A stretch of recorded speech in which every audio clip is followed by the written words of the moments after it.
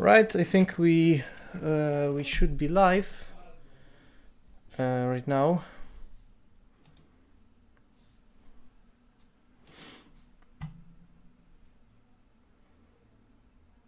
Let me verify.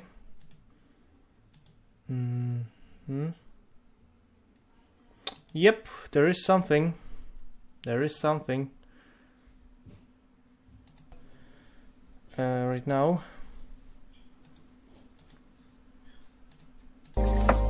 Okay, now we'll test the music.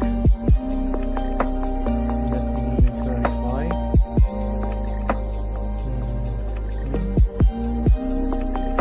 Yep, there is something. There is something right now. Okay. Okay. So we have music. Okay,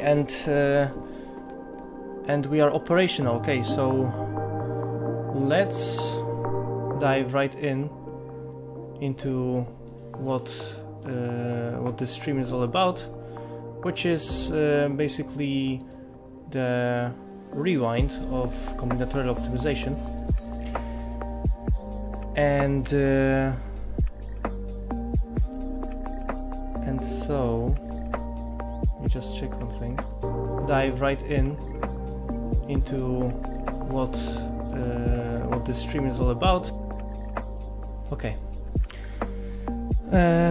So there is a lot of material here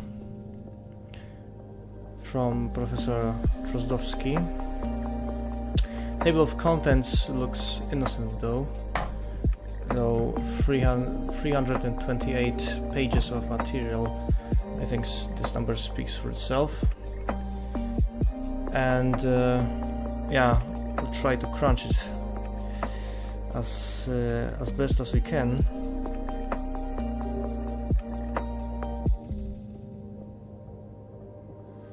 Yeah, okay, so let's just start from the beginning and let's see how this goes.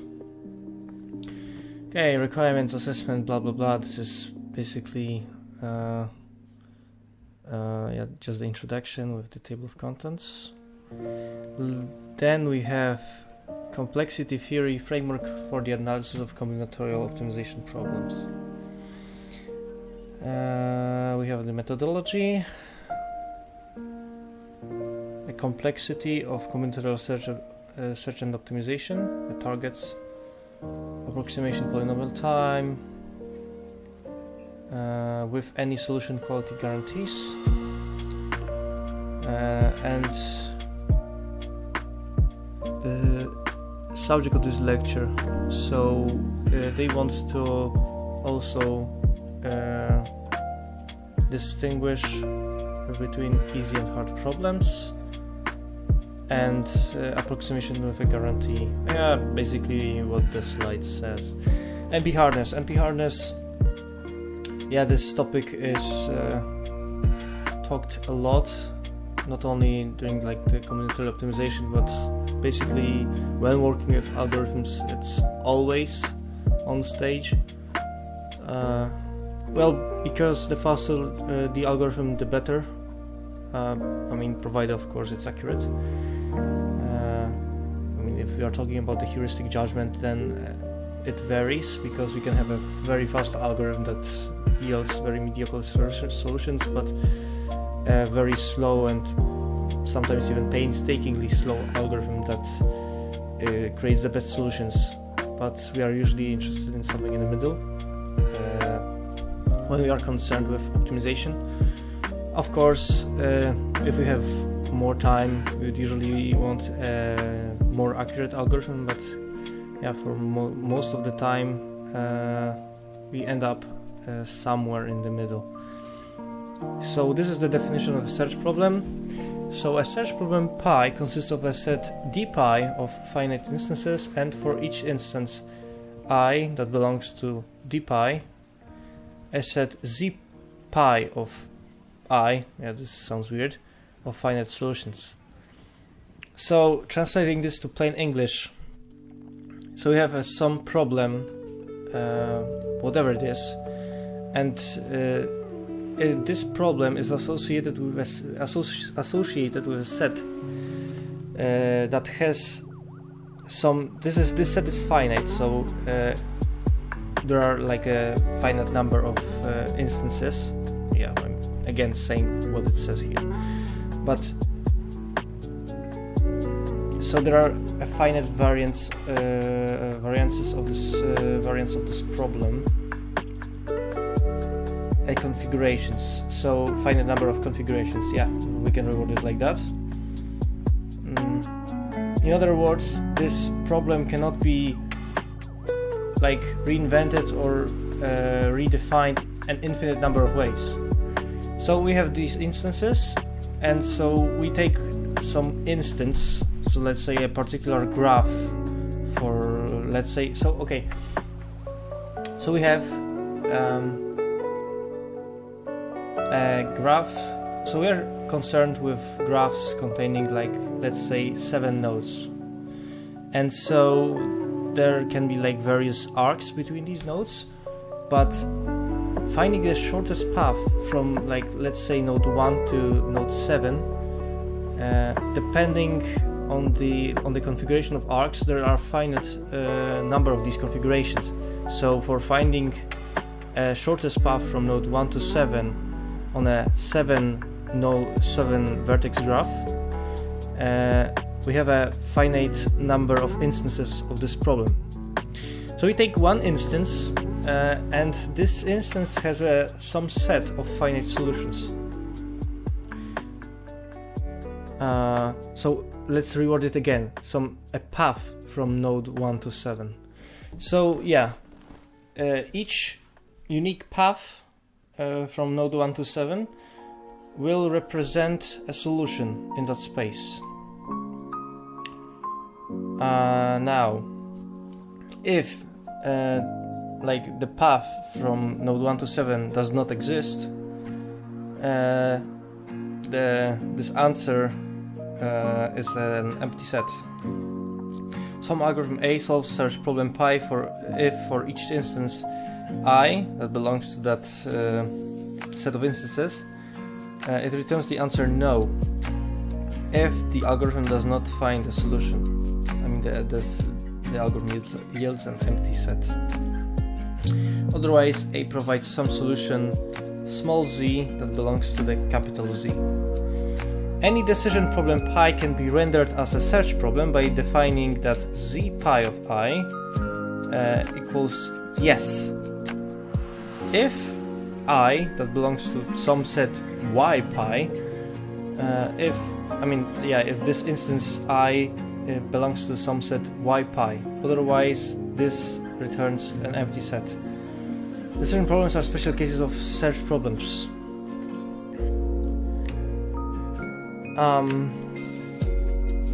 So a decision problem basically is concerned with a very specific solution of the search, and so basically this is only a yes or no. So we would ask whether a path does exist from node 1 to 7. We would not be concerned with the length. So as soon as we find any path from node 1 to 7, does not have to be the shortest one, we would terminate the program and say yes. And we would keep, as long as the path is not found, we would basically check every node, every vertex, and only moving from between arcs. So the algorithm that determines the existence of a path would be something like a depth first search or a breadth first search. Dijkstra and A-star algorithms also work, but they are also concerned with finding the shortest path. So they would basically be modified to terminate immediately when the path is found. In search all problems, different objects than yes and no answers are returned as solutions. return object and yes, no answers are returned as solutions. Wait, I've got a mind lock.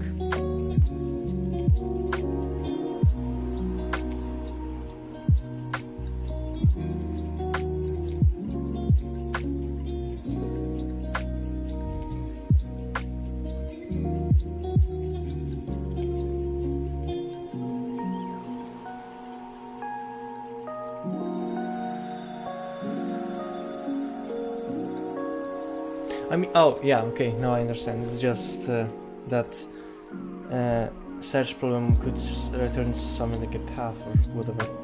Hence, we cannot use polynomial transformation to show equivalence of search problems because polynomial transformation preserves polynomial time. Yes, no answer ability. I'm not gonna pretend how, like, whether I understand that. Let's just ask our GPT gods.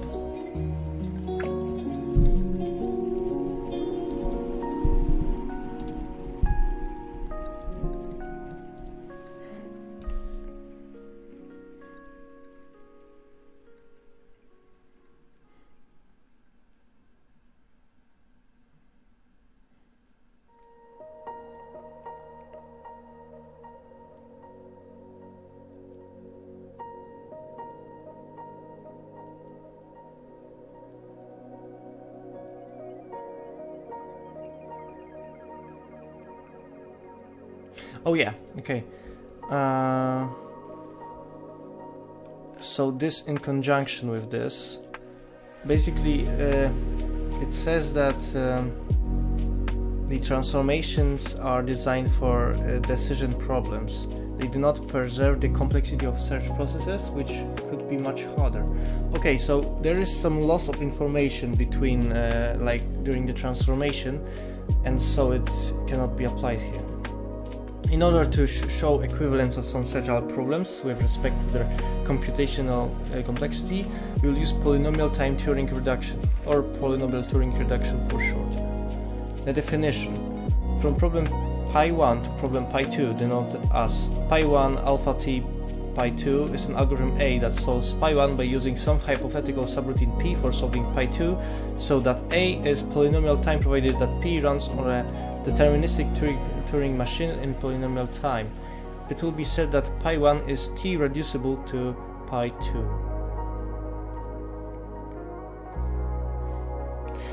So this defines an algorithm solving pi1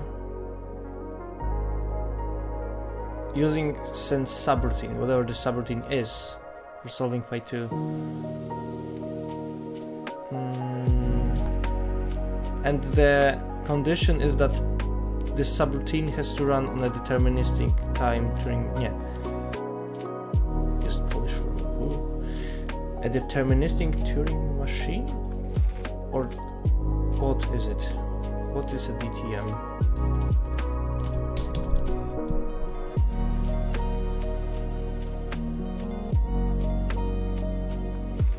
Deterministic Turing machine, okay.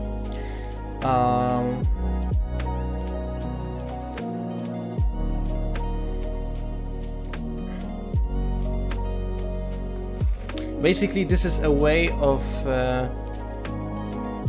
accelerating the like the solving of pi1 if such an algorithm exists that will transform this problem into another problem, which would make the solving faster. Okay, fair enough.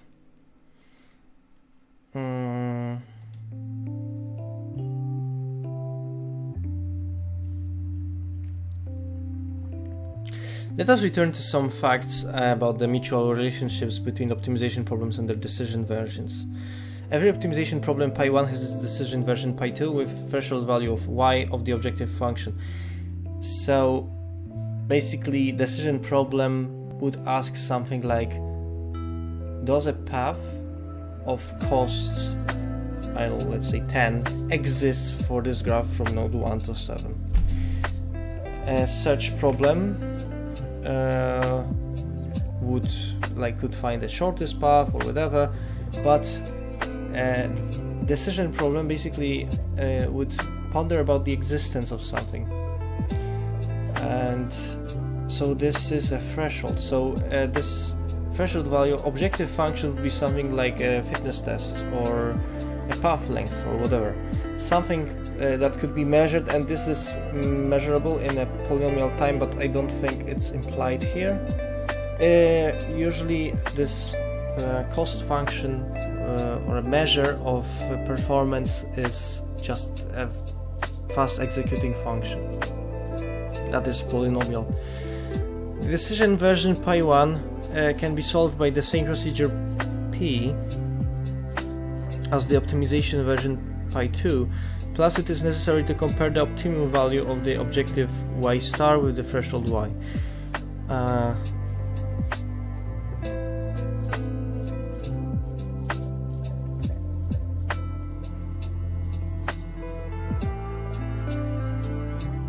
Oh yeah, so here the subroutine would be something like finding the path as the optimization. Okay.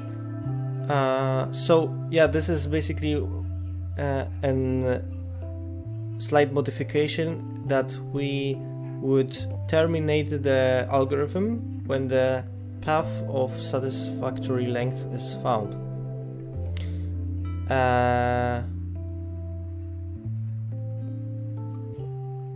Yeah, so this y star, I think, would be the product of the algorithm, like an iteration or a specimen, if we are talking about some genetic algorithm. And this threshold y would be the limit,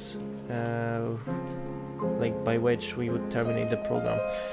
If this subroutine can be run in polynomial time, then also the decision version pi1 can be solved in polynomial time. Yes, but the evaluation and comparison between the y star and y also must be done in polynomial time. If it's impossible to compare the solutions with each other in a polynomial time, then this would not apply. Hence, can the decision version pi1 be harder? The answer is no. Decision version pi1 can't be harder. Decision version pi1 is not harder than optimization version, but is always less than or equal to.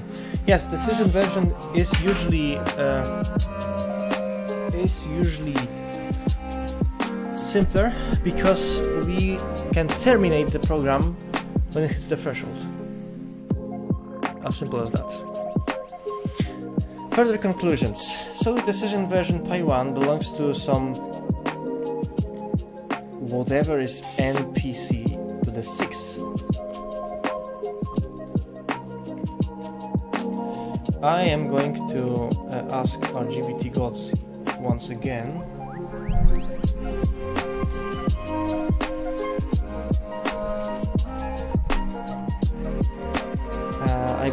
This is a complexity class, but I don't know what's this C6.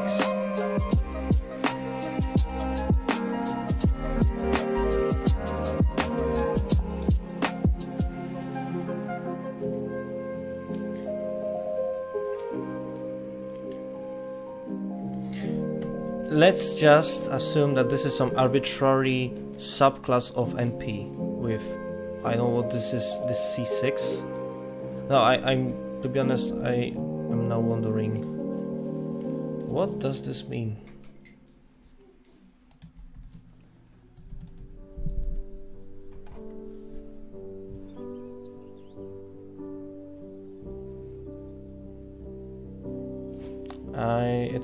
It has trouble interpreting this. Let me just copy it directly. Okay, let's ask maybe O1 about this. Yeah, let's just ask O1, but to be honest, it's really weird.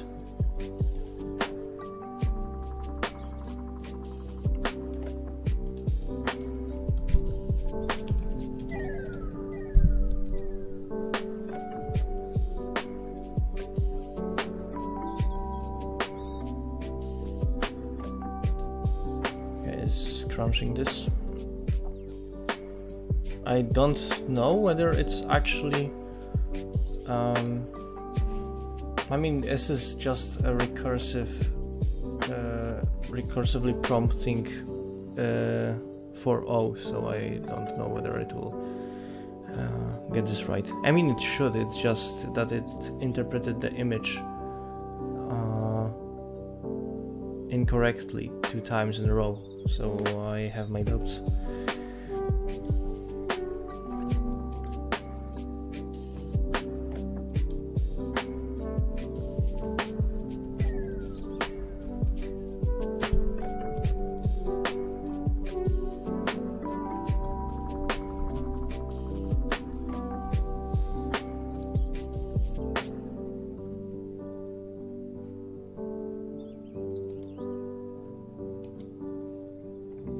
It's still crunching.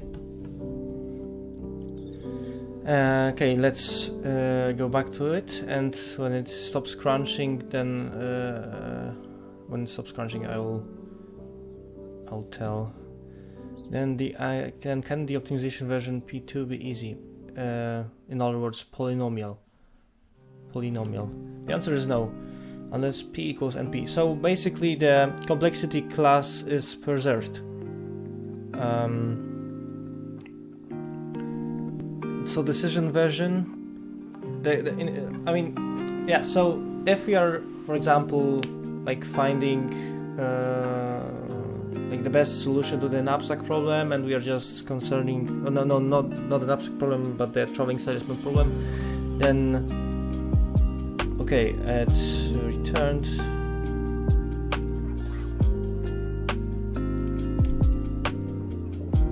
No, it's... Come on, it cannot be that hard to interpret this. P. And this is to the C. This is to the 6 bar.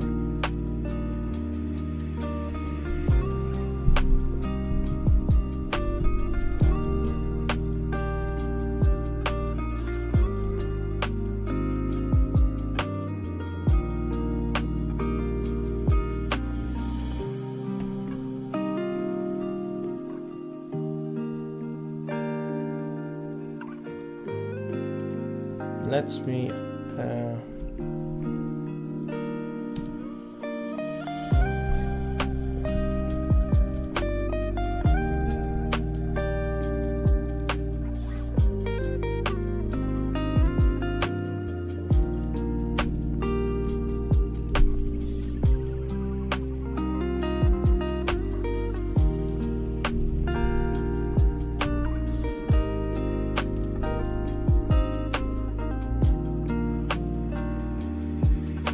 I mean, now I'm really started to ponder what this actually means. I mean, NPC in the context of combinatorial optimization and algorithms means NP completeness. So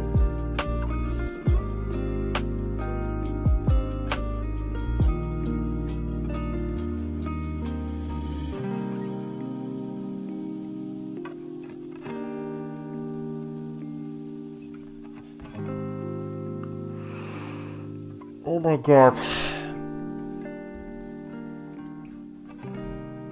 Never mind. So yeah, beware of the labels. NP little c means NP complete. 6th addendum. Ouch. Okay. Never mind, that was yeah, a few brain cells were lost during this procedure, for sure.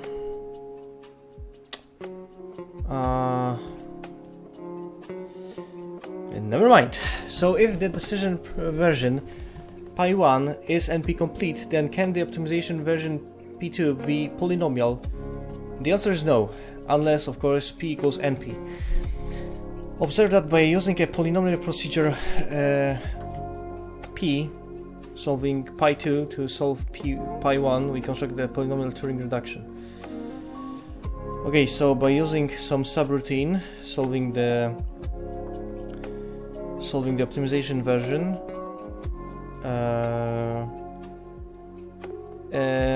we simultaneously constructed a polynomial Turing reduction that reduces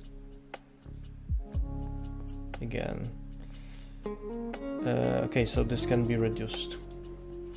That reduces pi1 to pi2. From the decision problem pi1 to search optimization problem pi2. Since pi1 is NP complete, the problem pi2 is at least as hard as whole class NP. Why? Because NP complete problems are the hardest in NP.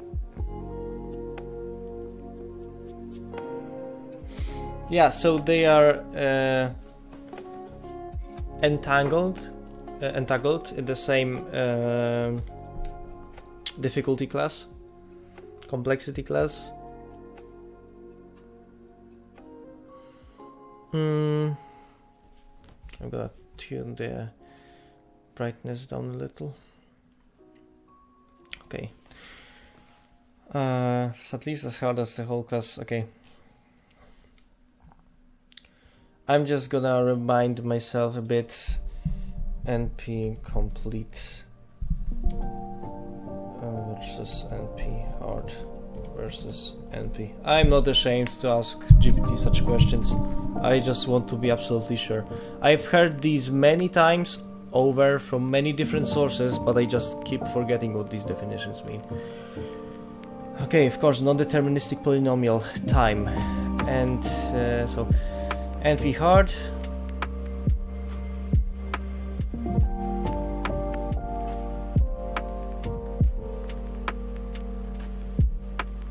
So NP hard problems are at least as hard as the hardest problems in NP.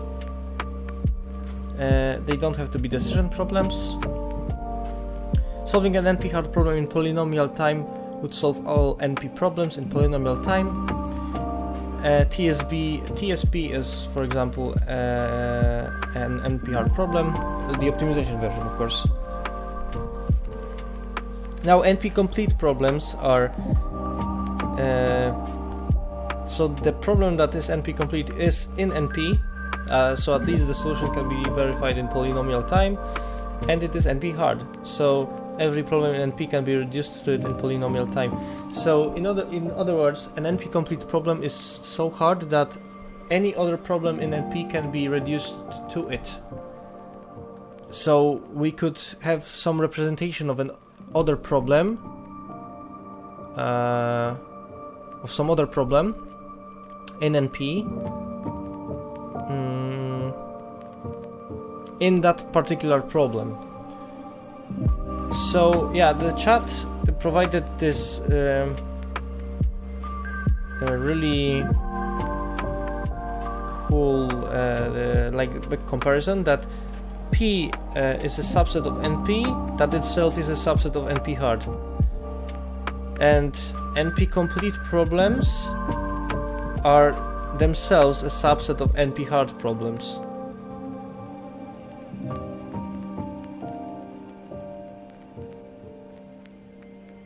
No. Yeah, never mind, notation. P is a sub... No, I said it okay, I said it right. Yes, NP complete problems are a subset of NP hard problems. Not every NP hard problem is an NP complete problem. Yes. Because the requirement was again that the solution, the other condition is that solution can be verified in polynomial time for it.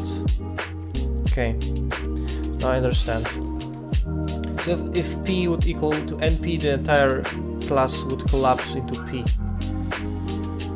Okay, and because NPC problems are the hardest in NP. Okay. The definition of an NP hard problem. Some problem pi is NP hard. NPH. Okay, this notation is weird. This is the first time I'm seeing it. Stems from the fact that NPH problems are at least as hard as the class NP. Okay. Some problem pi is NP hard if there is a problem pi prime that is NP complete such that pi prime can be Turing reduced to pi.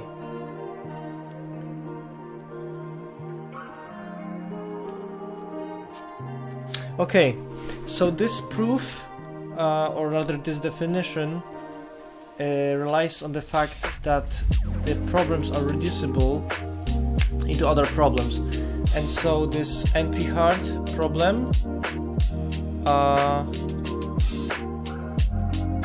like some problem, so an NP-complete problem can be reduced to it by this Turing, by some algorithm. Okay, I wanted to say Turing reduction again. Okay, let's note it down. Excuse me.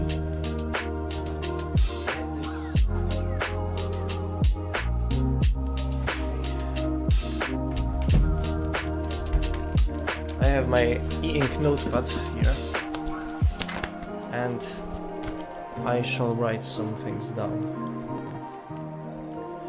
So, first and foremost, let's write the definition of this polynomial Turing reduction. Or maybe, yeah, let's start first with writing down those n non-deterministic polynomial time problems. So, the NP is defined as the class of decision problems for which a given solution can be verified in polynomial time.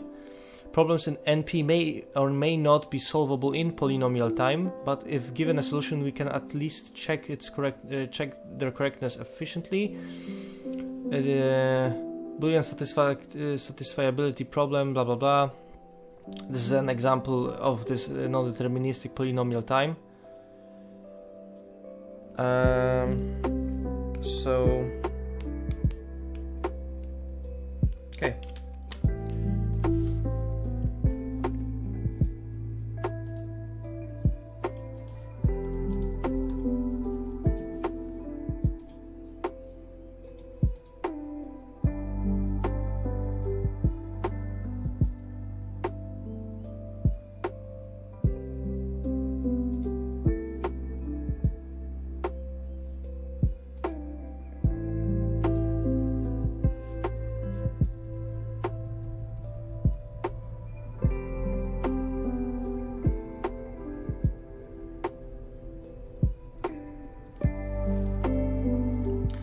Okay, I've booted it up. Okay, let's grab this combinatorial optimization notepad, rather the note. Okay, I've written some weird stuff here before, but here, okay. Polynomial Turing reduction.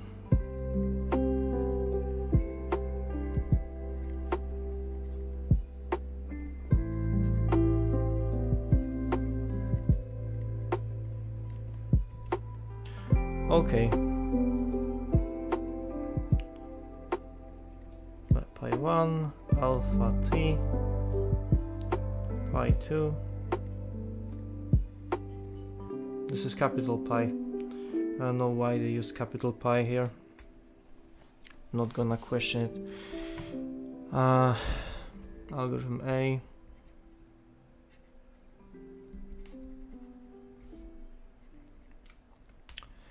Solving B. Solving pi 1. Let's say P. Pi 1.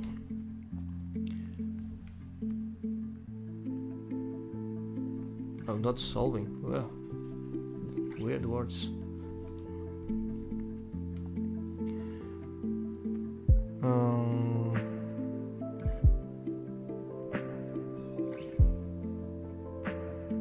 Never mind. I'm just. An algorithm A solving pi 1 using hypothetical subroutine, using some subroutine T for solving pi 2.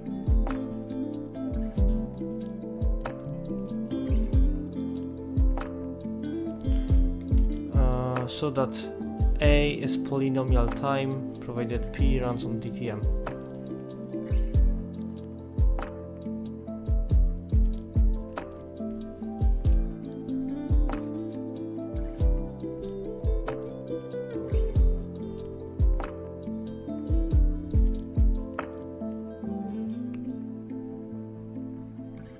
I've written here polynomial time as just P, that is NP.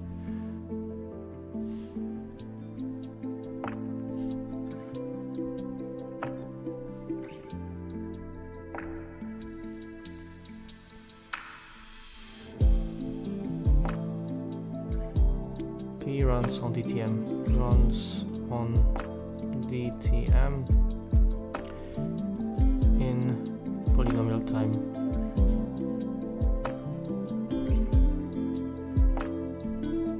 Okay. Oh, and also pi 1 is T reducible. Reflections are horrible.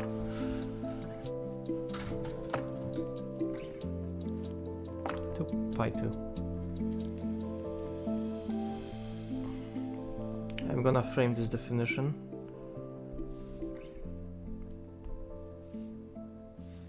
Okay. Nice.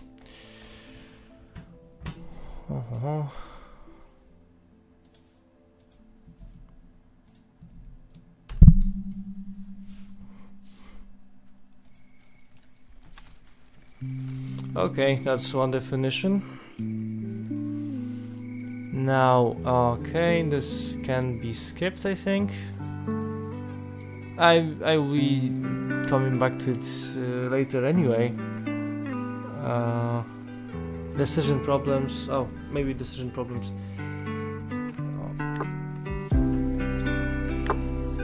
I mean, I'll just write a short note for them. Okay, I know what they mean. Decision problems. This is just my shortened definition in mind, basically a mind note, so that's not a proper definition by any means, please don't kill me. Decision problems are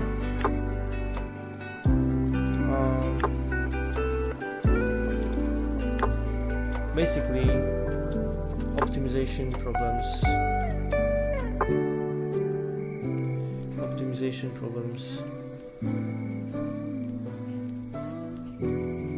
Problems with some threshold.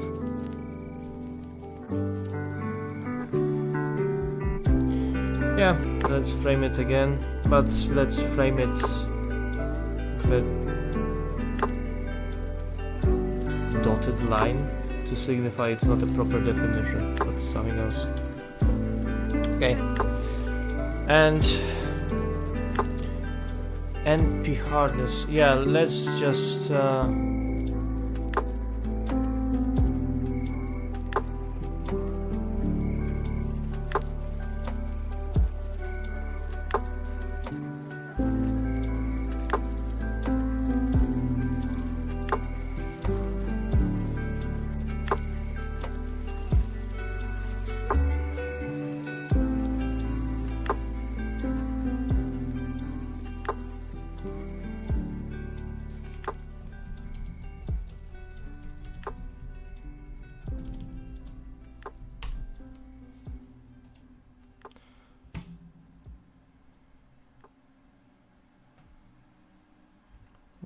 when was this answer? Okay, this answer was posted on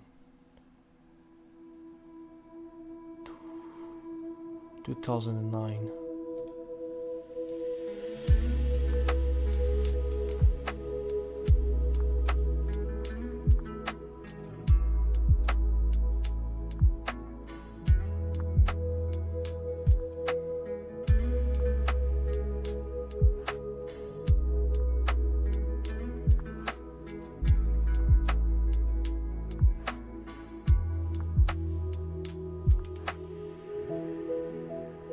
Basically, okay, so this definition of an NP hard problem, this applies recursively to...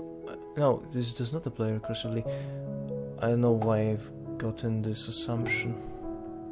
I thought that it was something, it went something like that. NP problem can be reduced to an NP complete problem, and an NP complete problem can be reduced to an NP hard problem. So that would imply some chain relationship between them, but apparently it's not that simple.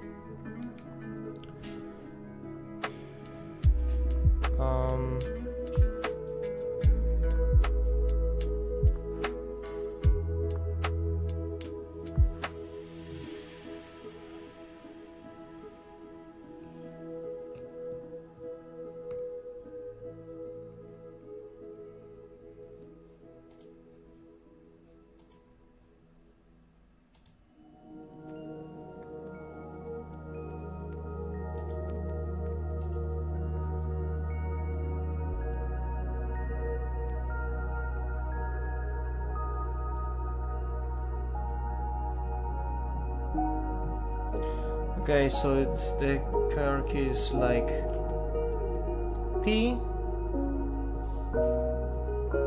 and then it is less than or equal to... No, let's just use the subset notation. This is the subset of NP problems. This is also the subset of NP complete problems, which are themselves subset of NP hard problems. And let's just... With that, let's just move forward.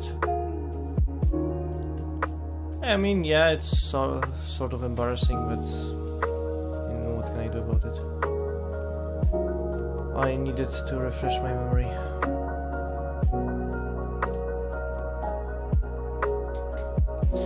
Yeah, let's wrap it up in some box.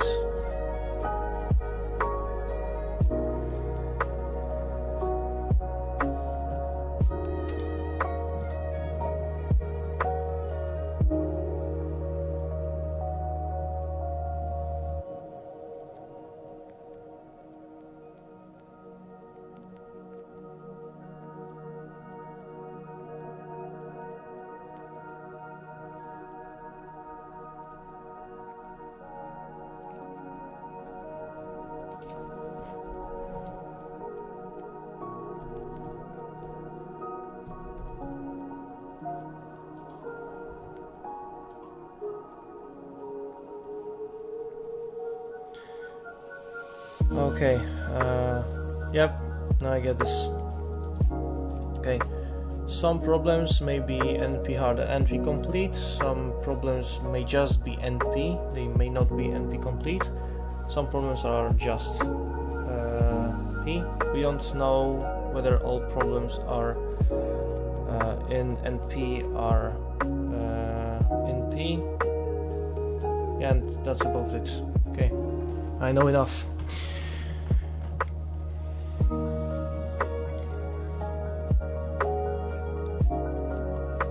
So every NP hard problem is also NP complete.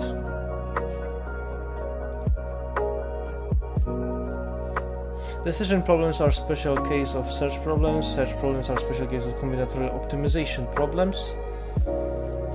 So if the problem on the right hand side of alpha t is optimization, then in particular it can be also one of its simplified versions.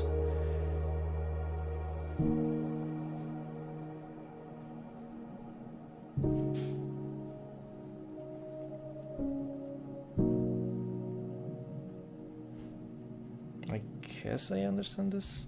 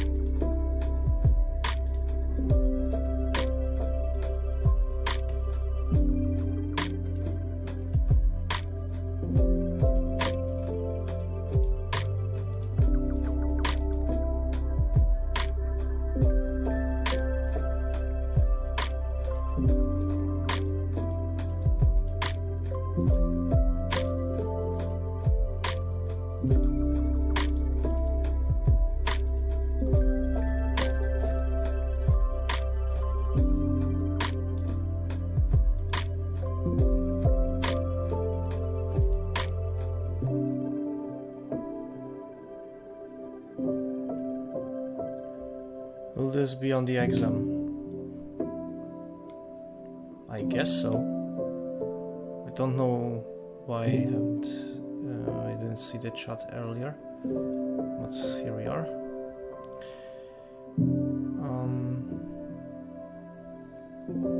Yeah, I need to work this out later.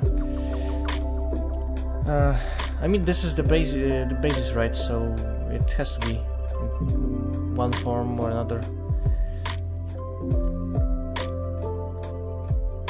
Let's assume it will be.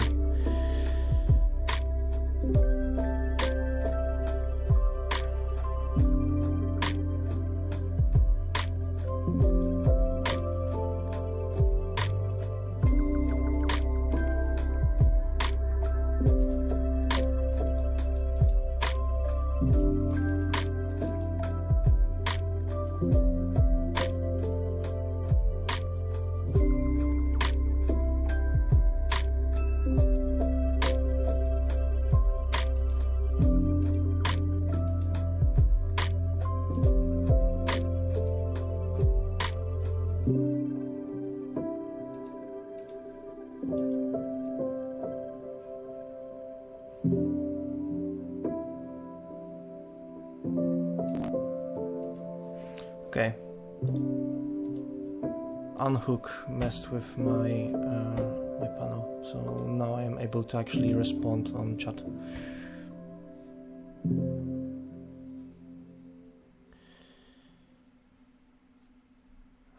Okay. Again.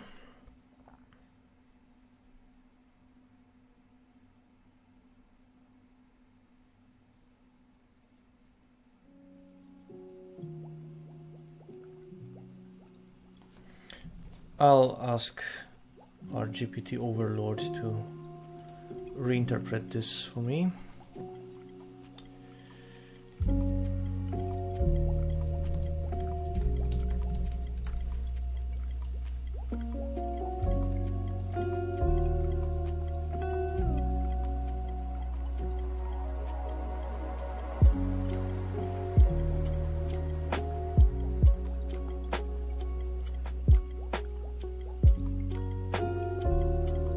Okay, so this is an implication that the left-hand side could be just a simple version of this version, the right-hand side. Okay. Actually, Turing reduction can be conducted from an NP-complete problem to pi prime to NP-complete problem pi prime to any type of problem pi. See definitions of alpha T NP hardness. NP hard. Hence, not only optimization versions of some NP-complete problem can be NP hard, but any type of problem pi can be NP hard, the problem of the right-hand side of alpha T.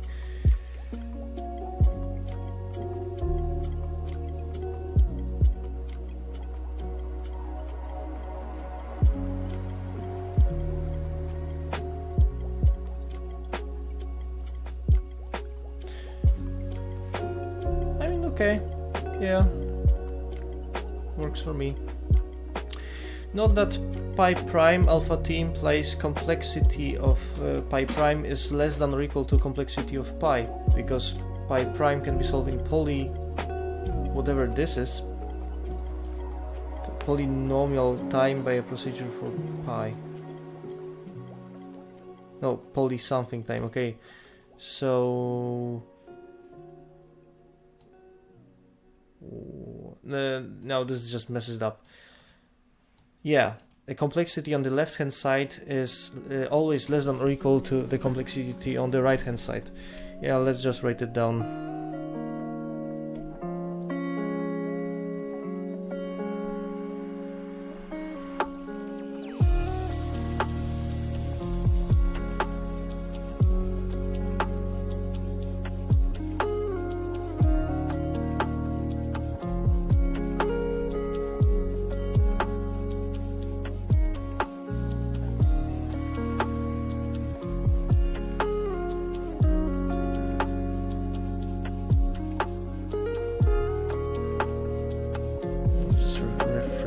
Rephrase this as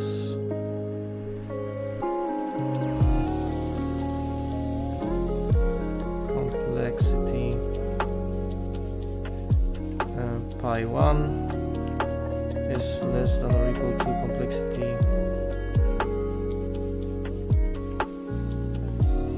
pi 2 if pi 1 alpha t pi 2 false.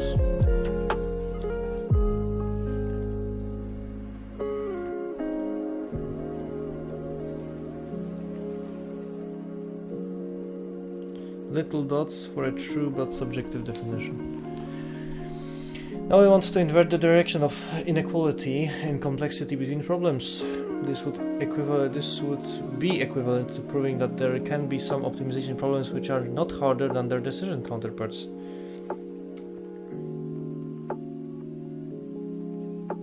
To prove this, we need an example of an alpha t going in the opposite direction. We'll do it in the example of an abstract problem.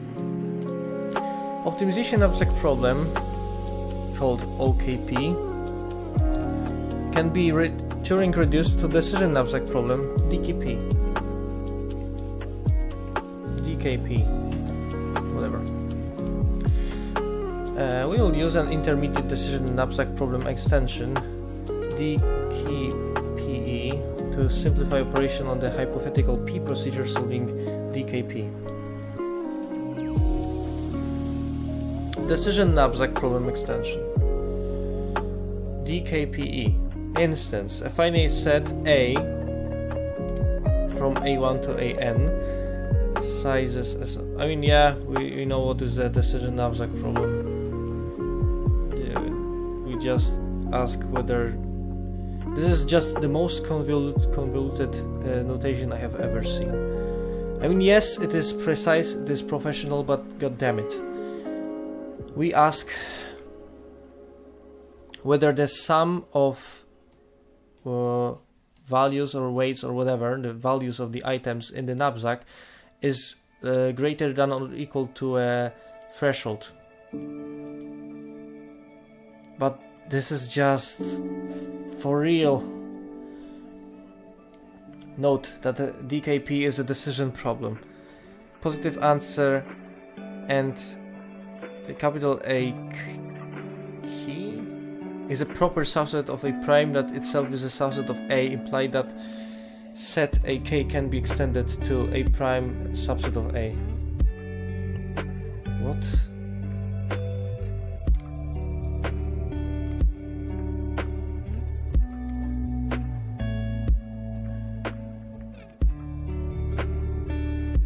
Again. Okay, let's just send this to the overlord and see what he has to say.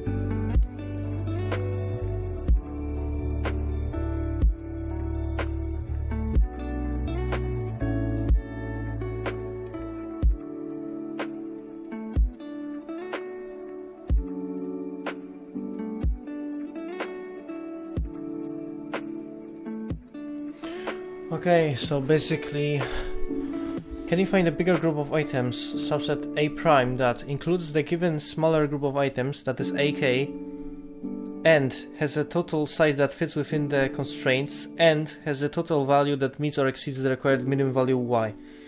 Yep. This DKPE is NP.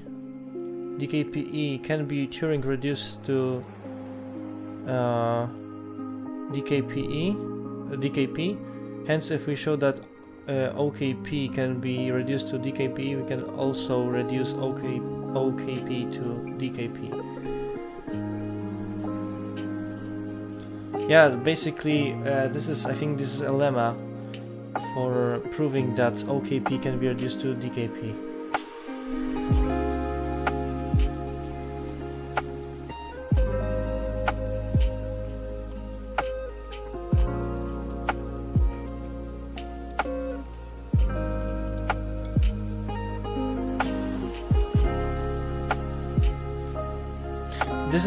This is just the mathematical representation of the pure raw mathematical representation of an abstract problem. Yep. Totally just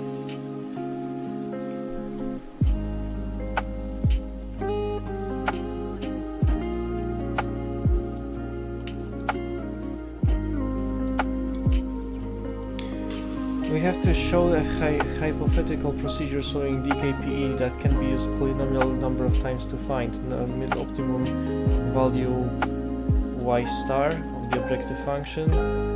What set A prime of elements provides this optimum.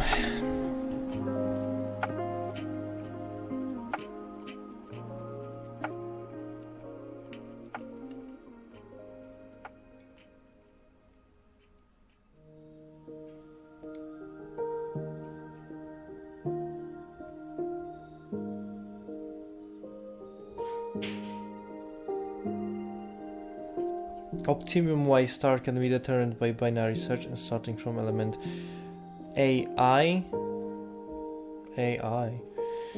that belongs to capital A to be a set to extend. We start by defining Y star to negative infinity.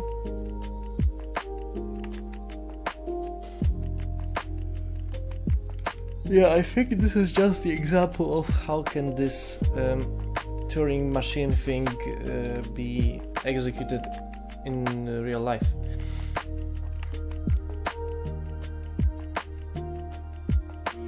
So NP-easy problems, this definition just applies again. They can be reduced to some NP-hard problem, NP-equivalent problem. Search problems which are both NP-hard and NP-easy are called NP-equivalent.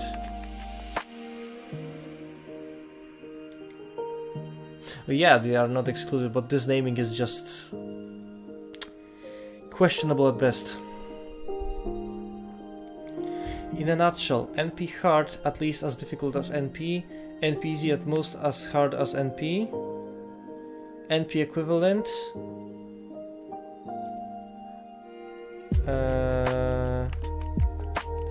same complexity as NP.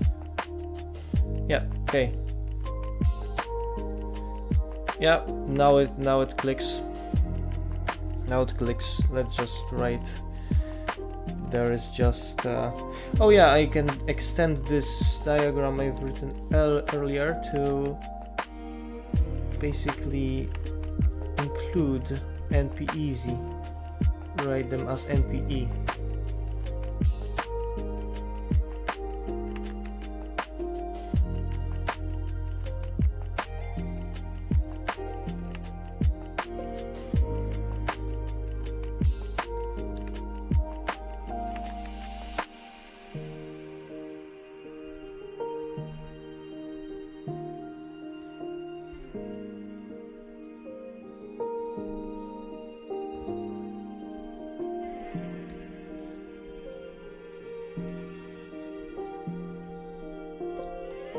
Okay.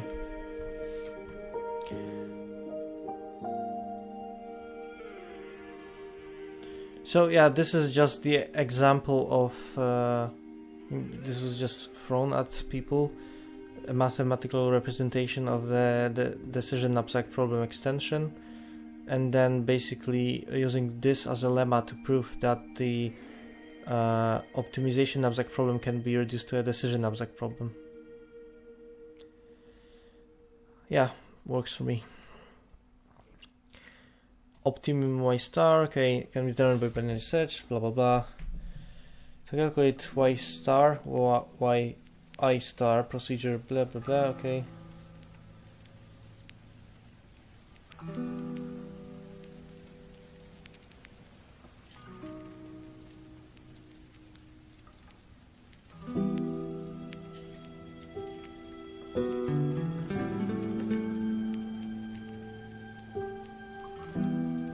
Yeah, this is just a very convoluted proof. I convoluted for my tiny brain because people with that are experienced or fluent in this subject just, well, this is Friday for them.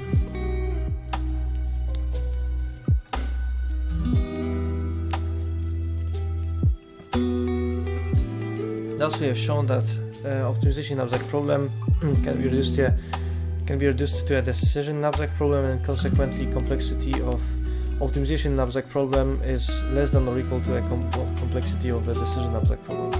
Hence, optimization knapsack problem can be solved in polynomial time if p equals np.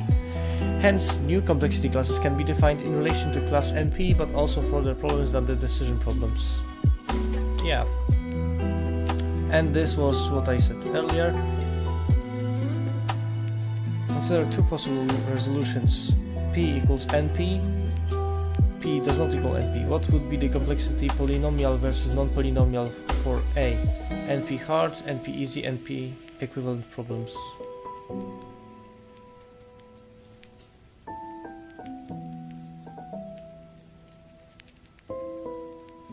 That's interesting. But I am unable to answer it.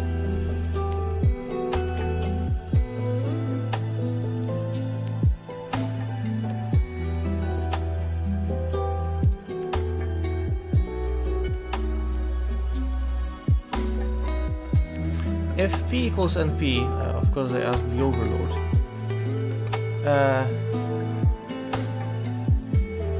By definition, NP hard problems are at least as hard as NP problems. If P equals NP, all NP hard problems can also be solved in polynomial time. Complexity polynomial. All of them would be polynomial, but I mean, the overload just said that if P does not equal NP, that then for NP easy problems, in the worst case scenario, non-polynomial would be the complexity, but for the best case or something, these problems could be solved in polynomial time. Some of them.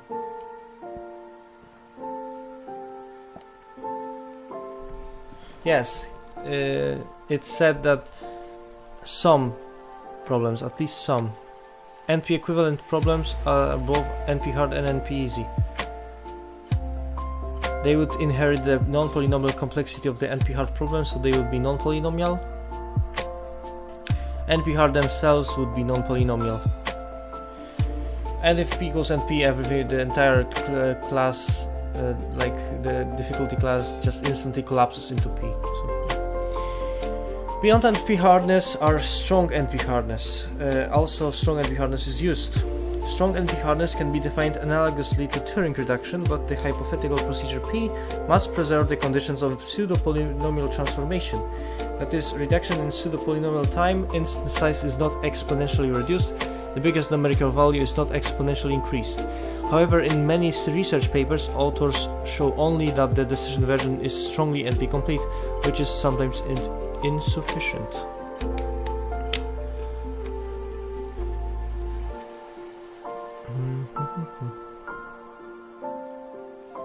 Quick summary. If, okay, pi 1 is a decision problem, pi 2 is a sum problem, for example, search problem.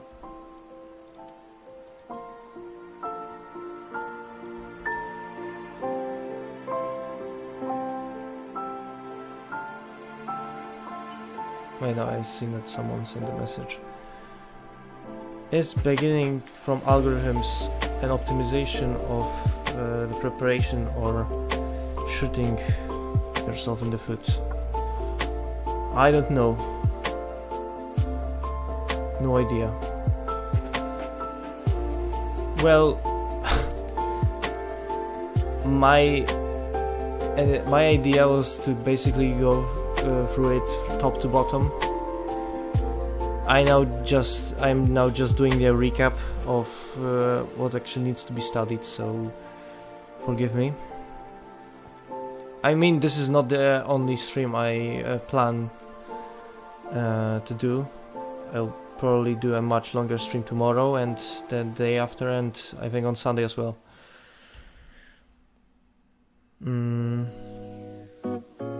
They'll organize a plan to actually do it in a more strict manner. For now, let's just go back to what we are doing.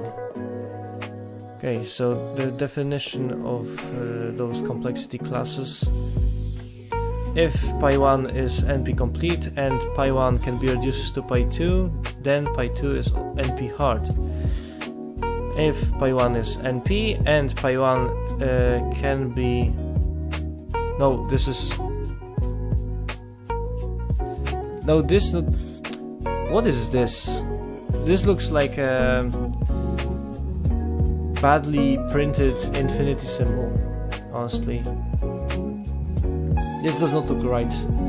Basically, if pi2 can be reduced to pi1, then pi2 is NP easy.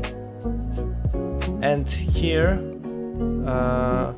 if pi2 is NP hard and pi2 is NP easy, then by the definition pi2 is NP equivalent. Okay. Yep. Sounds simple enough. Okay, and this convoluted definition, I wanted to tackle this thing.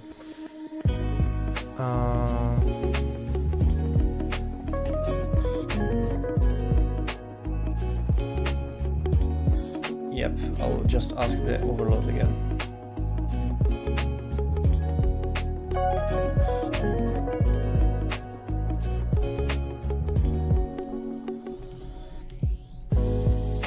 In plain English.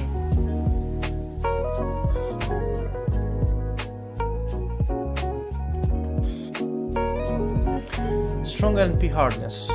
Similar to NP hardness, but adds extra requirements on the type of reductions used. The reduction process, transforming one problem into another, must meet certain conditions known as pseudo-polynomial transformation. Conditions of this pseudo-polynomial transformation. The transformation must happen in pseudo-polynomial time, which means it can depend on the numerical values in the input, not just the input size.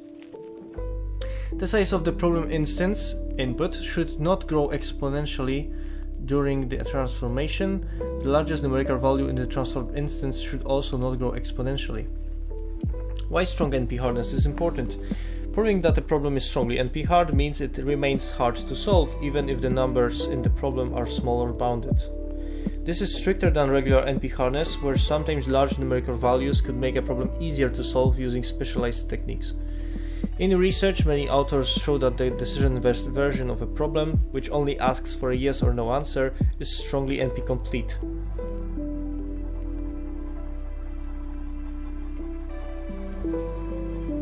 However, this might not be enough in some cases, as proving the optimization version is strongly NP hard is often required. Okay. Key idea.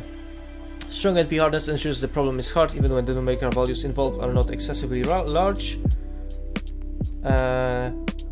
This makes it a stronger and more practical measure of difficulty compared to standard NP hardness. Okay. So, yep, I think this checks the box. Why relaxing combinatorial optimization problems? Problem is too hard. Change the problem. Relaxation, in other words, simplifying of some combinatorial optimization problem, is a way to delineate the border between easy and hard versions of the problem. Thus, the goal is to distinguish problem versions which are still polynomial time solvable from the versions which are already NP hard, not solvable in polynomial time if p does not equal to NP. Polynomial time algorithms for the relaxed versions of some combinatorial optimization problems can still be practically usable. Solutions of relaxed versions can provide lower bounds for algorithms like branch and bound. Examples of relaxed version of combinatorial optimization problems and algorithms for such simplified special cases will be presented. Okay, so this is some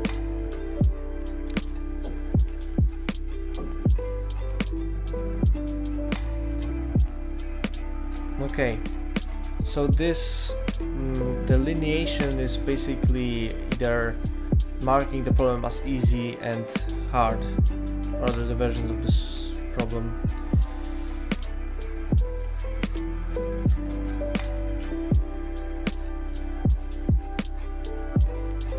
Okay, so we have this C of NP questionable type of problems, and we can now distinguish with this some that are still in polynomial time. Polynomial time algorithms can be used for the relaxed version of some C problems are respectively usable. Okay. Example: deterministic scheduling. The relaxation in deterministic scheduling may consist in allowing for preemption, in other words, suspension of execution and continuation without cost, possibly on a different machine, assuming equal processing times, for example, unitary, for all j, pi j equals to 1. Okay. Assuming only special types of precedence constraint graphs, for example, chains, trees, forests. So yeah, we are adding some constraints to make a special case of this problem easier to solve.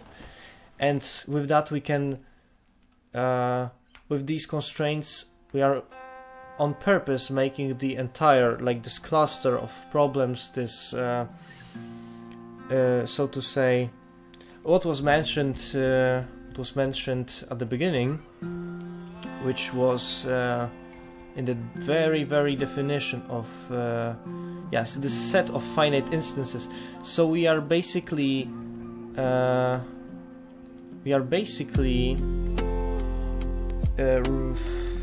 relaxing the problem by adding some constraints, and we are implicitly picking a subset of variants from this set of possible variants of this problem, like the big one. That is still finite, but from this finite set we are just taking a subset of solutions that match our criteria. So we consider this relaxation P. I don't know what this symbol means exactly. I'll ask the overlord.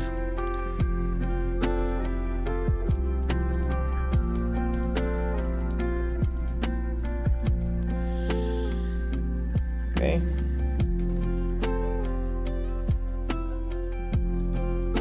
This notation refers to scheduling problems. Okay, standard way to describe such problems in operations research. Okay, fair enough.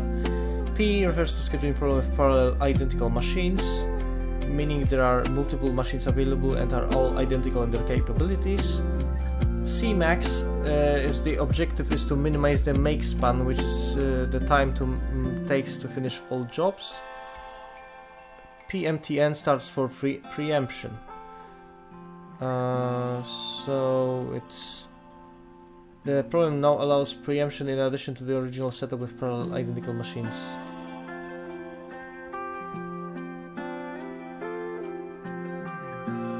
Okay. Relaxation of the problem. In this context, relaxation, you are making the problem easier by allowing preemption. This means job no longer have to run continuously on the same machine without interruption. They can be paused or resumed. Okay, fair enough. Organizations of deterministic. God damn it! I just keep outpacing my own shoelaces. I'll just look down next time I encounter some convoluted notation. Maybe there's an explanation below. Yeah, our notations of deterministic scheduling problems in so-called alpha, beta, gamma notation. I don't know how to read this, so we'll just call it alpha, beta, gamma. This notation in short: alpha, scheduling environment, factory, computer; beta, features of the task set; and gamma, objective function. So here, this features of task set is empty. There are no changes to it. Very well.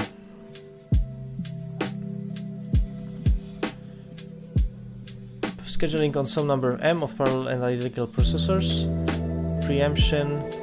Tasks are preemptive, and beyond these assumptions on the tasks are standard. No precedence constraint, no deadlines. All tasks are ready to be executed at time 0, etc. Tasks have processing times p1 to pn, hence there are n tasks. And gamma. Cmax, the schedule length, make span is the objective function. Yep, fair enough. Mach-Newton's algorithm for this scheduling job. Calculate optimum schedule length. Lots and lots of this notation. I think this will be an increasing trend. Start constructing schedule on the processor I equals to 1 at time t0. While there are unscheduled tasks to do, choose arbitrary unscheduled task tj. For example, with processing time pj, append tj on the current processor at current time t. If t plus pj is less than c star max, c max star, t will be equal to t plus pj. Tj is scheduled, else this task would have to finish after c max star on the current processor. Schedule piece of task tj of length, oh god, max c max star on t processor I. Switch to, oh jeez, to put on the new current processor the remaining piece of pj and do. Okay, fuck it. I will ask the overlord to explain this algorithm in plain English. Explain Mach-Newton's algorithm in plain English. That's why you're here. That's why he's here.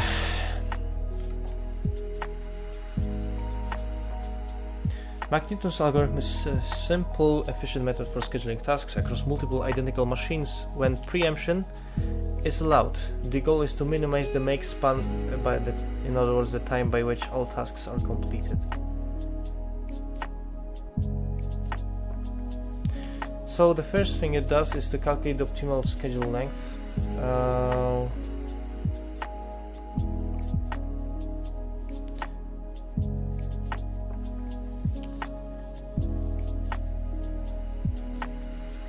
Compute the maximum time a single machine would need to finish.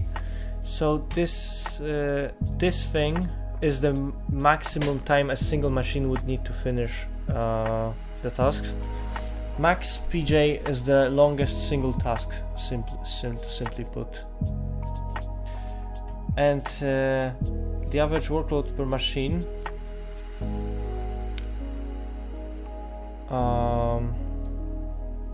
the maximum, the average workload per machine would be basically this divided by the number of machines. Larger of these two values is the shortest. The larger of these two values is the shortest possible make span. Okay, start assigning tasks. Loop through unscheduled tasks. The task left scheduled picks the next unscheduled task. Add the task to the current machine. If the task fits completely on the current machine, schedule it, otherwise split the task, schedule part, blah blah blah. Switch machines are needed. Repeat until all tasks are scheduled. Okay. how to adjust the preemptive schedule to non-preemptive case? Can we prove anything about the distance of such a solution from the optimum non-preemptive schedule? Remark, McNewton's algorithm will be used in the algorithm for later in this lecture. I don't know how to read this notation. Okay, I'll simply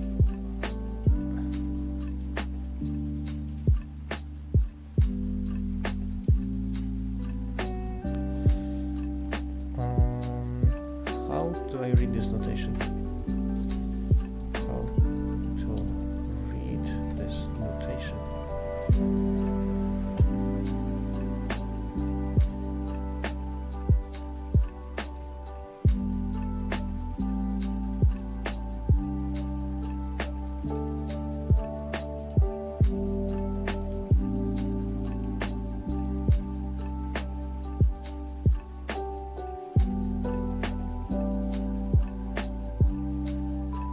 This is a standard scheduling problem notation used in operational research. Yes, that's what you said. Okay, this chat I think is done for. Let's use the fresh one. How to read this in English.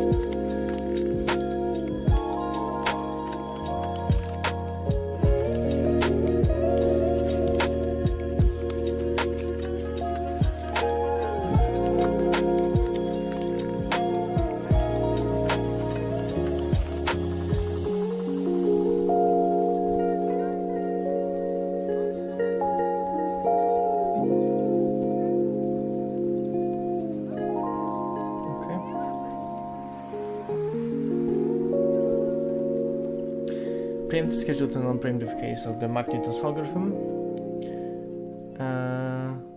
Non-preemption allowed. Instead of splitting tasks when the processing exceeds the allocated time on the processor, so that Cmax, assign entire tasks to processors sequentially. This means tasks cannot be interrupted and resumed later.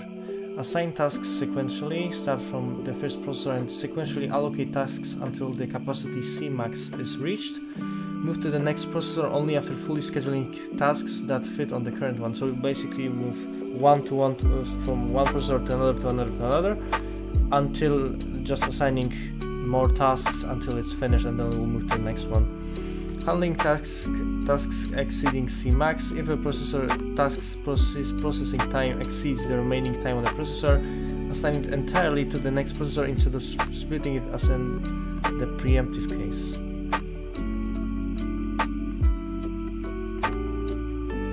Analysis of optimality. The resulting non-preemptive schedule may not be optimal compared to the optimal non-preemptive schedule because tasks are not dynamically reordered for efficiency. However, This method ensures a feasible non-preemptive schedule derived systematically from the McNewton's preemptive approach.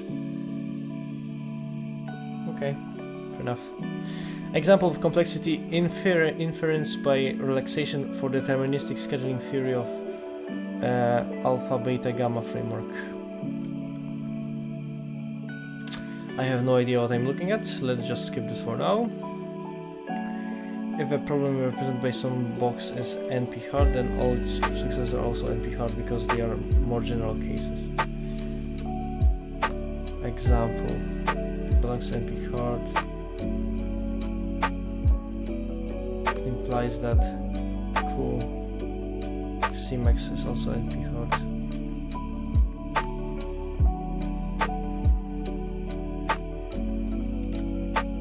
Parallel machines.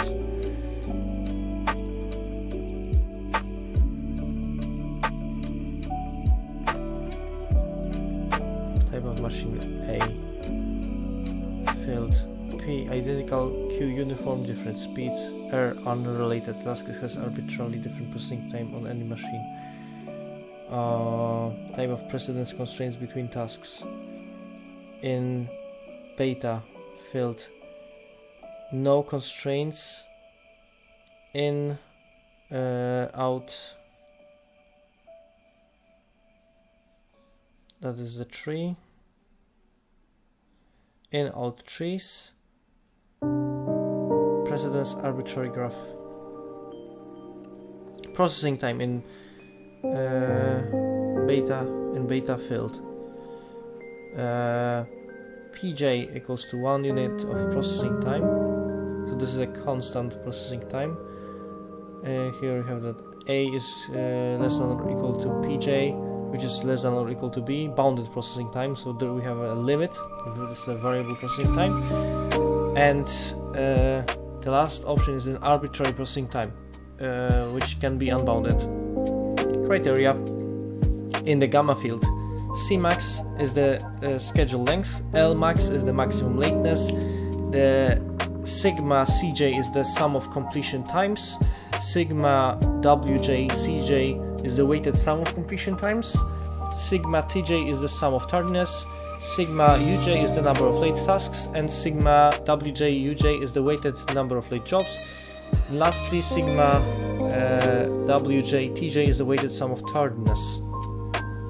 What is tardiness? Also, these two are at the very, very top. What is tardiness?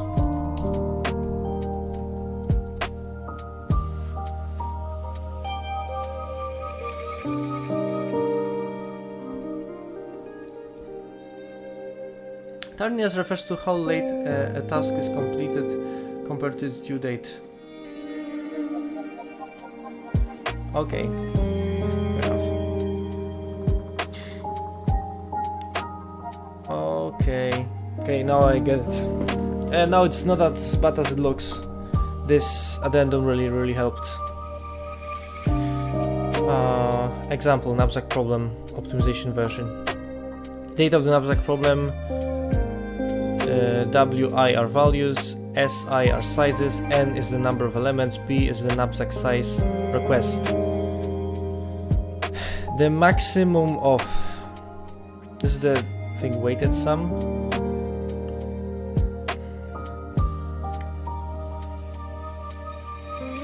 So this is basically, no wait, maximum, either the maximum weighted sum of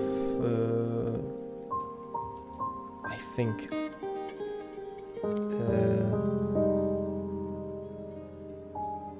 let's just, I mean, is this weight? What is this? What is xi?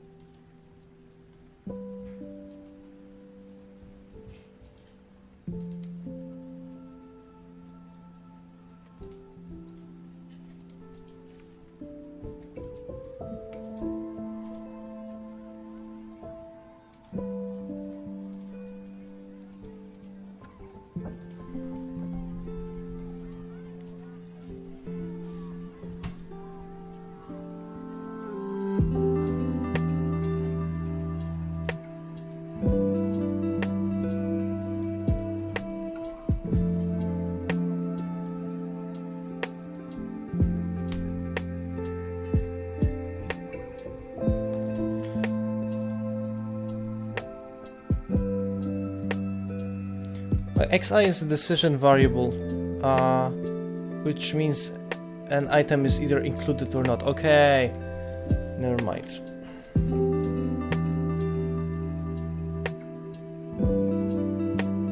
Okay, so this is the maximum of any possible configuration. Okay, oh, okay, never mind. I just can't read. Here. So this is a like maximum value size, like maximum value from the knapsack, such that it fits the constraints of the knapsack maximum weight. So here, this is the binary we take it or we don't variable. So this would basically sum all the weights of actually taken items. This would sum all the sizes of all the taken items, and this constraint ensures that we don't exceed the knapsack limit. And the maximum of these is the optimal solution. Relaxed version of knapsack problem allows for the visibility of elements. In other words, only some part of an element can be put in the knapsack request. So this is basically exactly the same,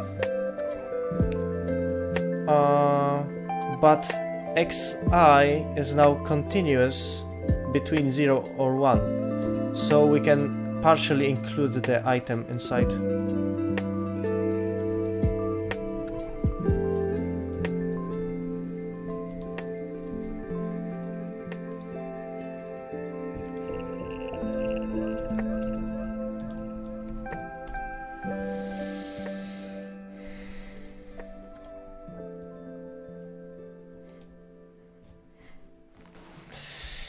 Yeah, hello, everyone's welcome.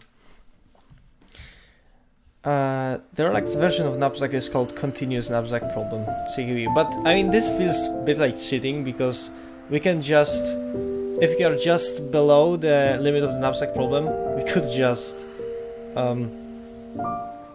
shave off a tiny bit, or just enough of the final element to fit fit the constraints. So we could essentially take only the precise byte of some very valuable element, and the entire problem would collapse. If the number of items, so we could take, I mean, yeah, there's some parts of the problem still apply that we can't exceed the weight, and so we would still be, I mean, we could just be very greedy, take the most valuable items and just shave off the required bits. But yeah, I think this is a very big relaxation of the problem.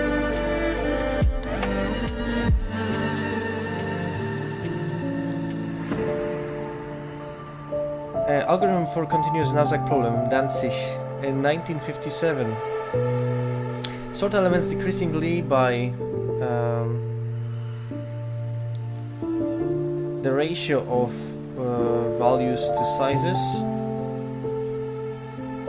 starting from I equal to 0, and while the sum of sizes up to I is less than b and the I is less than n, we increase I by 1 if the sum of so the sum of another element is less than b sizes. We put the whole element I into the knapsack.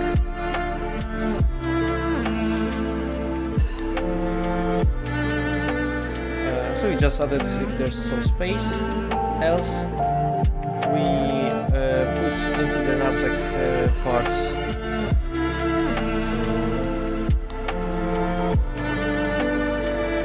so if the whole element does not fit, we would just only partially include it into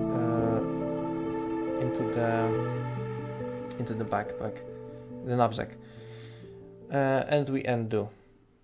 This algorithm runs in O n log n, which is very low. I mean, this is basically this is polynomial time. This algorithm may be improved to run in polynomial time, which is absolutely bonkers. I mean, knapsack problem was mentioned to be NP hard, right? Like in NP at least. So the fact that there is some algorithm that can run on this problem in a polynomial time, and I mean the most standard, most classic, this is linear time, is ridiculous.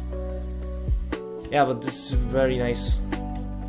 Computational experiments for the standard knapsack problem show that elements with the largest ratio are always inserted into the knapsack, elements with the smallest ratio are always omitted, and the whole problem revolves around a small subset of elements near the pivotal element inserted only fractionally.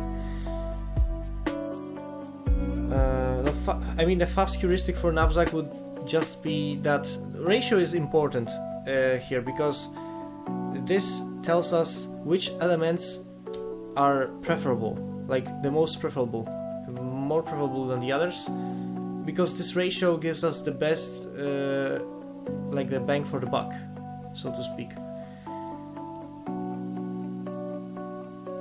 By increasing, I mean, the elements with the greater ratio will just fill the space more effectively. Yeah, that's it.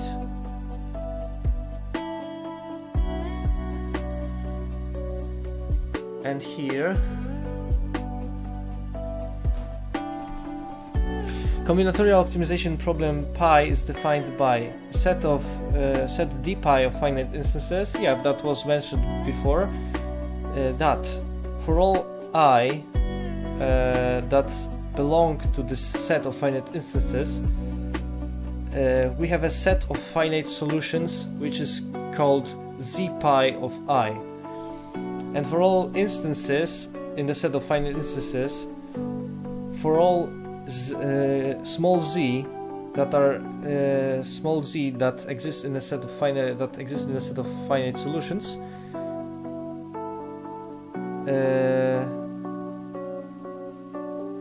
value f pi of solution z, for instance, I. Okay, so this is defined by a set of finite instances, a set of finite solutions for all instances, and for all solutions, for all instances in that set of finite instances, for all solutions for that instance, there is also a value of a solution z.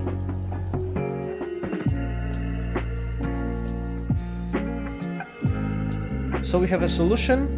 So we have just to recap before we go.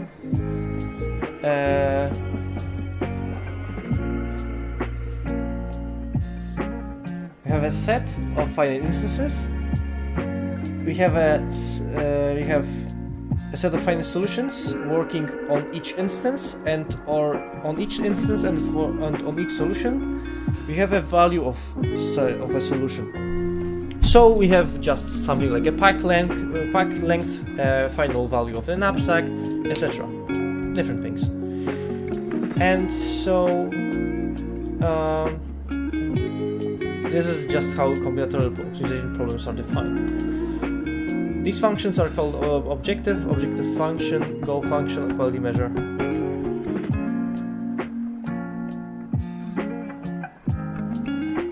We will be assuming that values of f are rational numbers. Some sources assume f to be real. However, consider what practical problems emerge if reals are to be represented in computers. Yep, that's a problem, because real numbers with infinite extensions cannot be represented by computers. They can be represented by mathematical definitions, like like an integral, there are some like summing formulas, converging series that can represent, for example, transcendentals, but that's not every case, so it's just easier to assume or approximate these solutions with rationals. If pi is minimization problem, respectively maximization problem, then optimum solution, for instance, I is a solution Z star. Okay, let's start again.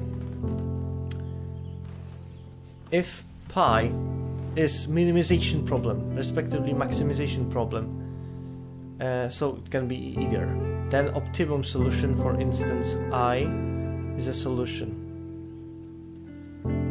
Z star, such that for all, okay, so basically it will so this solution, the value for this optimal solution is either less than any other or greater than any other, depending on the minimization or maximization of the problem. Very simply.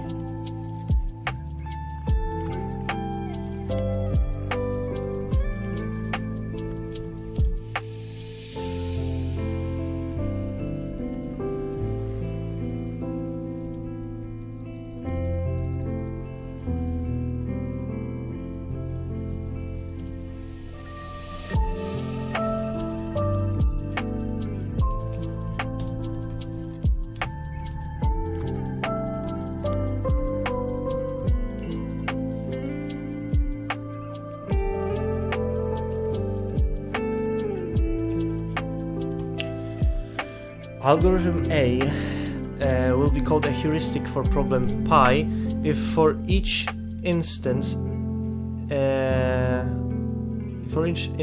I, it delivers a solution Z. It delivers a solution Z. Okay. Value of f will be denoted as AI in short. Alternative names: approximate algorithm, suboptimum algorithm, heuristic algorithm, etc. Currently, term approximate algorithm is used mainly in reference to algorithms with some provable quality guarantee. Algorithm A is called an optimization algorithm if, for all instances, AI is equal to the optimal solution. To the optimal instance? Or I is just the value of the optimal solution.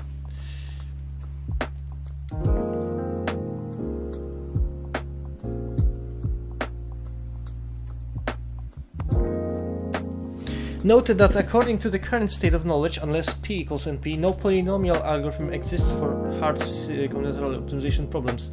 Hence, optimization algorithms, I don't know why it's just underlined. Optimization algorithms run in exponential time. An alternative name for optimization algorithms for hard CO problems is exact algorithm.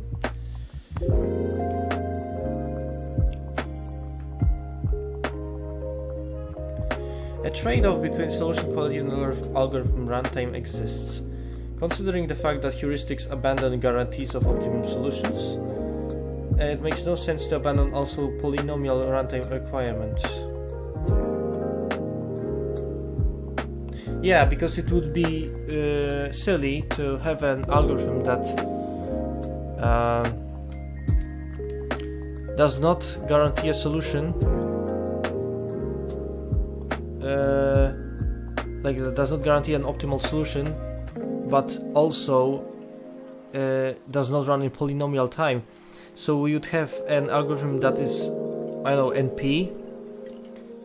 Let's say like NP hard, just non-polynomial algorithm, like an exponential algorithm or something, that still does not guarantee an optimal solution. So it would only make sense to make a good polynomial time algorithm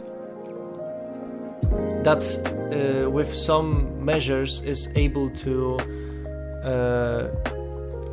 return a decent solution. Maybe not optimal, but a decent one. Hence, a conventional assumption is that that only for polynomial heuristics can any quality guarantees make sense.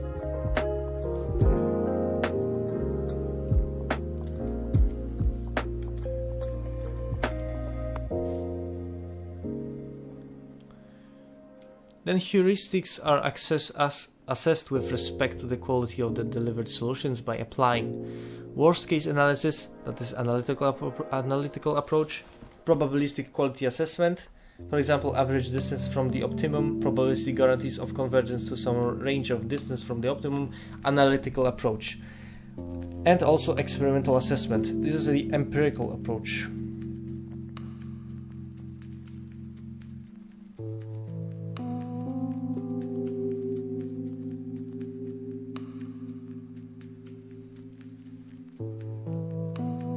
Yeah, so basically we have heuristic that gives some vague idea about what's happening, or like in which direction the algorithm should be headed, and we analyze its strengths and weaknesses. So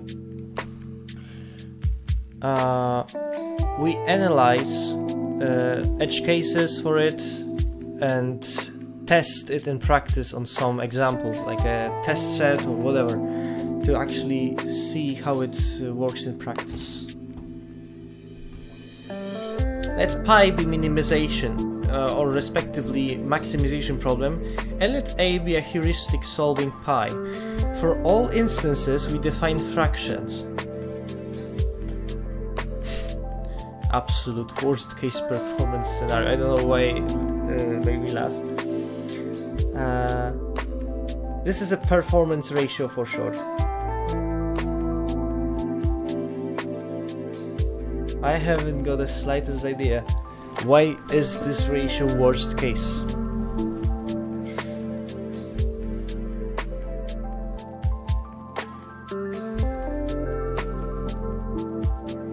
Okay, so this is the fraction of performance, this SA.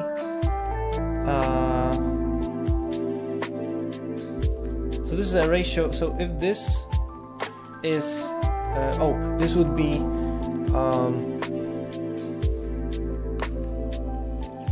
for minimization, the less it is,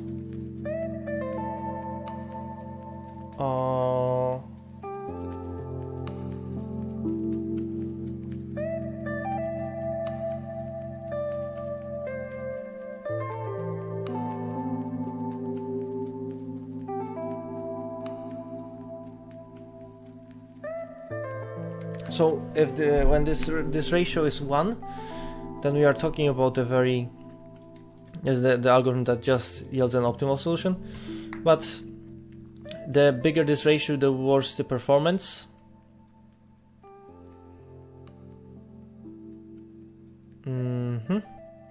Absolute worst case performance scenario, SA is defined as, so this is the inf symbol.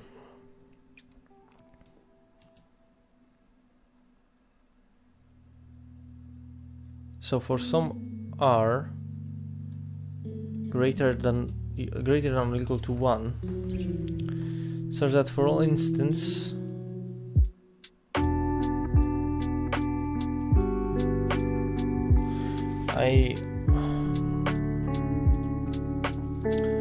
how to read this?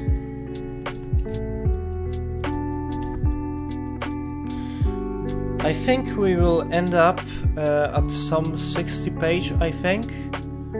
Let's just 328 over 5, 4, 3. 3.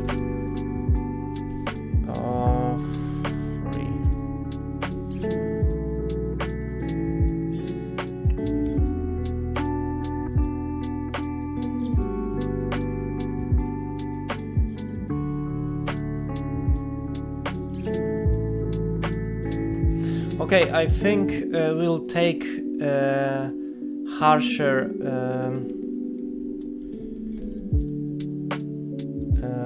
a bit more drastic limits. We will tank through this file in 4 parts. So today is Thursday, we'll have Friday, Saturday and Sunday.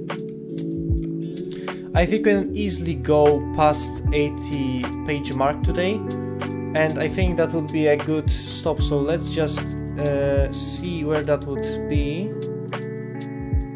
I think we will go right before the runtime quality trade-off, and after that we'll stop.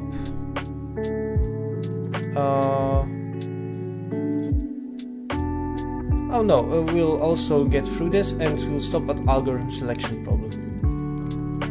Okay, so we still have some pages to go, but it's been good so far, so I don't see a reason to stop now, because I mean this is basically a big recap of what was before, maybe some mathematical like formalization. We have chat on our side, we have UChat, and yeah, we should just keep going.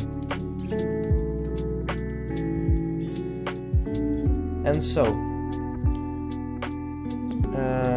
here about this worst case scenario. So SA is the represents the absolute worst case scenario. Inf is the infimum or the greatest lower bound. It finds the smallest r that satisfies the condition. Okay, smallest r.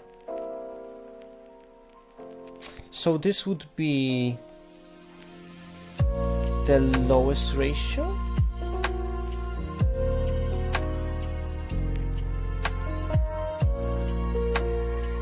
Wait, what?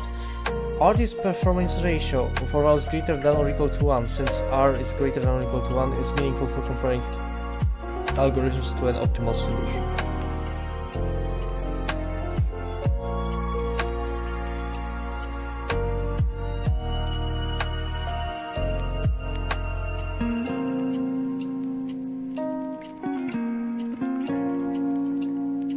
So for all instances, performance ratio of the algorithm is less than or equal to... Wait, maybe I got this wrong before. So for minimization...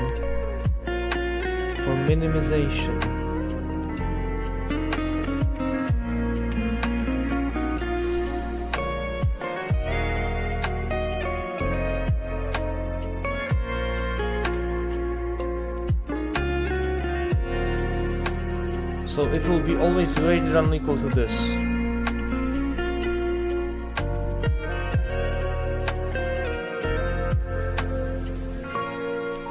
The absolute worst case performance SA is the smallest value r such that for every problem instance I, the domain dpi, the performance ratio of algorithm A is no worse than r.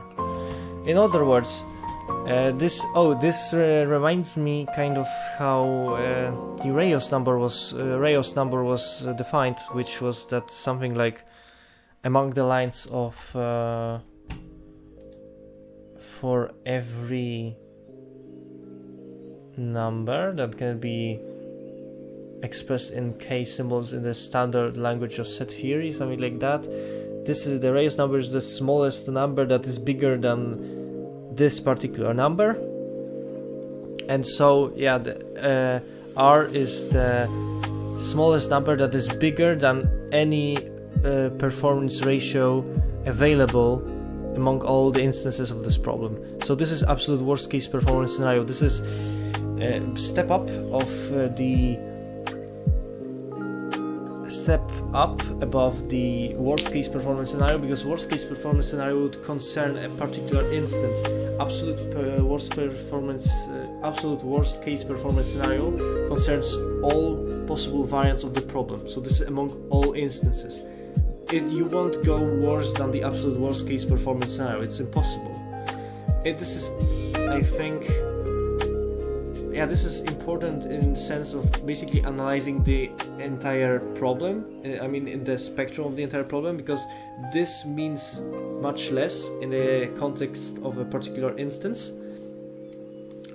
Maybe how close or how far, like comparing the worst case performance scenario of a performance ratio of a particular instance to the absolute worst case performance ratio would give us some vague idea about how close or how far this particular instance is from the most difficult or most tricky instance, something like that. Yeah, but now it makes sense. Asymptotic worst case performance scenario is defined as S a of infinity, which is the infimum of so r greater or equal to 1, such that there exists an integer for all instances and instances belonging to the dpi, and optimum value of that instance is greater than or equal to what?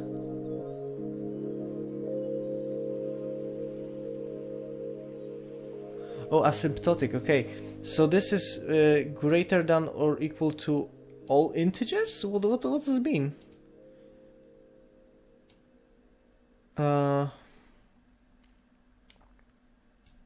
Sheesh.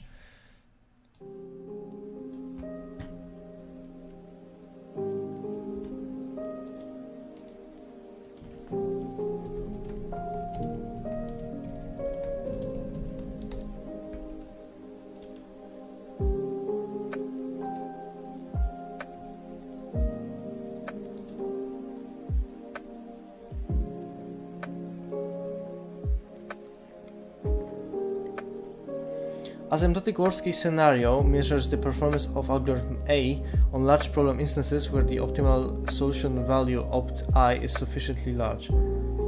And it identifies the smallest ratio R such that for all large instances I, the algorithm's performance does not deviate from the optimal by more than a factor of R. This ratio is particularly useful when analyzing the behavior of an algorithm for large-scale problems where the performance may stabilize and provide insight into the algorithm's scalability. Z equals there is some threshold value Z. This is not they are not integers. So there exists some threshold value Z such that optimum I is greater than or equal to Z.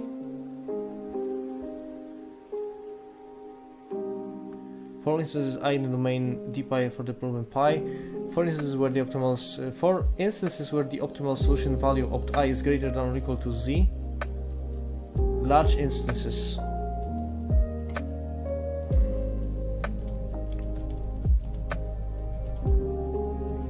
What does it mean, large instances? The size complexity of some characteristic value like the optimal solution value is significantly large.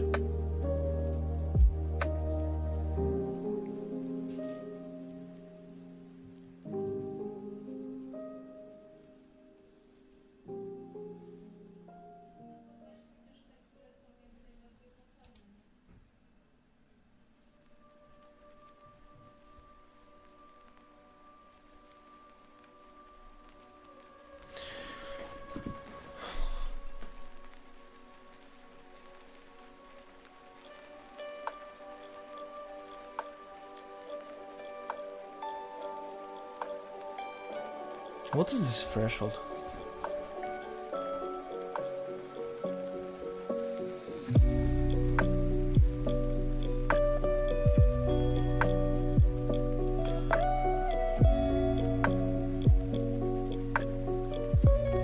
I think this threshold value is global. Yes, because it concerns all instances, so it would be something like there is some threshold value Z that is so this could be the most optimal solution of all the available solutions. Yes, so this would be something like the most optimal solution of all the available solutions, and because this would satisfy the criteria. And that I have no idea why. Okay.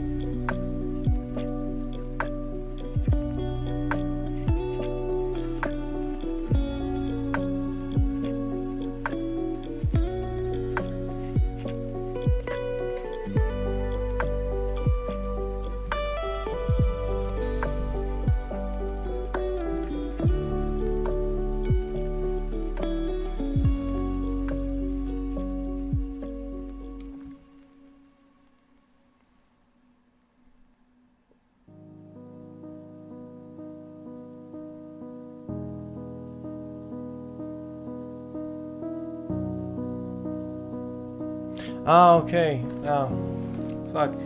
So this threshold value z.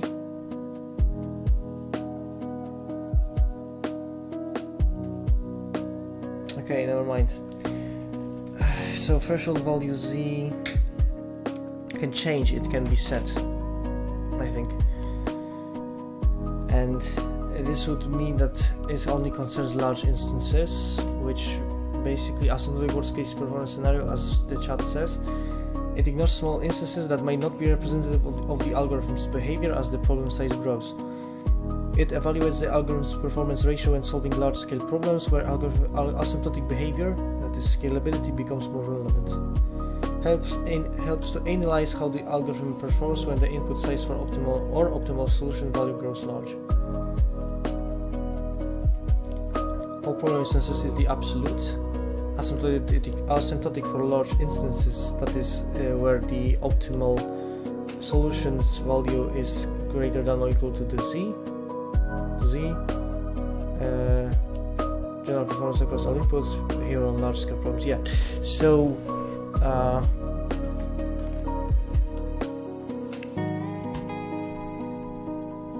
in range SRR, and this can also the performance can. This is bounded by between the optimal solution and the absolute worst case performance scenario. This won't go anywhere beyond. Okay, performance guarantees of list of algorithms for scheduling problem. It's the optimality criterion.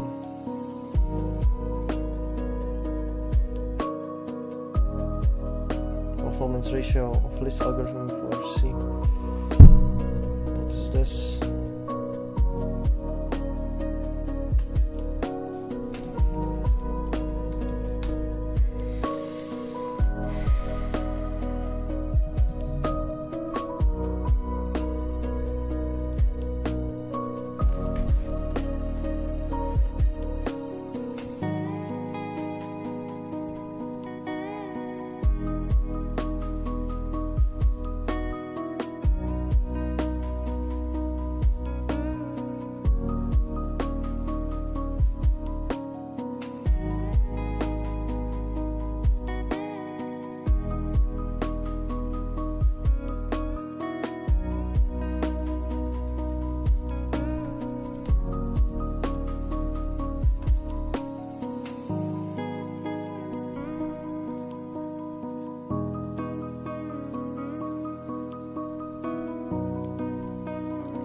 And this,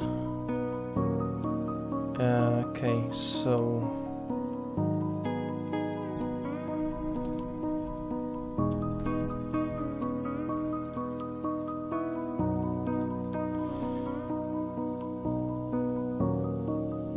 yeah, very, very funny. A P is equal to NP, yeah. I think we all would benefit if P was equal to NP. Many different problems like protein folding and I mean some cryptography problems are imbued in NP. So if we would have if we could collapse the entire NP class into P, we would live in a vastly different world, much simpler world. Like if you had this also vehicle routing is imbued in NP, so we would have faster package delivery systems. But to prove this, yeah, I wish.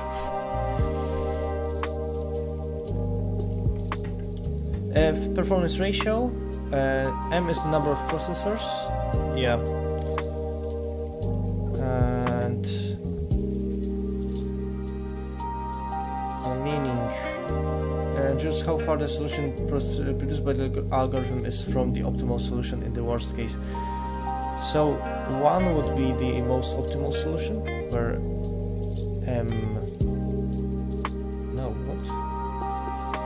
interpretation. For large, it approaches 0.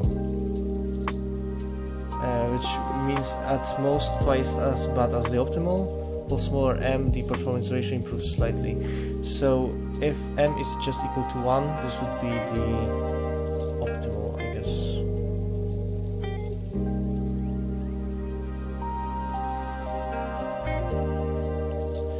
In other words, the worse this algorithm, like for the infinite number of processors, this would indicate the solution might be up to twice as bad as the optimal in the worst case for a very large m. Performance guarantees are kind of nice because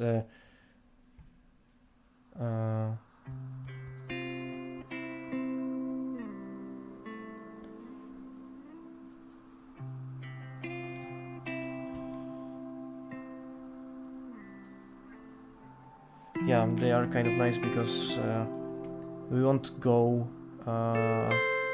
like beyond them. So if we can accept the performance guarantee, we would be at least satisfied with what it gives. Perhaps we would be surprised by the performance if it's appears to be faster.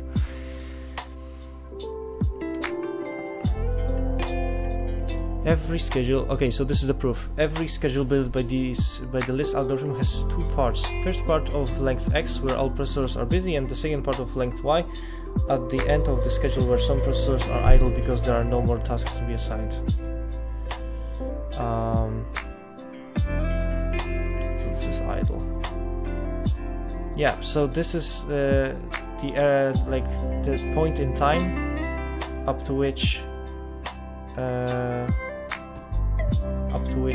all of the processors are running and crunching the tasks, and beyond that there's some time y, after which at least one processor is idling.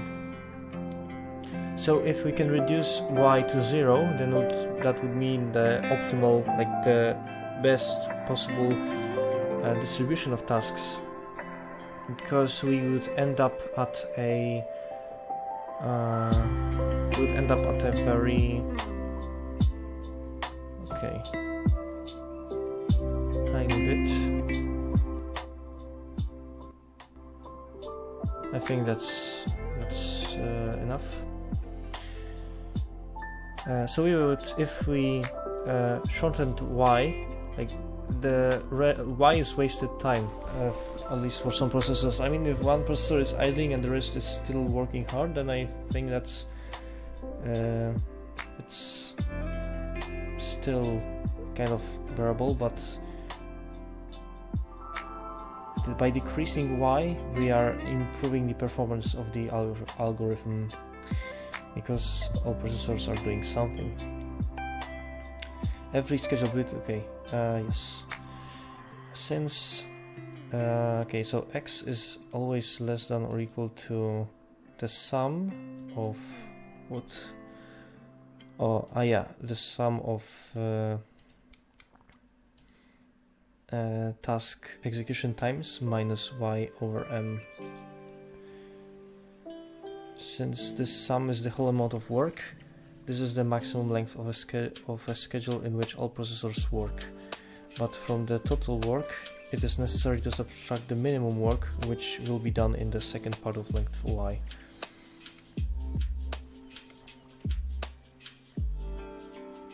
Yeah, because this here we still do some work. I mean, y is x plus y, like in this whole time x plus y, at least one processor will still be working in y, because if it didn't, then the y would be 0. Y would be 0. Yeah, but still there is something here, and x will be always less than or equal to it. If y is 0, then x would just be equal to this distribution over m without the minus y thing. This ratio, which is basically x, is less than or equal to optimal time, because schedule cannot be shorter than when all processors work in parallel, and because the second part cannot be longer than any single task, and the schedule cannot be shorter than any single task.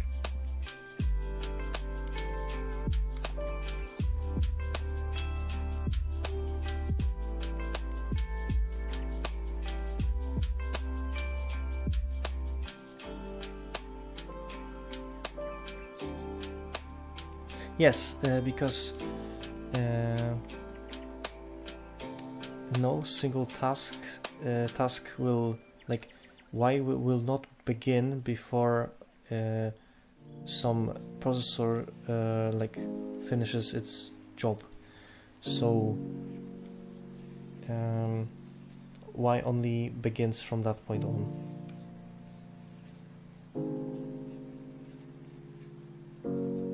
It won't be longer by any single task because that would mean that there will be gaps in computations.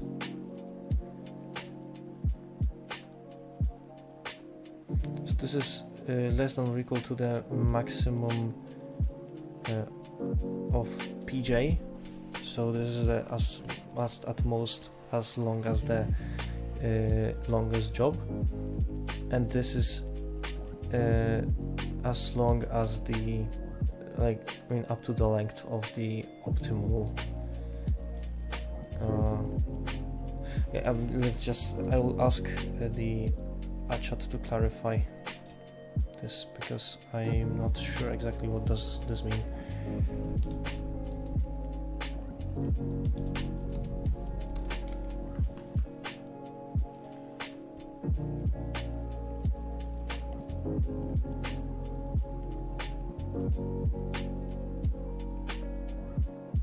Optimal make span.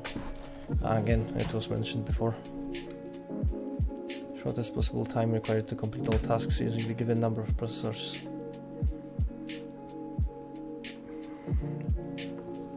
Yep, so max PJ will always be less than this, less than or equal to this, which means that Y can be equal to this, at least in theory.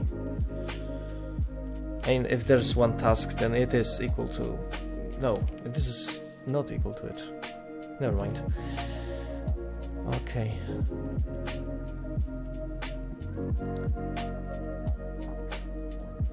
Algorithm list.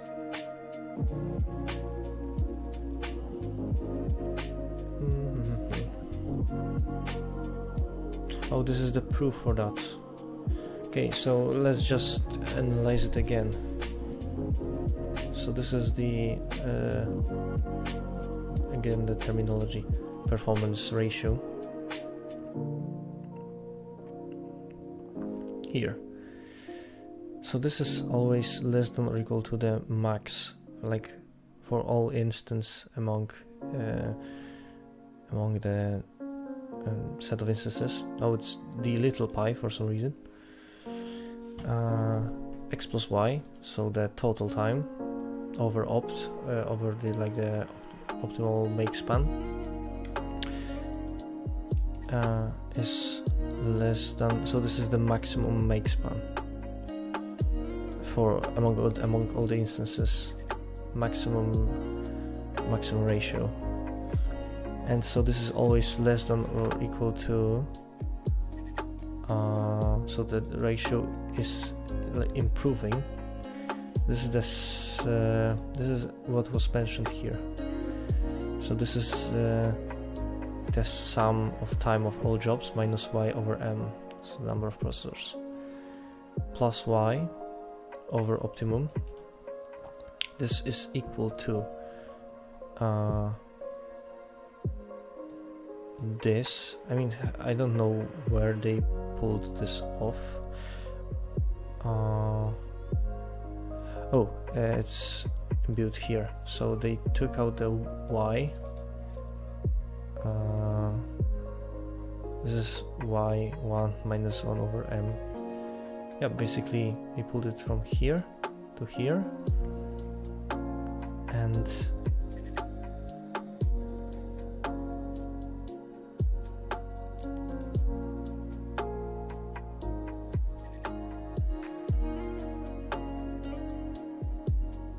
Okay, so this is less than or equal to... okay, this is less than or equal to opt plus optimum times 1 minus 1 over m over m, and dividing by optimum. Optimal make span, we would just end up at 2 minus 1 over m. So just I'll ask chat to recap this proof for me. I think I understand this. I think I have a fair grasp on it, but I just want to make sure.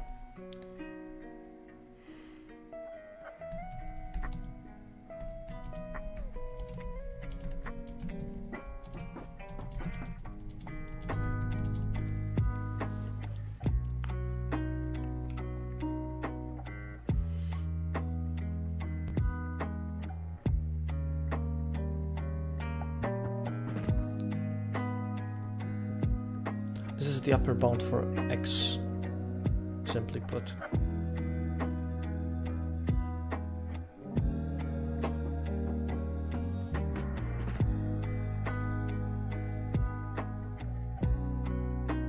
For some m.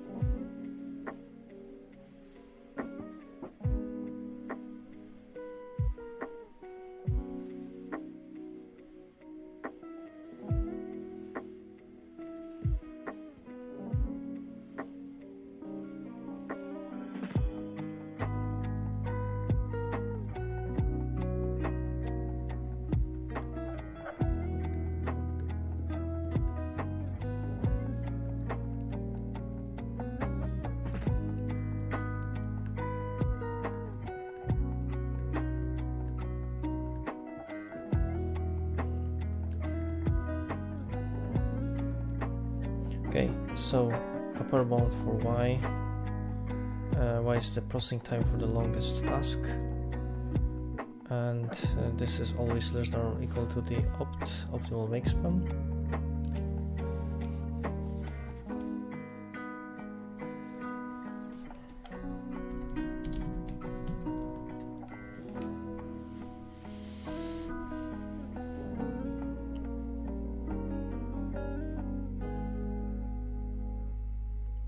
Minimum possible maximum completion time among.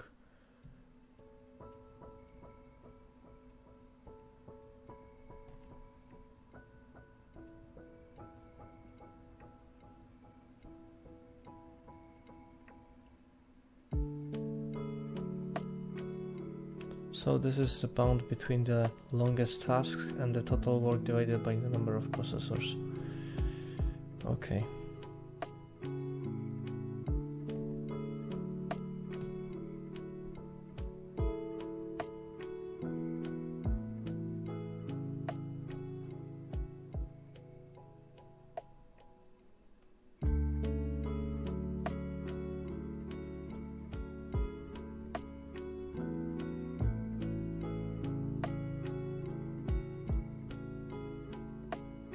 Yeah. Okay.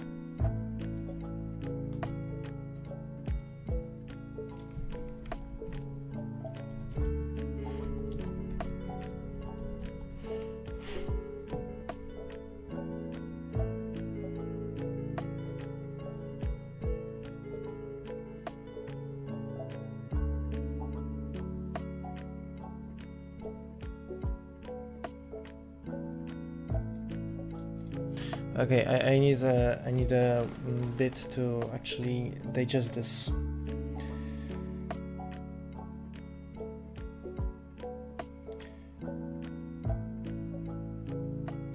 Okay, total work divided by the number of processors versus longest task versus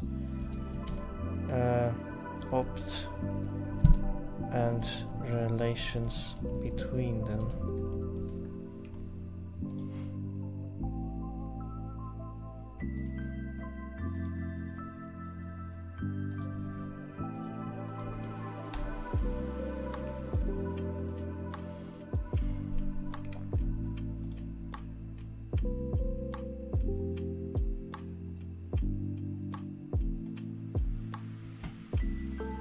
Okay.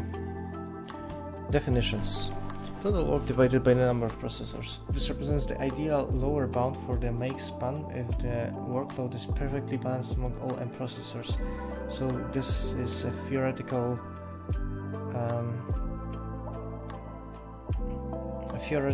maximum, no, theoretical minimum for the given number of CPUs if we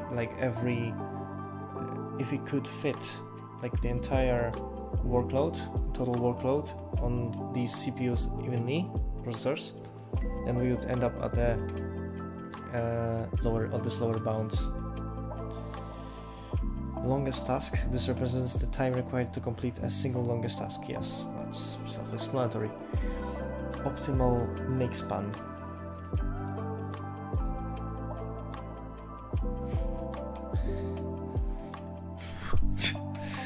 Jeez.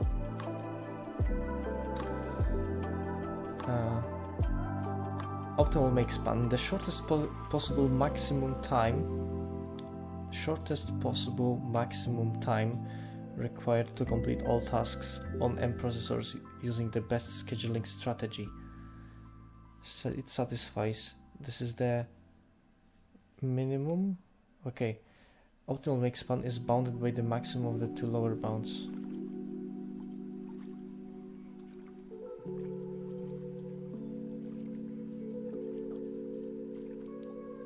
Okay. If the workload is perfectly balanced, then optimal make span is equal to this ratio. So they are equal to each other if it's perfectly distributed. Longest task versus opt. Max PJ is the time required for the processor handling the longest task, so it will be at least as big as PJ. If the longest task dominates the schedule, then optimum is equal to max of PJ. Combined lower bound. Since both bounds influence opt, the optimal make span must satisfy this inequality, which this thing holds and this thing holds simultaneously.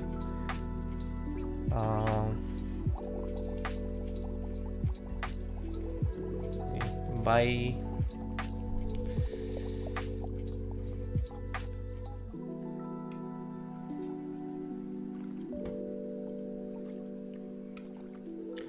For an approximate algorithm, the make span is typically bounded above by optimal make span, which is less than or equal to the algorithm's make span, which is itself less than or equal to the R times optimal make span, where R is the performance ratio of the algorithm. Yeah, makes sense.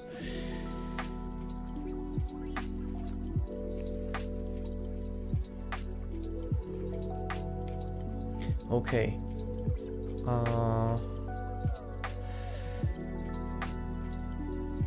So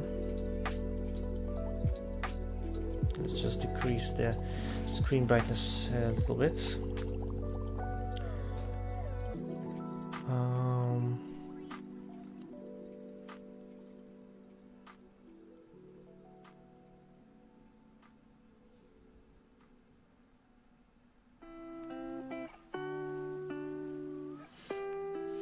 I'm on the edge of understanding this.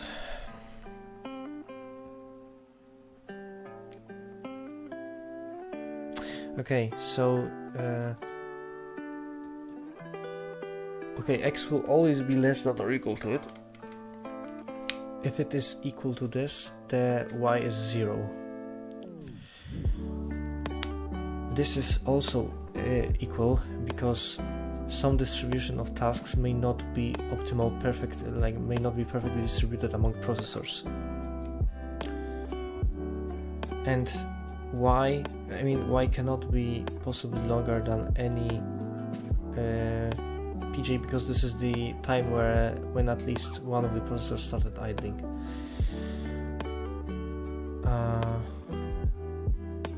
So if, let's say that we have 4 processors and 3 have no tasks to do, and the one is concerned with the only task, then the y will be equal to pj. X will be 0 in that case. Because, so we have 4 processors. Let's just calculate this ratio. We have 4 processors and we have task of length 1 minus 1. So yeah, this is doesn't matter how many processors there are, because the number of tasks is equal to y. So this is 0 and x will be 0. It won't be less than it. So yeah, checks out. So okay, now okay, let's start. So this, yep, fair enough. X and y, this will be always less than or equal to yes, because x itself is less than or equal to the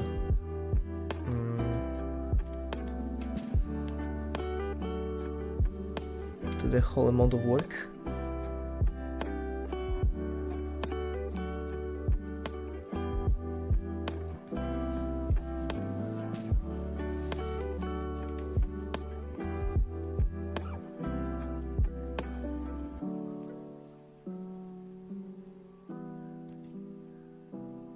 Oh, yeah, it's just considered as a makeshift value.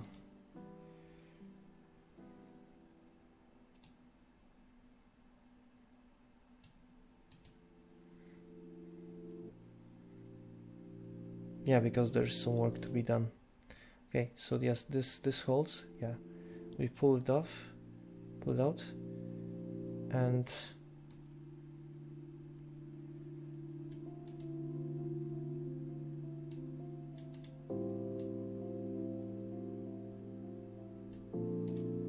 okay, now I need to understand how this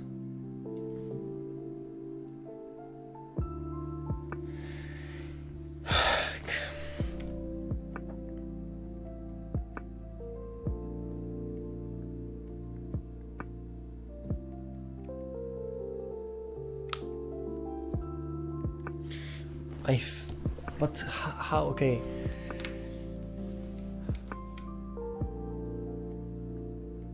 Yeah, this holds, but this is always, this thing is always less than or equal to the optimal. Yeah, sure thing. But now, where does this second make span come from? I have no idea.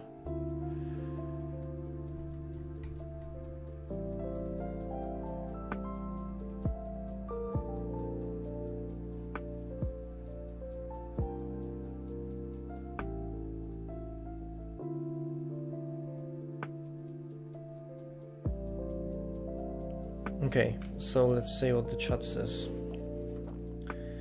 Our bound for x is at most as big as the perfect distribution of tasks. Yep, fair enough.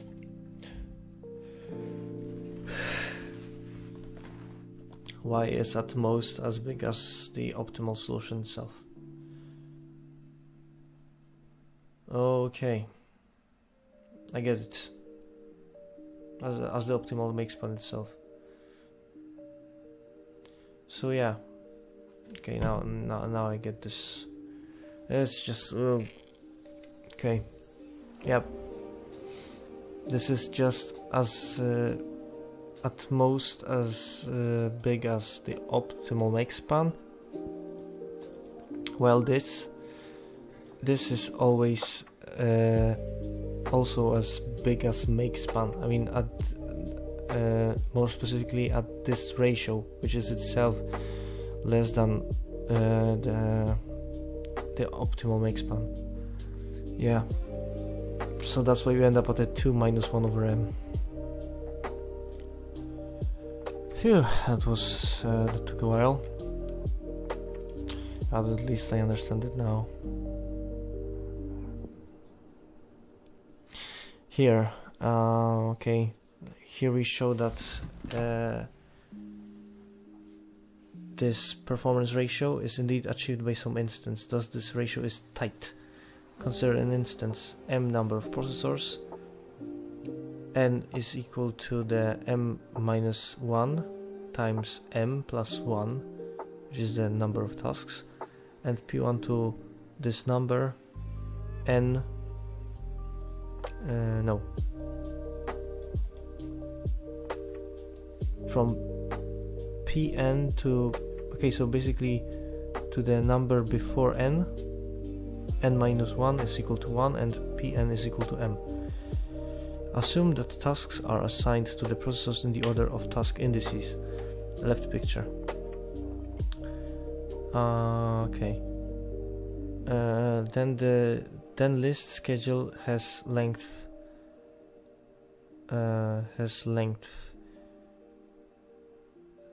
C max algorithm list equals to m minus 1 plus m, so schedule has length, this is m. Optimum schedule, right picture, length is opt,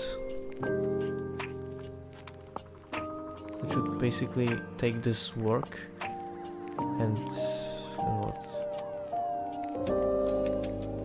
No, this would increase them. Schedule right picture length is optimal makespan equal to m. Hence,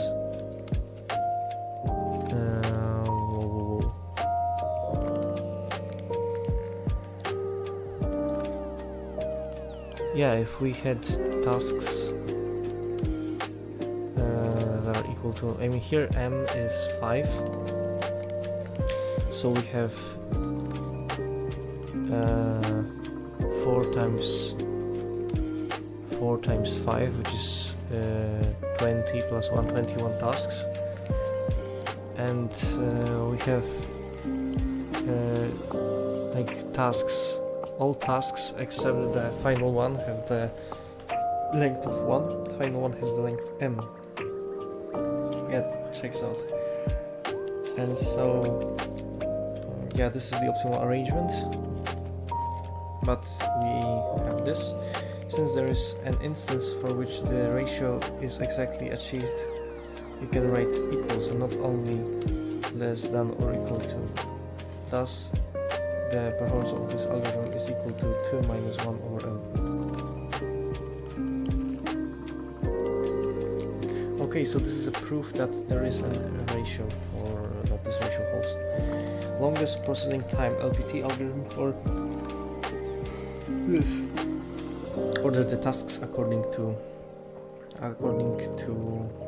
the non-increasing order of processing times PJ. Assign tasks from this list sequentially to 3 processors. LPT performance ratio for this problem is 4 over 3 minus 1 over 3m. That's very specific ratios. Like this was like simply 2 minus 1m, and this is 4 over 3 minus 1 over 3m. Yeah. It will be only shown that an instance for which ratio SLPT is equal to 4 over 3 minus 1 over 3m is achieved exists, and this ratio cannot be smaller. Consider an instance. M, the processor number, n is equal to 2 times m plus 1. This is the task number, the number of tasks. From P1 to Pn, I think this is just... Wait, what?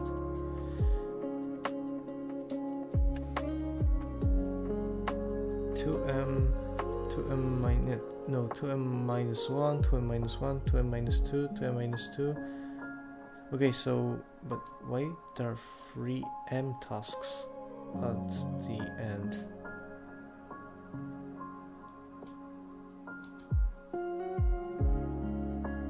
Which means that we have pairs of tasks of equal... I think this is... no, okay, let's just assume that this is the exception, that rest are pairs and we have just this triplet at the end. Which means that we have pairs of tasks of equal processing time. Tasks in each next pair have processing time shorter by 1. The last 3 tasks have length m. And so we have... Okay. Yep, it's explained here. Okay. It will be only shown that an instance for which ratio SLPT is equal to 4/3 minus 1 over 3m is achieved exists, hence this ratio cannot be smaller. Consider an instance and processor number. Yeah, but this is a repetition. Okay. Arrows on this figure task moves necessary to change the LPT schedule to the optimum schedule.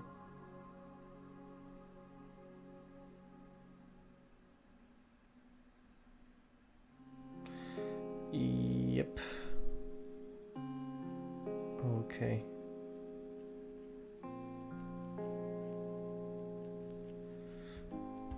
It's engineered proof. Looks nice.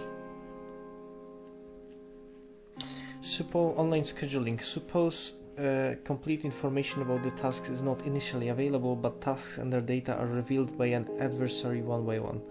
I'll just throw this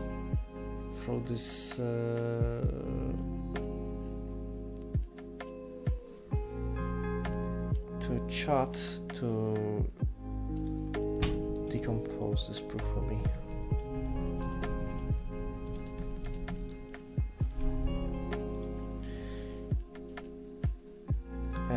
Yeah, but we are back here. Not initially available, but tasks and data are revealed by an adversary one by one.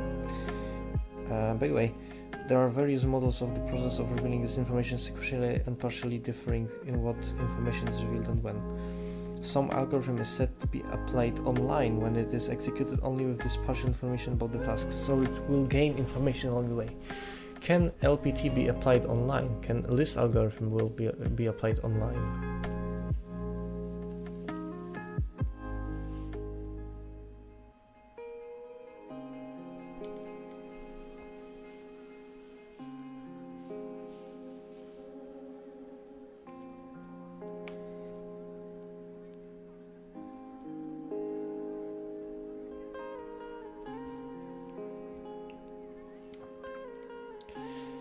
Can LPT be applied online?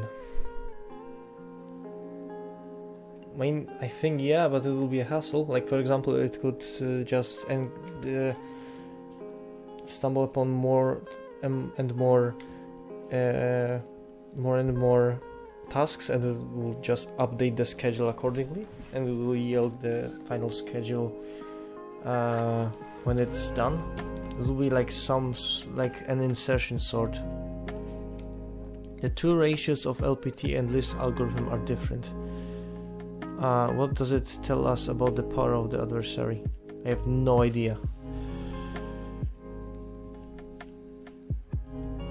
Okay, I have several questions about this.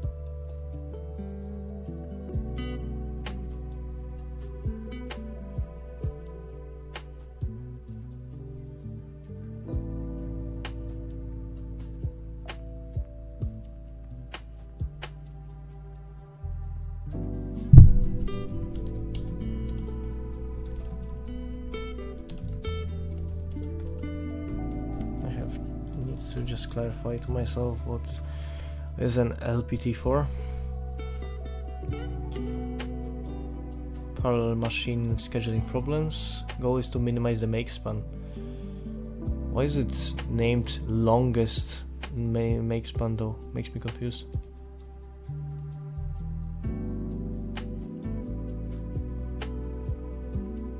Prioritizes longer tasks first, which helps avoid leaving large tasks for the end, potentially balancing the workload better.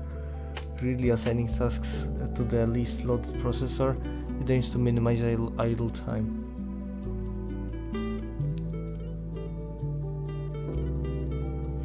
Useful for parallel scheduling problems, approximation algorithms, real-time scheduling applications in distributed systems, batch processing.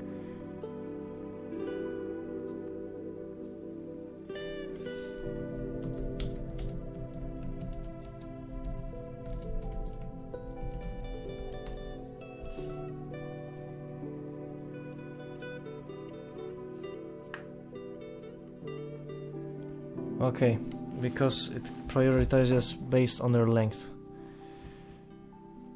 So this is engineered to trick it, like to exploit this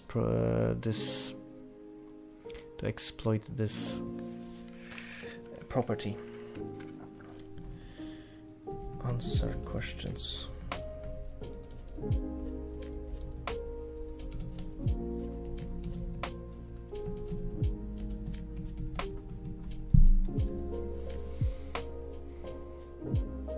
Yeah, we are making progress, but it's just getting slow. I think we'll need, like, yeah, we crunched it about 3 hours. So I think we'll then tomorrow's stream, like today's stream later on, will I think take like 6 or 7 hours. It will be a long journey.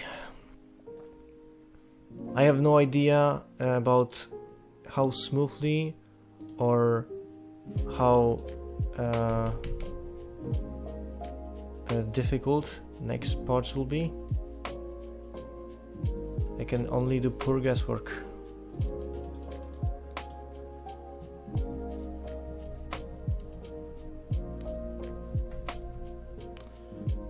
I think this chat is done for.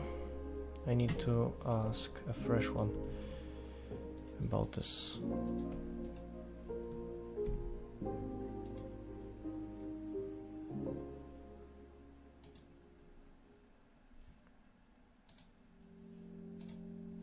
Yep, chat definitely has now issues with image uploads. I need to kill it.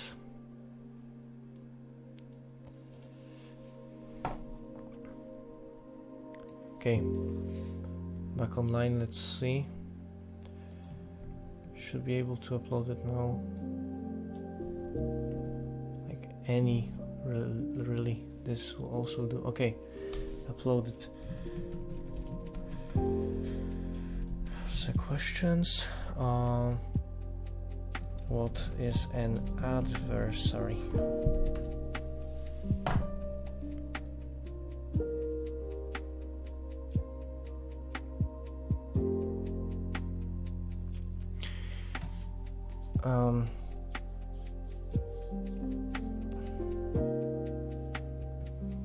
In the context of online scheduling, refers to an entity or a theoretical construct that reveals the task data incrementally, one at a time, rather than providing the full dataset up front. The adversary's role is often to challenge the algorithm by controlling the sequence and timing of task revelations, to potentially highlight weaknesses or test its robustness under partial and dynamically available information. Okay, so yeah, I think this can be applied as a some sort of insertion sort. Yeah. Can you imagine extending the online idea to other combinatorial optimization problems, NABs like TSP, graph coloring? I mean, yeah, when the algorithm learns about like different items in sense of an ABZAC problem, so it can decide or not whether the new information, like whether like when the information is revealed about new items, it may or may not take it, like add it. And so it would be something like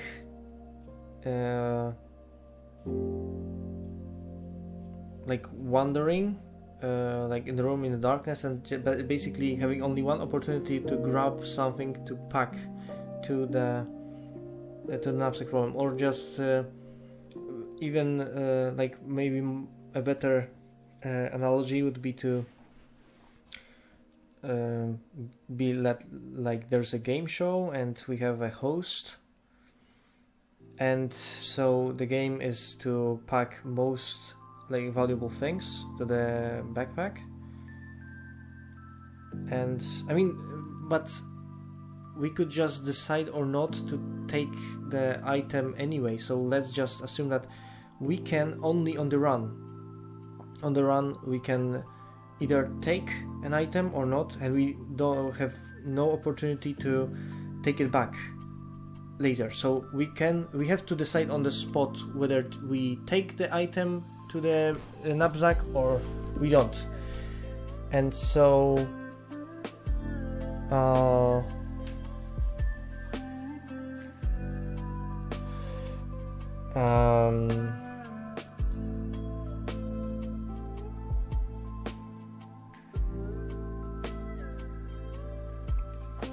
Jeez, it's getting late, but we have to keep going.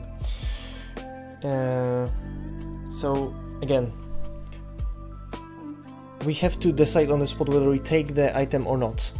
And this would be this adversary, the host's adversary. We don't get to have the whole list of items at the same time, simultaneously. Yep, so this works. Performance ratio for vertex cover. Vertex cover problem. Yep. Well, we know what is vertex cover. Oh yeah, I know very well. Find the smallest set of vertices such that every at least so for each edge at least one end is covered by a vertex. Yeah. Well, this is a vertex cover or an edge cover? A vertex cover. So basically, so each edge from the set of added edges that is derived from the set of chosen vertices covers every vertex in the graph. Yeah. So yes, we start with an empty vertex set. Then we start also with an empty edge set, while this edge set is not empty, and also edge set is equal to the total like the full edge set in the entire graph. Choose any edge from I to j from the E prime and V prime is equal to the like addition of I and j. That's the union. Remove E prime from E prime all edges incident with Z. With just this edge, goddammit. Performance ratio of this algorithm is that it is always less than or equal to 2. Proof. Observe that vertices on the ends of edges chosen to set X define vertex cover because every edge is covered when the algorithm stops. Because E prime is equal to an empty set, the algorithm is correct, in other words.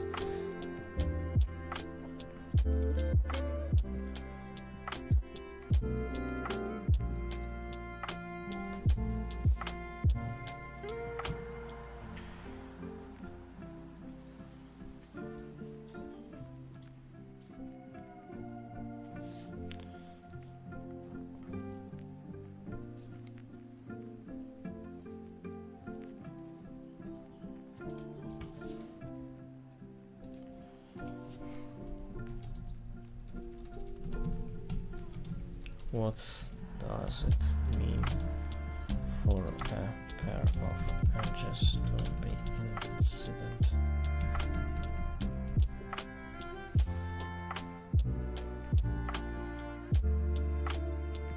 When they share a common vertex.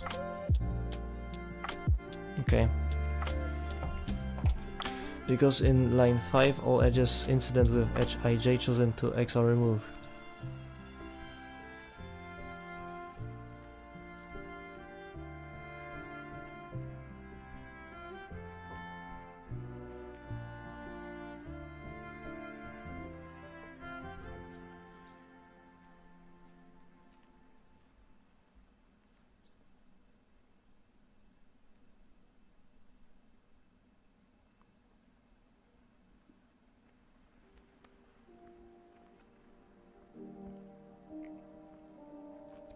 Again, observe that vertices on the ends of the edges chosen to set x define vertex cover because every edge is covered when algorithms. Yes. Observe that edges in x are not incident. Yes. Also yes, because we removed it. Since no pair of edges in x is incident, optimum cover requires at least as many vertices as the number of edges in x.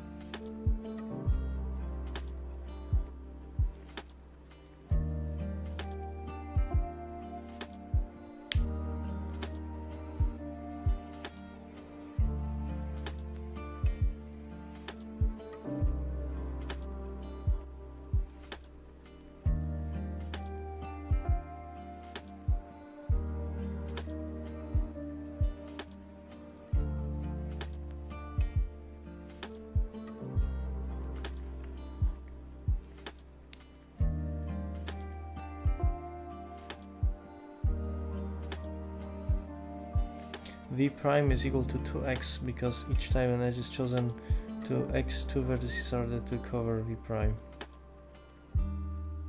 Hence V prime is less than or equal to 2 times the optimum value. I need a breakdown of this proof.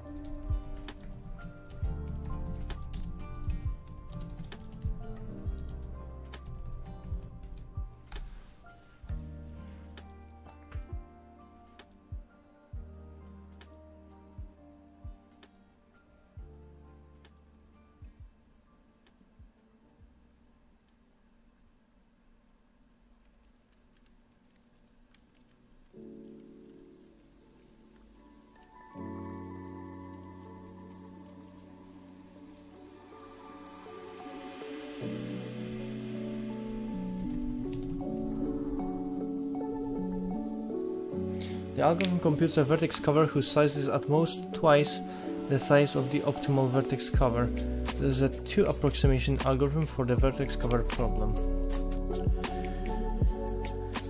In other words,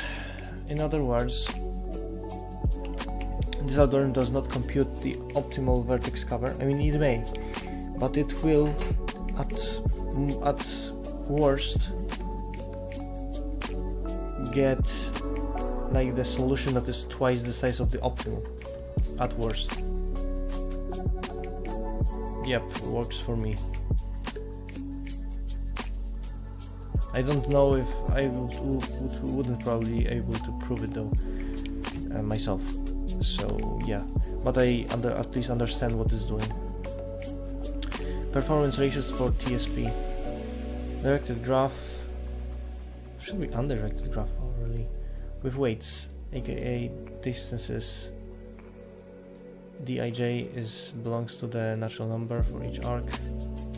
So this is the weight. Request find the shortest cycle C over all nodes V. Remark 1. Cycle C need not to be Hamiltonian.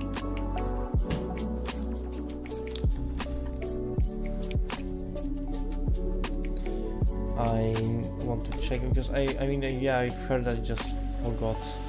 Cycle that visits each vertex exactly once. Okay. One.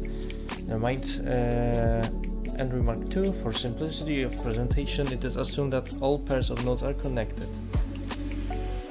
So there is an arc between all cities. Yeah. Were it otherwise, the shortest path between IJ can substitute for a missing arc. Definition: symmetric TSP. In symmetric TSP, weights are the same both ways. Yeah. That is pairs of, yeah. Build algorithm 1. Build minimum spanning tree for this graph. Traverse the minimum spanning tree using depth first search algorithm starting from any node. And performance ratio for algorithm 1 is for symmetric TSP is less than or equal to 2 again. Okay. Algorithm with better performance ratio. Every cycle also the vote one edge is a tree. Minimum spanning tree. Minimum spanning tree. Minimum spanning tree. Some set of edges of a connected edge-weighted undirected graph that connects all the vertices together without any cycles and with the minimum possible total edge weights.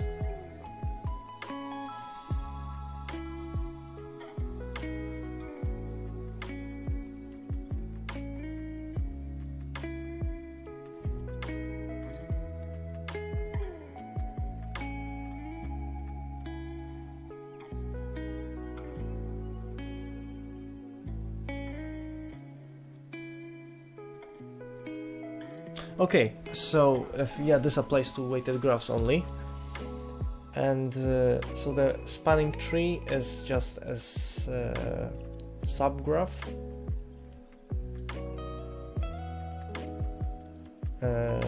with all the vertices, but the edges between those, like the sum of edges, is minimal. Yeah.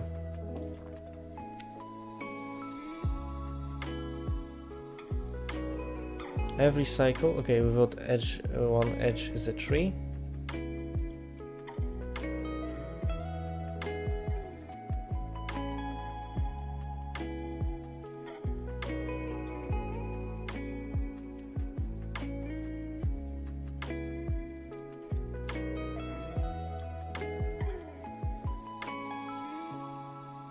I mean, yeah, it can be treated as an axiom, I think, but I mean, now that I look at it, I think the idea was to just give us an idea about what this is, but I just wanted to... This is a good recap for me,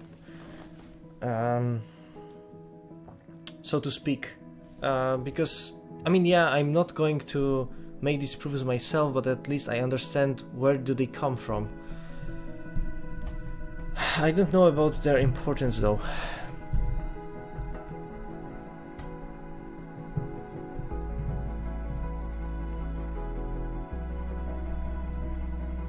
All tree spanning, hence there's the length of all edges in the MST.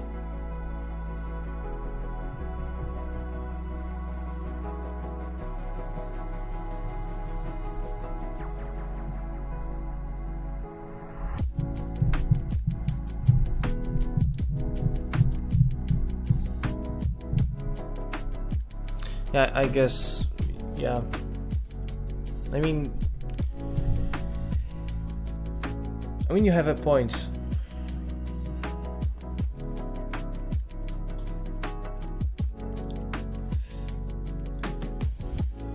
Therefore, it can be constructed for TSP with triangle inequality. May be advantageous to take shortcuts. If we are to visit a vertex for the second time by DFS, then take a shortcut for the next unvisited vertex. However, this alone does not improve performance ratio. Depending on the starting position in DFS and choices of the next vertex to visit, we can take better and worse shortcuts. it must be guaranteed that we only take good shortcuts. If we take a shortcut in MST, then each used edge is used once. Hence the traversed edges form Euler cycle. Euler cycle again. And this is, I mean, each edge.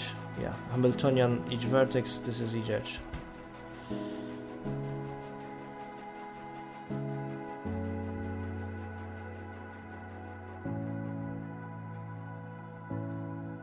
I caught up to you? How?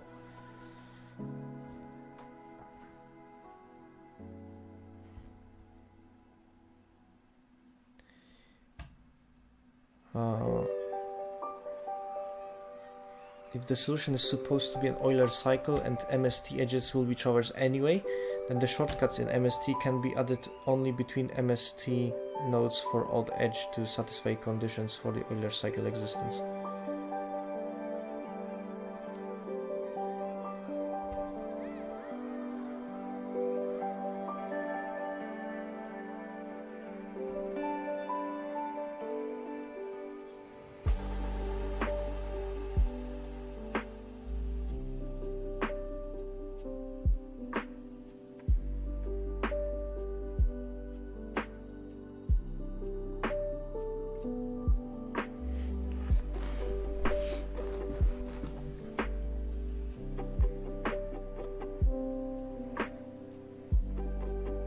Do you have time to play games? I mean, we have something like... I mean, with today we have like three days until the exam. So, I think that's a risky play, but you do you.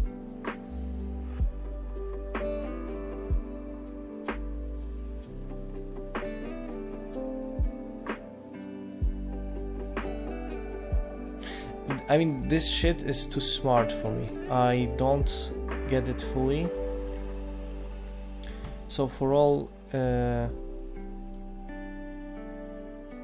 this is a TSP that's to say that for all I so vertex so 3 different vertices, the edge of one is always the value of one of the edges is always less than or equal to the sum of any 2 other edges.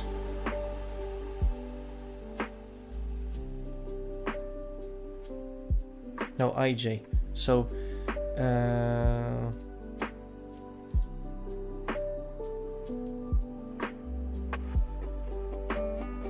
ik, ij from kj. So an alternative route other than the direct one would be an unoptimal one. Shit. Pardon me. And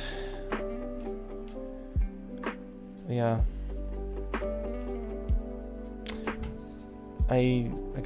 I'll just look back at those MSTs and other algorithms later. Christophidis algorithm. Some cliques. I mean, cliques, I've heard this word a few times at least. Just recap what is a clique.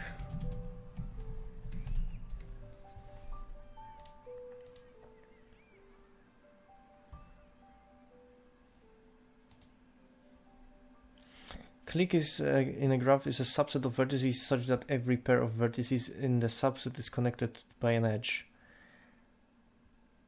Every pair.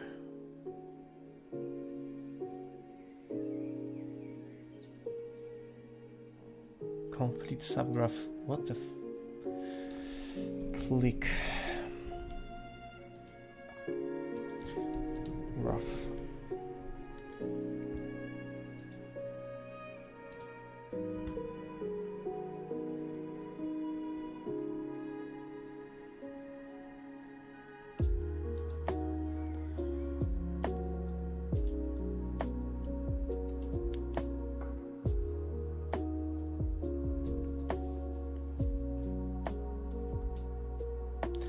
All vertices are mutually adjacent.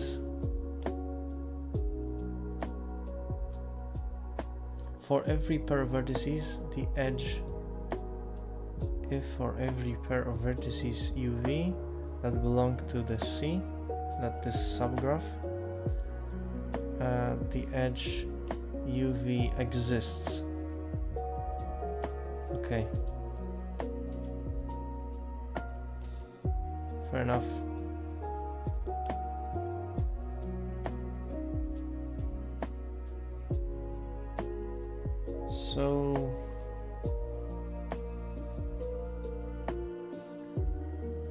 So this would be like from every edge to any other edge in the subgraph, an edge exists. Okay.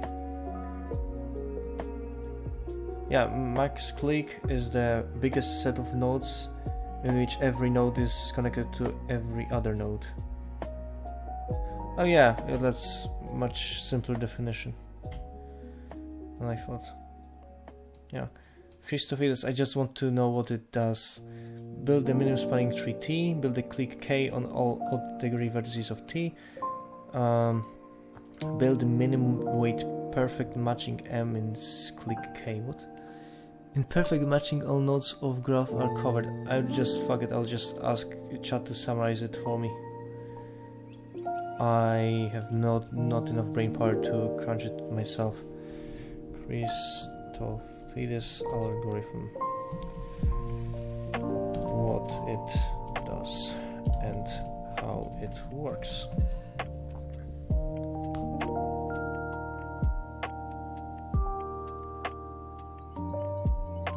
Heuristic algorithm designed to approximate the solution to the traveling salesman problem, specifically for the metric TSP where the triangle inequality holds. Yep, as it was mentioned. The goal of the algorithm is to find a tour, a cycle that visits every vertex exactly once, whose total weight is as small as possible. So we build a spanning tree, the minimum spanning tree. We find odd degree vertices.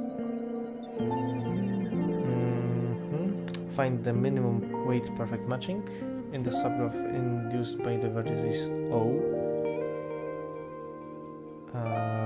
Find a minimum weight perfect matching.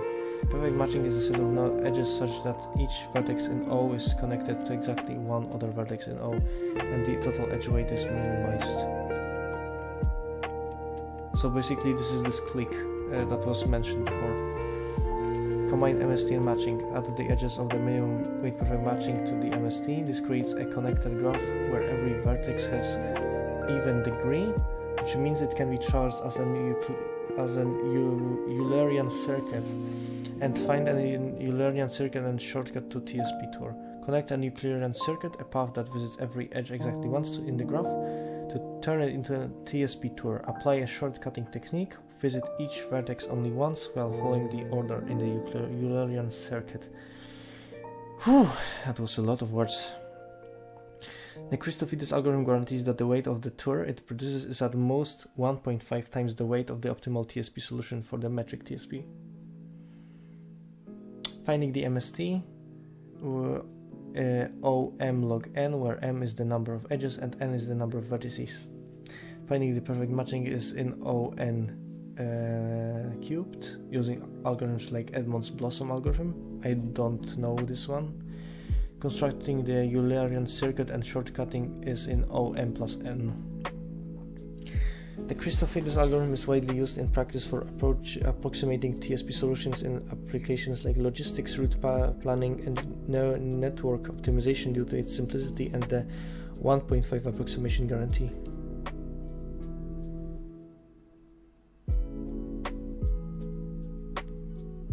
Game over, Christopher? What?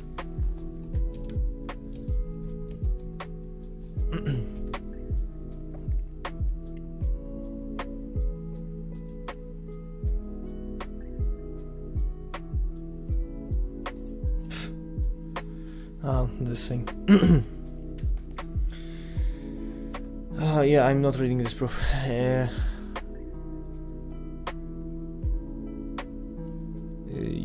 Yeah. No. Example: minimum spanning tree, click K on MST.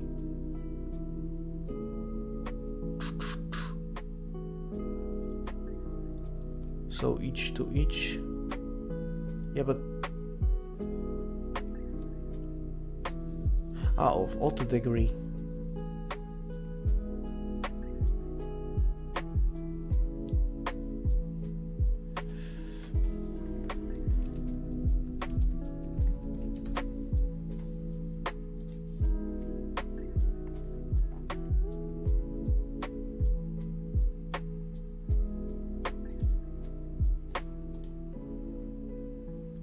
Eulerian graphs.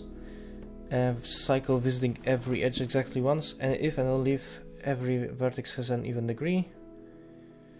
Okay, so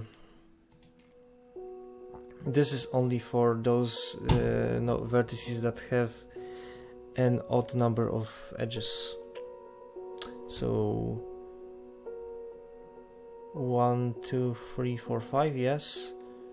1, 2, 3, 4, 5, 6. 1, 2, 3, 4, 5, 6. What? No, this is bullshit. Oh, maybe from here. 1, 2, 3. 1, 2, 3, 4, 5, 6. No. 1, 2, 3, 4, 5, 6. 1, 2, 3, 4, 5, 6. Why is it?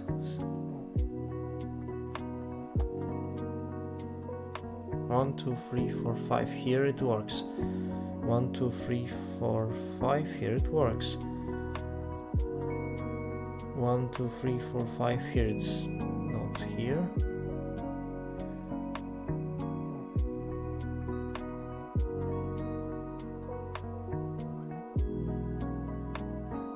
Oh yeah, no. What was the definition? Click K of all odd degree vertices of T. Yeah, so only on odd vertices, odd degree vertices.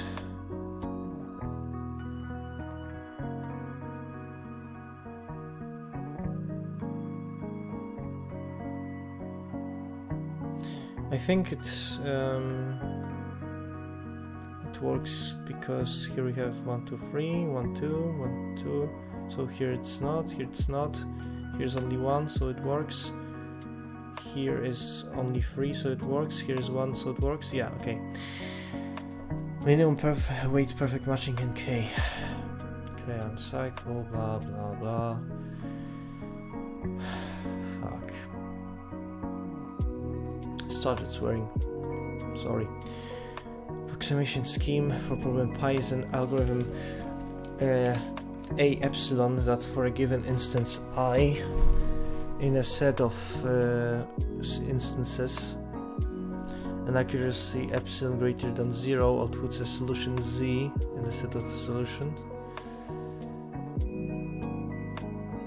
I planned to stop at some 80 something page mark to distribute the workload evenly between the preparation days. I want to cover this entire document in before Monday, so we have something like 30 something pages to go. But as you said, over analyzing these algorithms probably is not worth it, because they just devour time like crazy.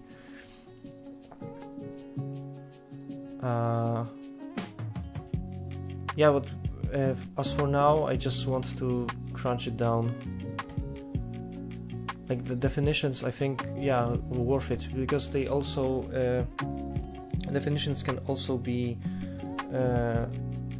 absorbed like much faster than the algorithms themselves. They are shorter. Yeah, this approximation scheme for optimization problem pi is an algorithm A epsilon that for a given instance I and accuracy epsilon greater than 0 outputs a solution Z. in the set of solutions for this instance, such that the solution such that the performance ratio of this A epsilon is less than or equal to 1 plus epsilon. So this gives us some constraint about like the algorithm will return as at least as good of a solution as this 1 plus epsilon with this performance ratio. Remark, the above definition does not say anything about runtime guarantees. Okay, I'll want to make sure runtime guarantees.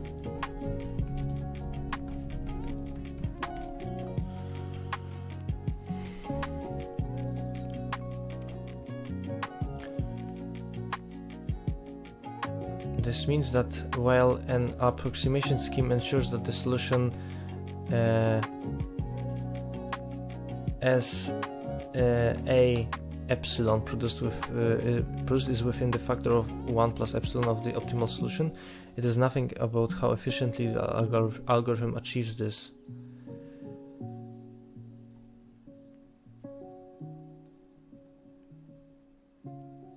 A polynomial time approximation scheme, PTAS, if A epsilon is an approximation, is a polynomial approximation scheme, is an approximation scheme, and for each fixed epsilon greater than 0, A epsilon is a polynomial time algorithm. So this gives us some. So important remark: epsilon in PTAS is a fixed constant. Otherwise, there need not be polynomial time guarantees.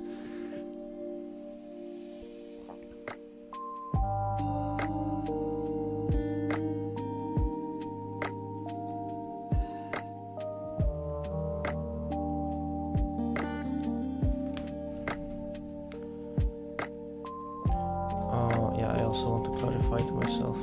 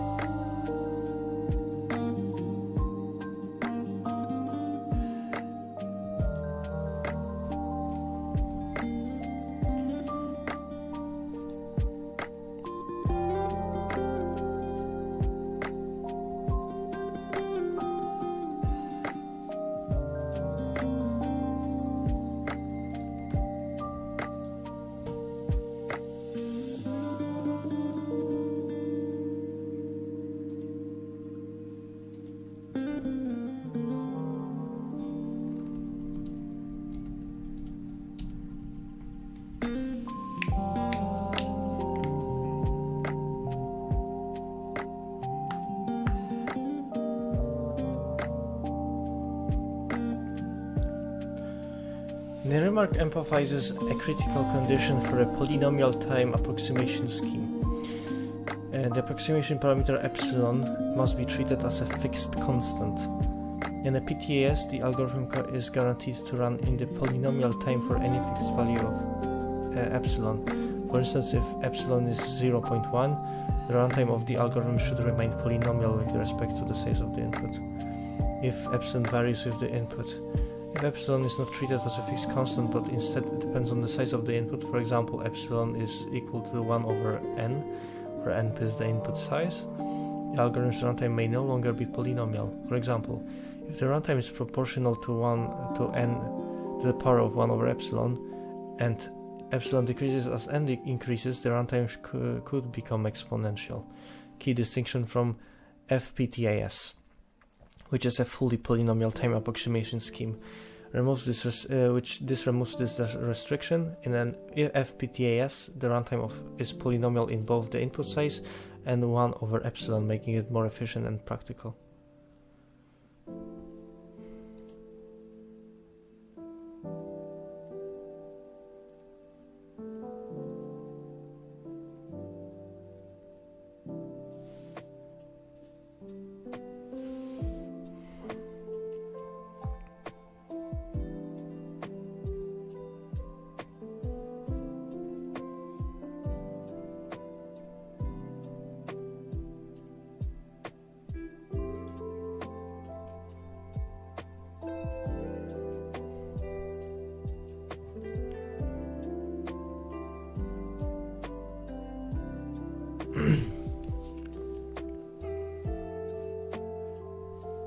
also from the one before.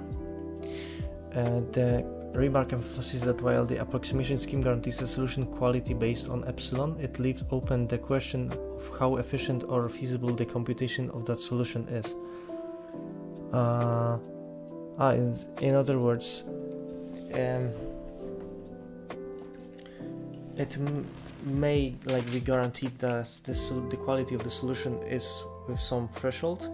It says absolutely nothing about the time needed to execute the algorithm, which may vary.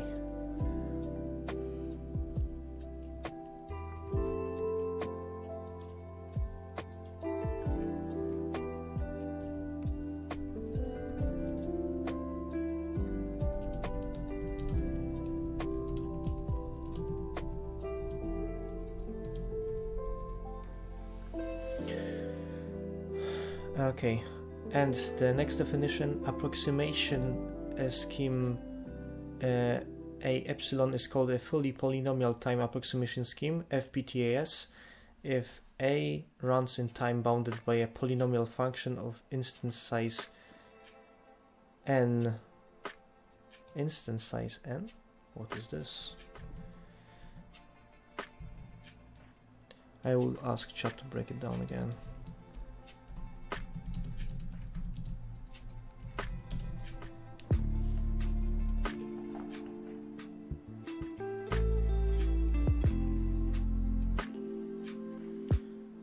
An approximation scheme, okay, fully polynomial time approximation, if its runtime is bounded by a polynomial function of size ni, where I is the problem instance, and 1 over epsilon, where epsilon is the desired approximation factor. Instance size.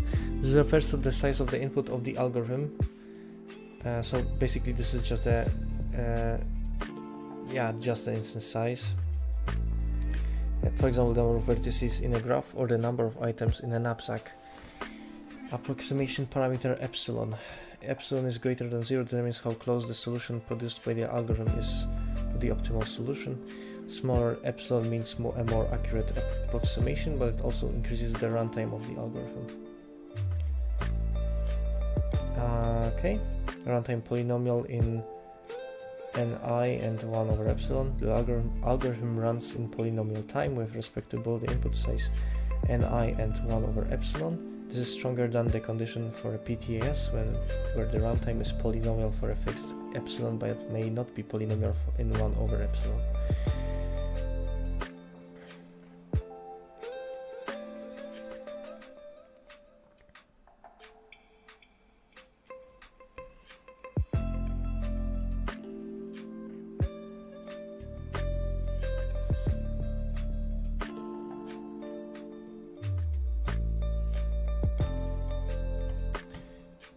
Okay.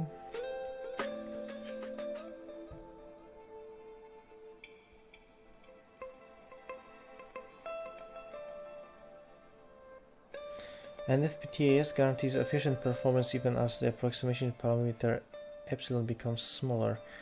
It's practical and powerful approach for optimization problems. Okay, so basically this removes the constraint that epsilon is a constant.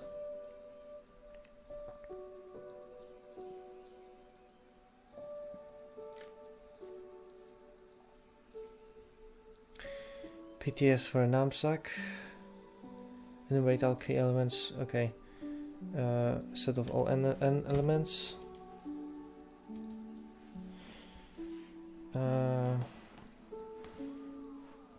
All k elements, subsets of the set of all n elements. Okay. Extend each such subset by adding other elements in the order of non-increasing ratios until exhausting available knapsack space. Choose this subset.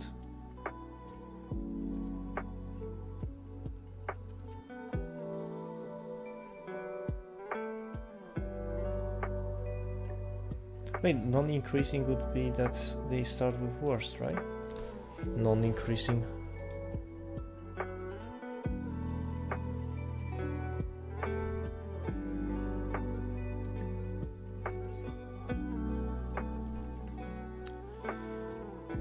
complexity of APK is O to the so n to the power of k, which results from the number of subsets which must be enumerated. This is the Newton, I think this is the binomial theorem. Assuming that 1 over k is equal to epsilon, complexity of APK is O1 to the power of 1 over epsilon, which is polynomial only if epsilon is fixed. Yeah, makes sense. Yeah, again. And wait, non-increasing? APK. I'll go read non-increasing rangers.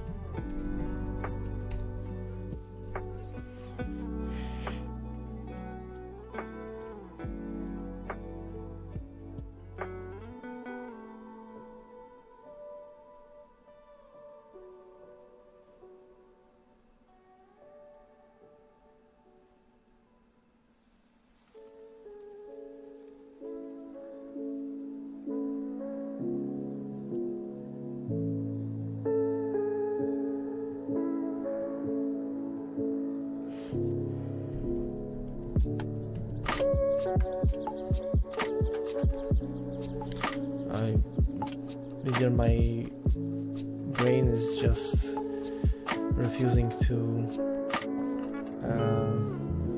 function, or non-increasing ratios.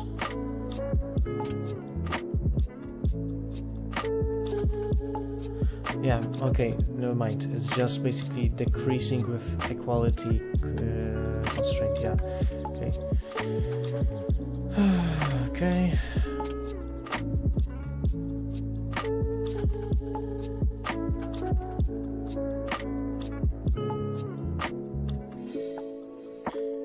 FPTS for knapsack. Transform input instance I into a new instance I prime, replacing element values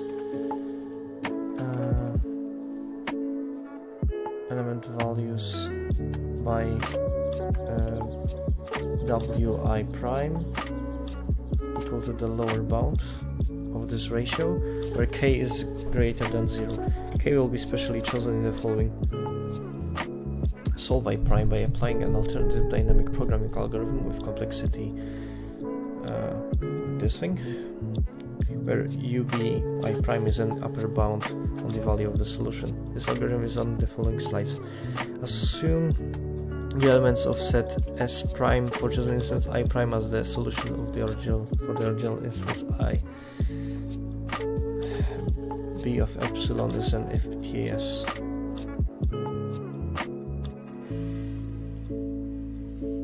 Let me recap what is actually necessary for this exam.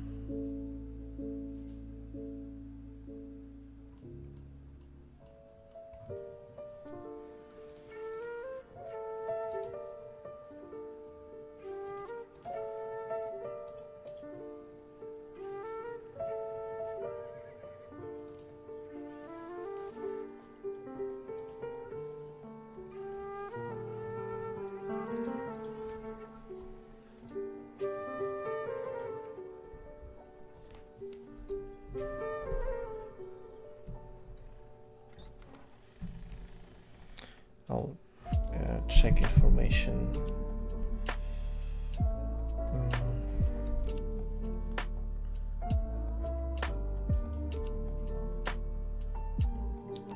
Okay.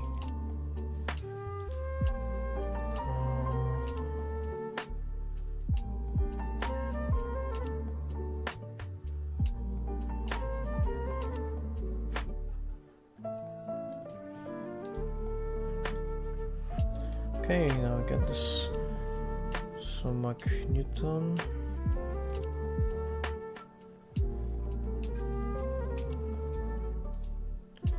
Knapsack dynamic prime cross-call Huffman coding scheduling algorithms. Okay.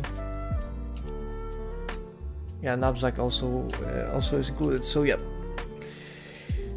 computational complexity is n times upper bound on I prime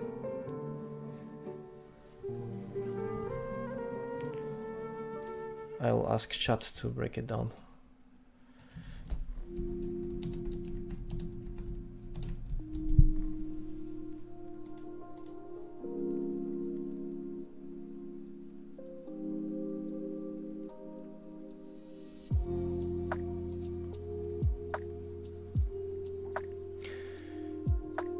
The original problem instance I is transformed into a new instance I prime. For each item's value wi is replaced with a new value, which is the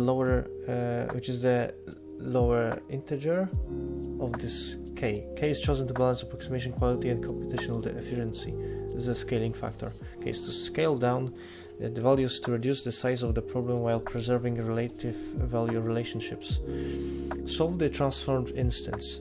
Solve the transformed instance I prime using a dynamic programming algorithm. The complexity of this step is O of n times upper bound on the yi prime, and upper bound on yi prime is an upper bound on the maximum value in I.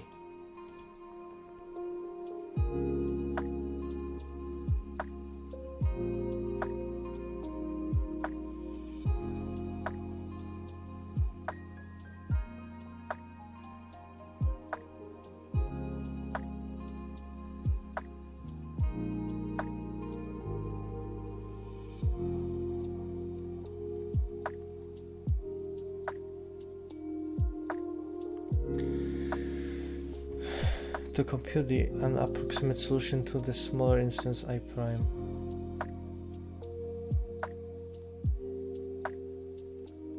Map solution back to the original instance.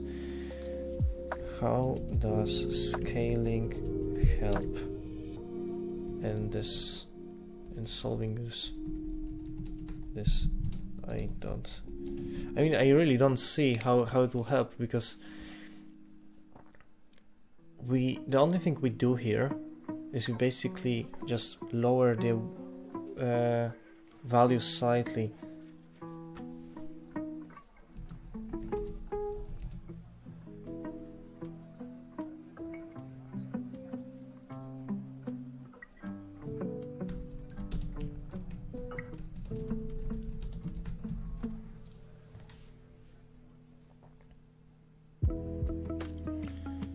It's not directly about speeding up the solution, but about reducing the range of values involved in the problem, which indirectly makes the dynamic programming approach faster.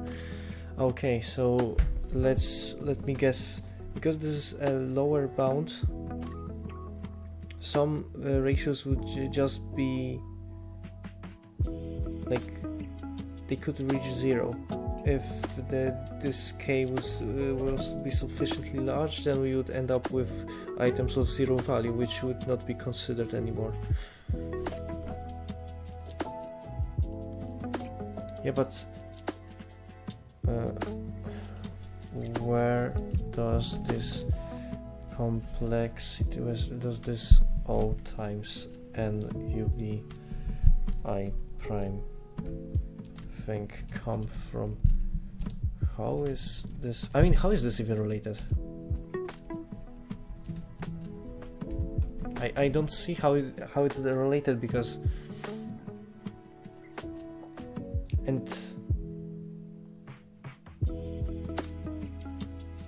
no, I don't see how it would be. It's a common way to solve a 0-1 knapsack problem. Update. Without scaling, ubi is the largest value possible in the dynamic programming table. If the item values are large, ubi could be very large. This results in higher time complexity.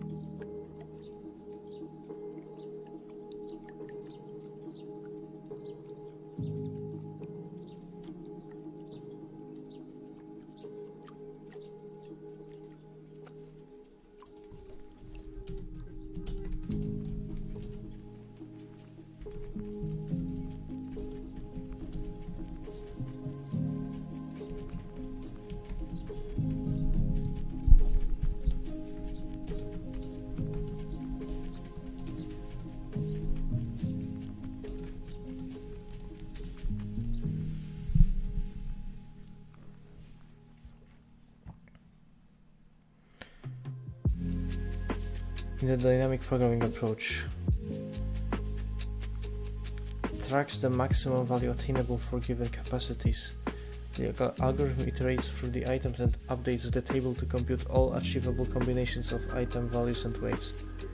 The DP table tracks all achievable values or weights. For example, if the items have value W1, W2 up to Wn, the DP table needs to keep track of states representing the maximum value achievable for different combinations. The size of the DP table state space grows with the range of values. If the maximum value is okay,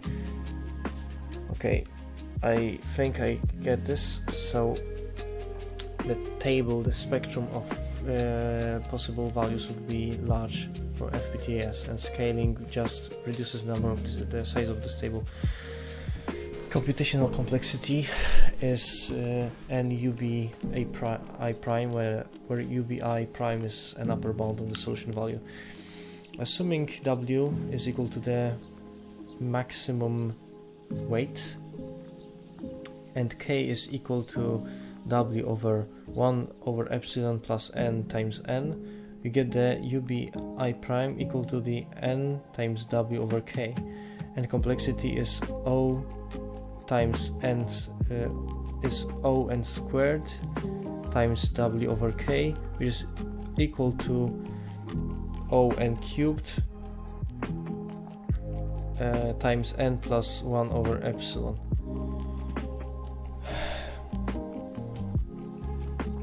I won't break it down, break the definition of the proof.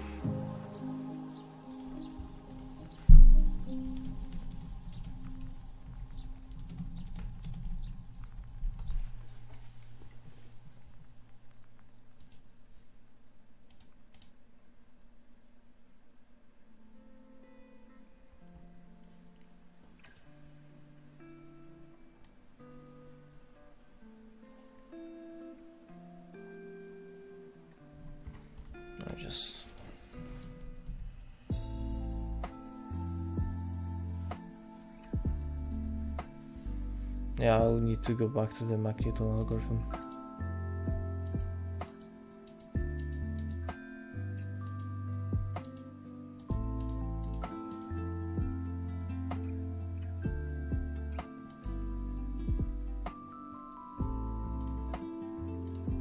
Yeah, there's still some ahead of us.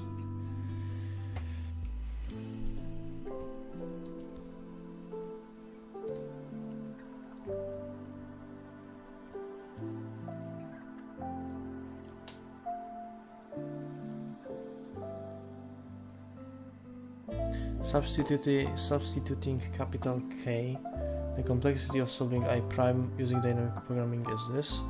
It shows the complexity is polynomial in both n number of items and 1 over epsilon, accuracy parameter within the FPGA's requirement.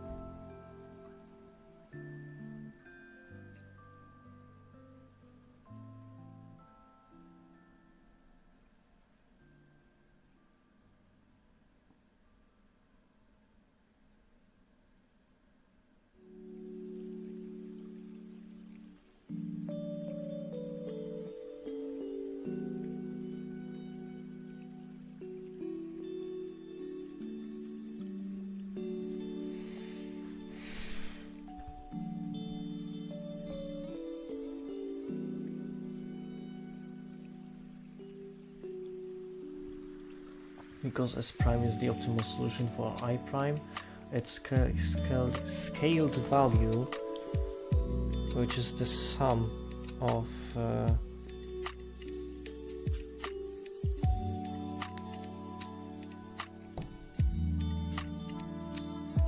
scale value, which is the sum of all the values, is at least as good as any feasible solution for I prime, including the scale version of S star.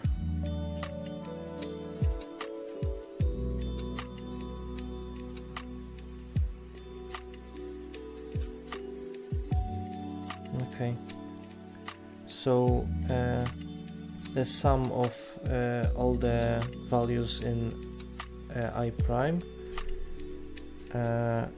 is times k is greater than or equal to the sum of the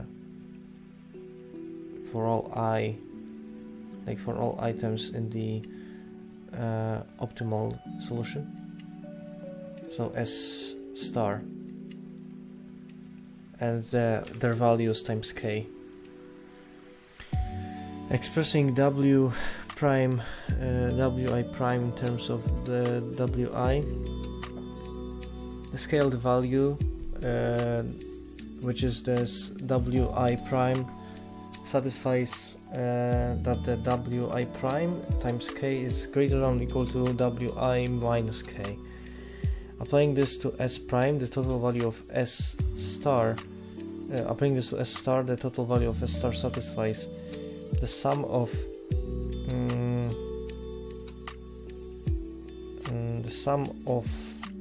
the weights times k,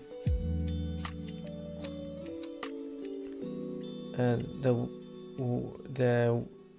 Wi prime times k, like for every I in the optimal solution, is greater than or equal to the sum of Wi minus k for every I in the optimal solution, and this itself is equal to the optimal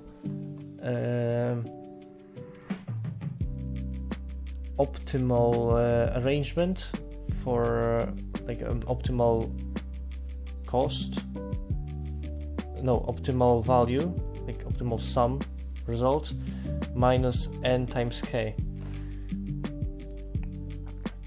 Sheesh, that was a lot of words again. And n times k is this for some reason. Using the bounds on S prime and S star.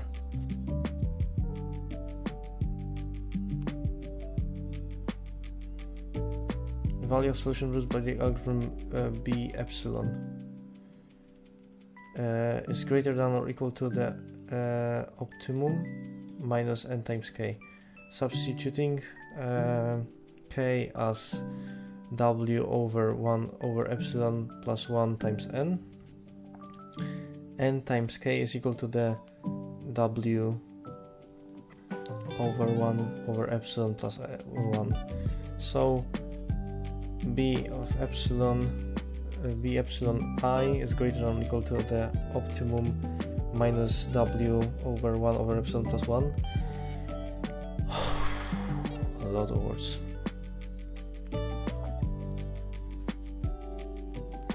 Yeah, but I think yeah, taking this as an axiom is just better.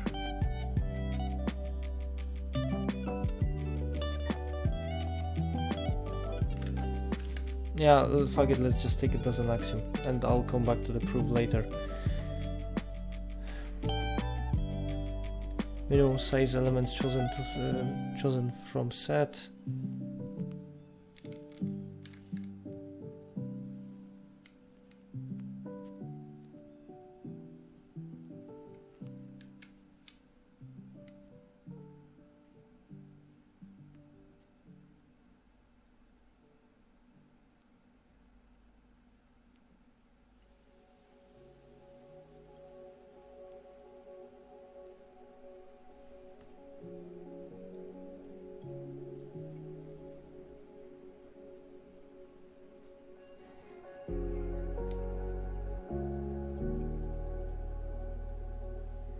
Maximum possible value of the knapsack.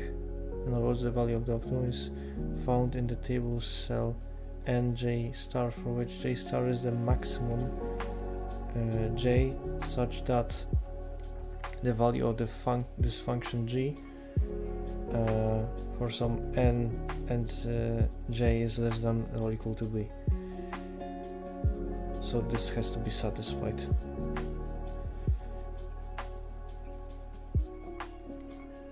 Minimum size of elements chosen from set, the conjunction of an empty set, is the union of an empty set and 1 to I, which give gain equal to j.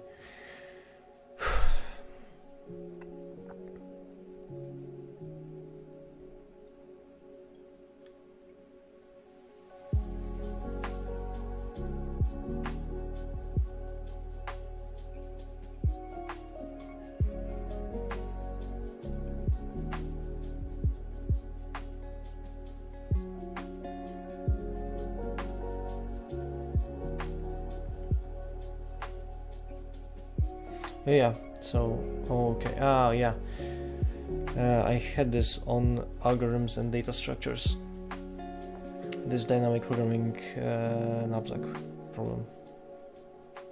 Column and row 0 were skipped for clarity. Empty cells contain infinity. Entries with gi j greater than b are treated as infinity as infeasible. Okay, I think I'm starting to understand this. Yay, we are winning again.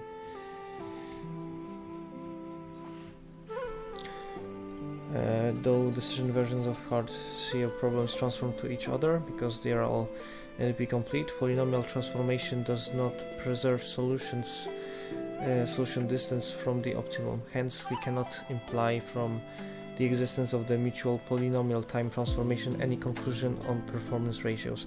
Hence, there can be CO problems which admit FPTAS or PTS. Superb. Approximation algorithm with constant performance ratio, well. But also problems without any algorithm with finite performance ratio. In other words, there does not exist an algorithm A such that its performance ratio is less than infinite, and that's bad.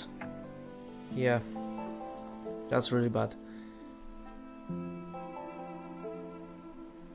I mean, yeah, I think that's what makes this combinatorial optimization problems interesting, that you can find like basically problems of such diverse variety and complexity and features. Yeah, it is really interesting because there are so many approaches to these problems. It's not trivial. That's what makes it interesting.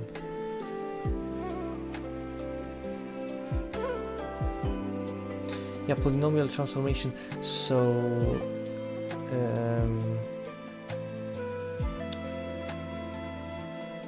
yeah, so the suboptimal solution, like very good solution in polynomial transformation, may not be the same in this like after it's retransformed, or rather reversed to the original problem.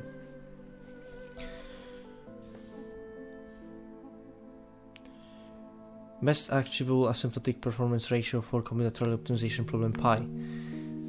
This is the minimum. So this is an infinimum for r greater or equal to 1. There exists polynomial approximation algorithm A for pi with asymptotic performance ratio equal to r. Yes, is a measure of approximation feasibility for problem pi and by any polynomial approximation algorithm. Hence, bounds on this best achievable asymptotic performance ratio tells something about the problem rather than on the algorithms.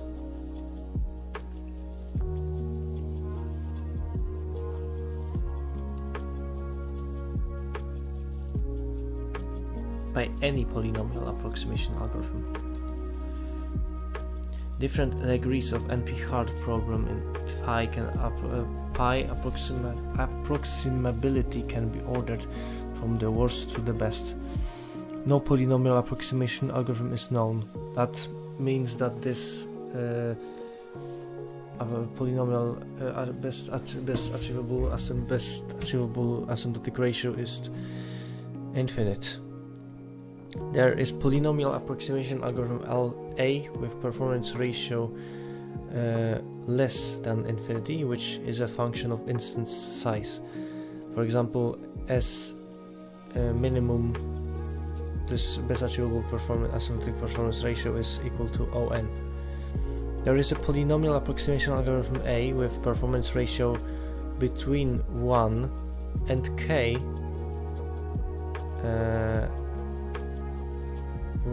where K is some constant value, and see the longest, what was it called?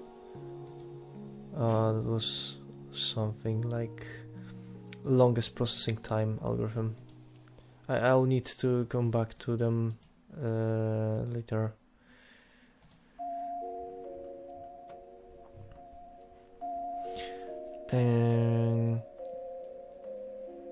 Okay, and this is almost good, and the best is that this algorithm has the best achievable asymptotic performance ratio of 1. For the case of 1, the following special cases can be distinguished from the worst to the best. PTES exists for pi, FPTS exists for pi, algorithm A with performance ratio asymptotically SA asymptotic asymptotic performance ratio is 1, and it exists for pi. Problem pi can be solved by a polynomial algorithm with some guarantees that A on instance I minus the optimum of instance I is less than or equal to K, where K is some constant.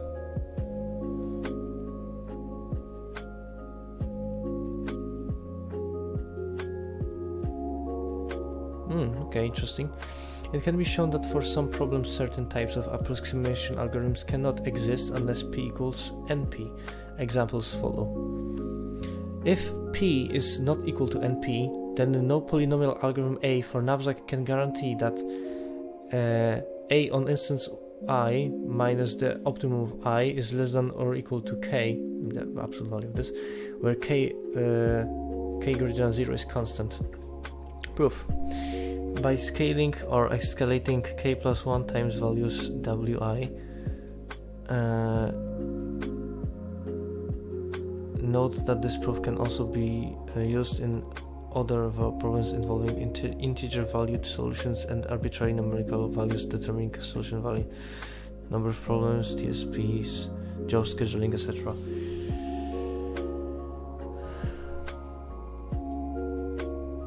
How does this proof work? I need to ask chat.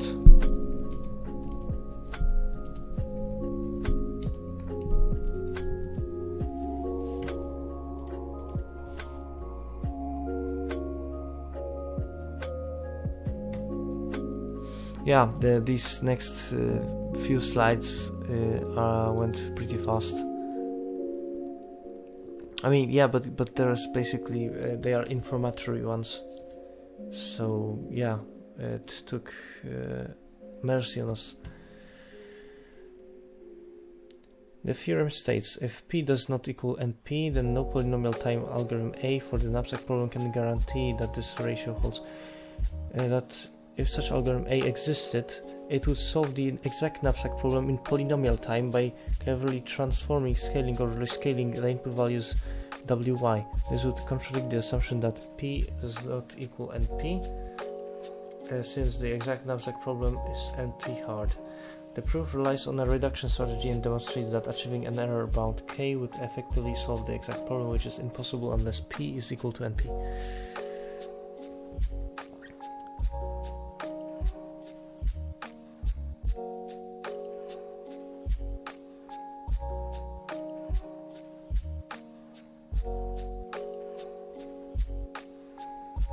Multiply all item values Wi in the original instance by K plus 1.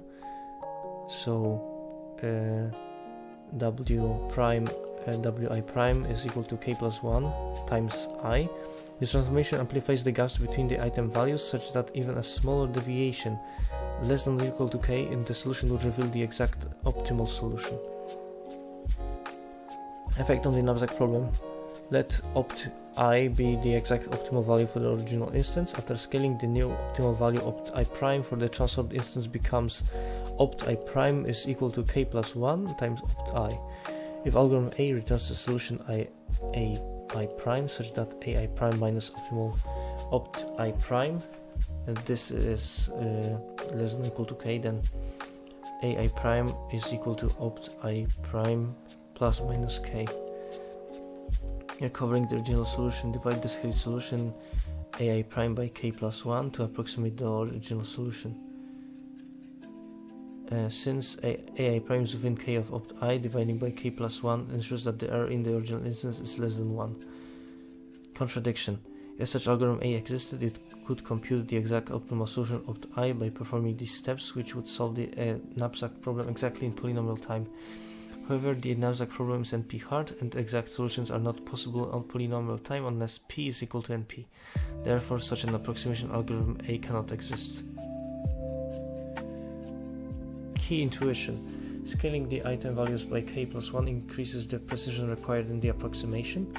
Any algorithm that guarantees an error less than or equal to k would essentially have to solve the problem exactly, as even small errors in the scaled instance would result in noticeable errors in the original instance. The conclusion. The proof demonstrates that no polynomial time algorithm can achieve the fixed error bound k greater than 0 for the knapsack problem unless p is equal to np. This highlights the inherent difficulty of achieving exact guarantees in approximations for NP-hard problems. Okay, fair enough. Theorem. If for an NP-hard combinatorial optimization problem pi, there is a polynomial Q such that for all instances I in the set of instances d pi, optimum for this instance is less than Q for the input size of I, whatever maximum is. I would really like to read it out loud, but I can't.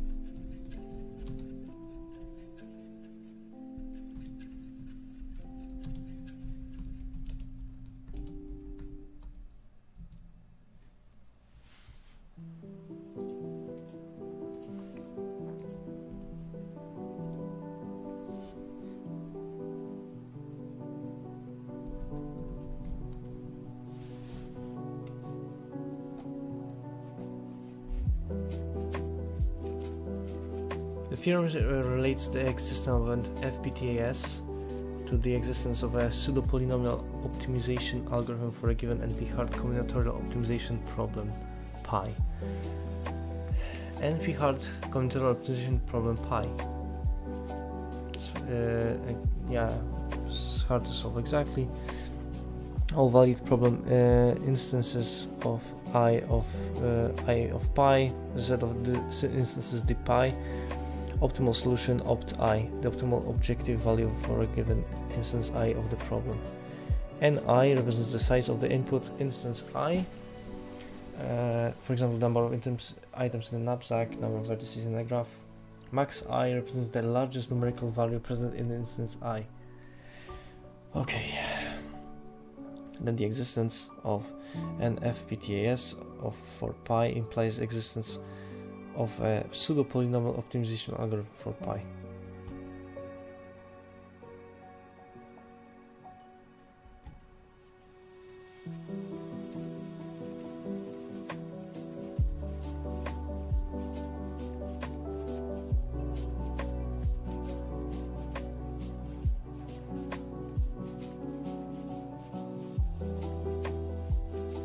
yeah, so the existence of FPTS imply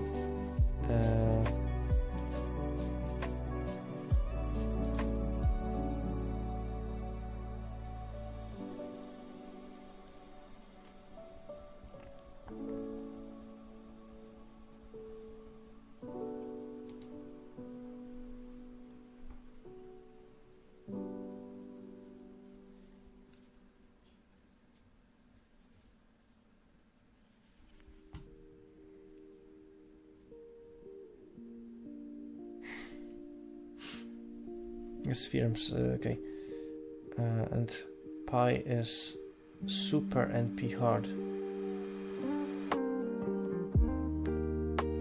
And the existence of an FPTS would, for pi, would imply P equals NP. Observation: P does not equal NP implies super NP hard problems admit no FPTSs.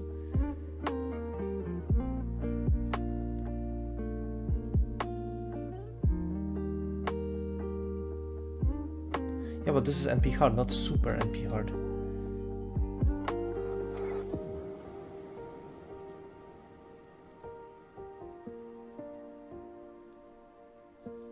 FPTSs and pseudo-polynomial algorithms are tightly connected.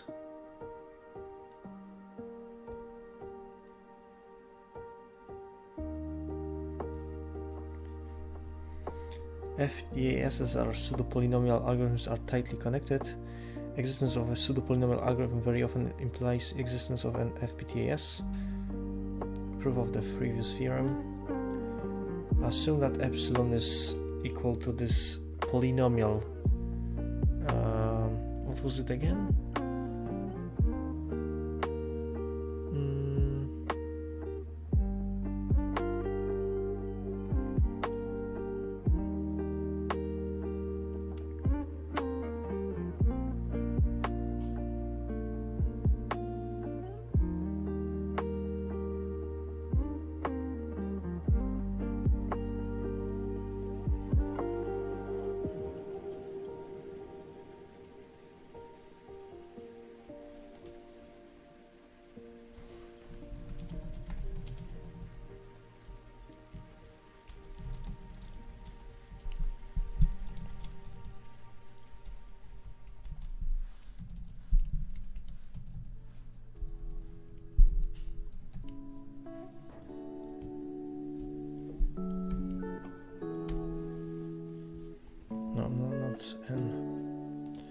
Cool. I need to ask chat again about this polynomial part, this denominator.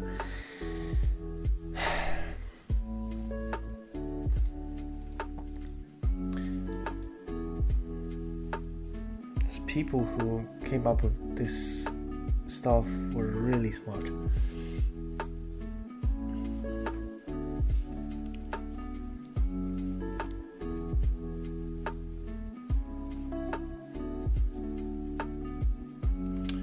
Yeah, chat is giving up.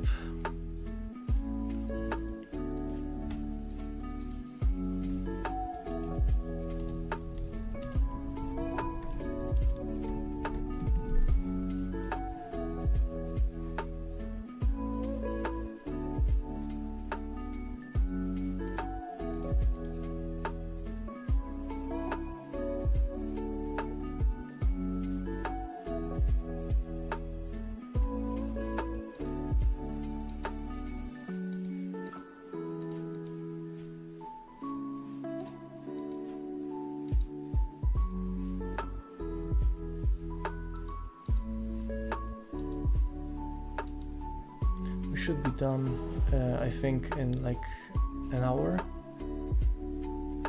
We have like 20 pages to go.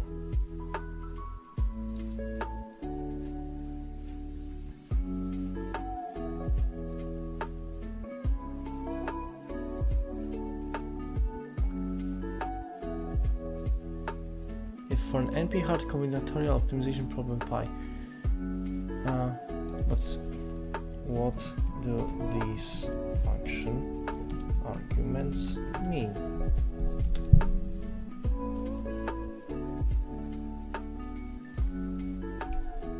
typically denotes the size of instance I. Yes, let's check it out.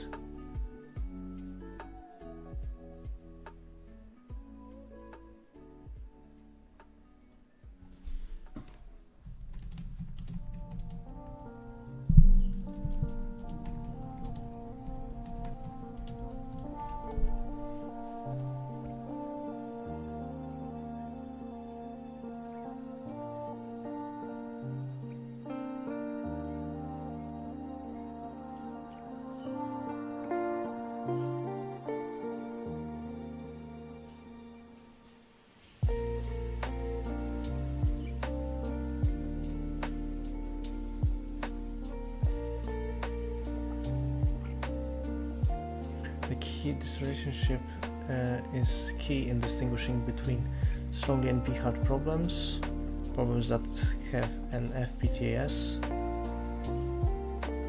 function Q.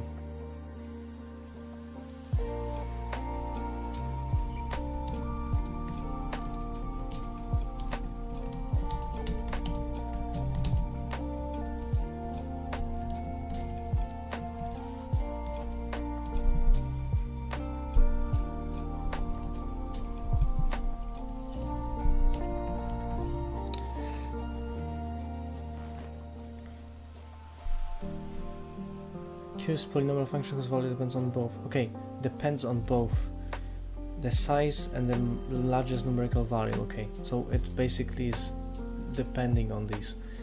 There is an FPTAS A epsilon for problem pi and conditions set in the theorem that are satisfied. Complexity P or like of the complexity P of the FPTS A epsilon is pseudo-polynomial. This is equal to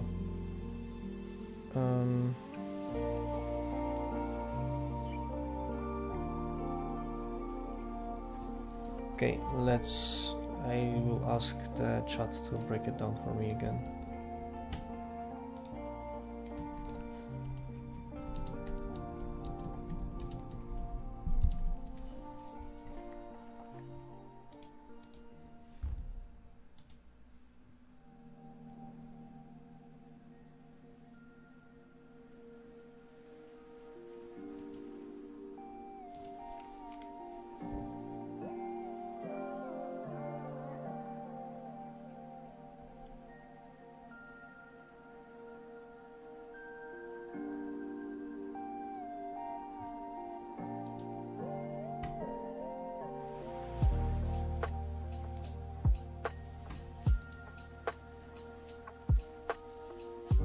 Okay, let's see what chat cooked. So epsilon is the approximation error used in the FPTS. FPTS, there is an FPTS for the problem pi under the conditions stated in the theorem. Complexity A epsilon is analyzed as follows. Definition of complexity. There's polynomially on both. Substitute epsilon. The substitution gives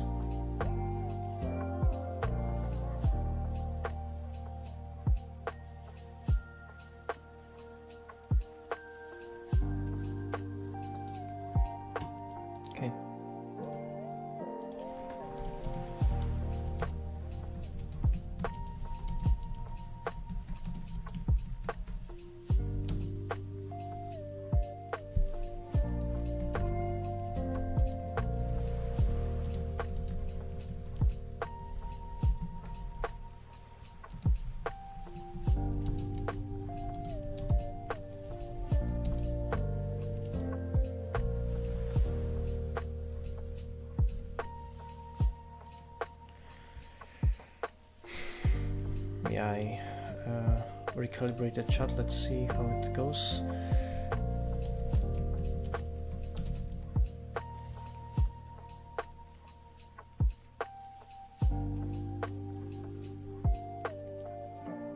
Let's see whether chat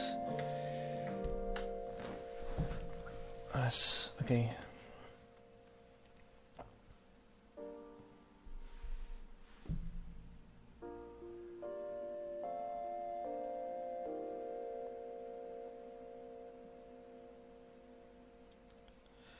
Okay, so there are some polynomial functions which for some reason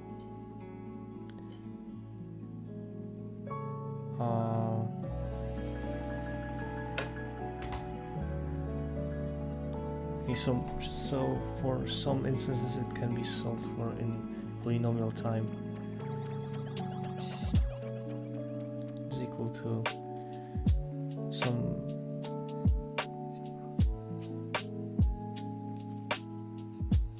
1/epsilon of the FTS. A epsilon is pseudo-polynomial.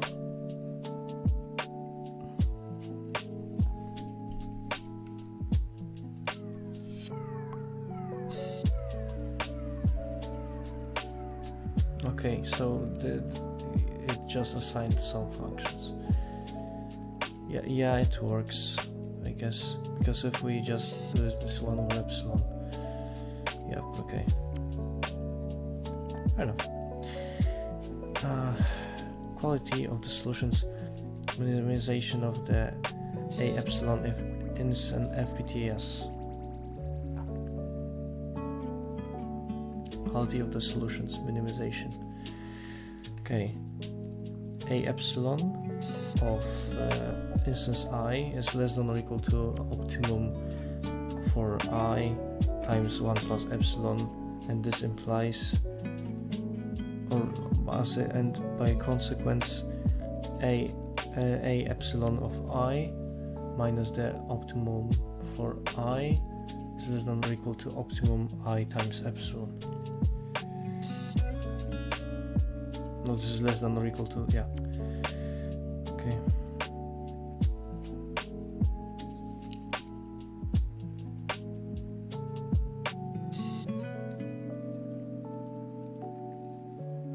By the assumed value of epsilon, optimum I times epsilon is equal to this ratio.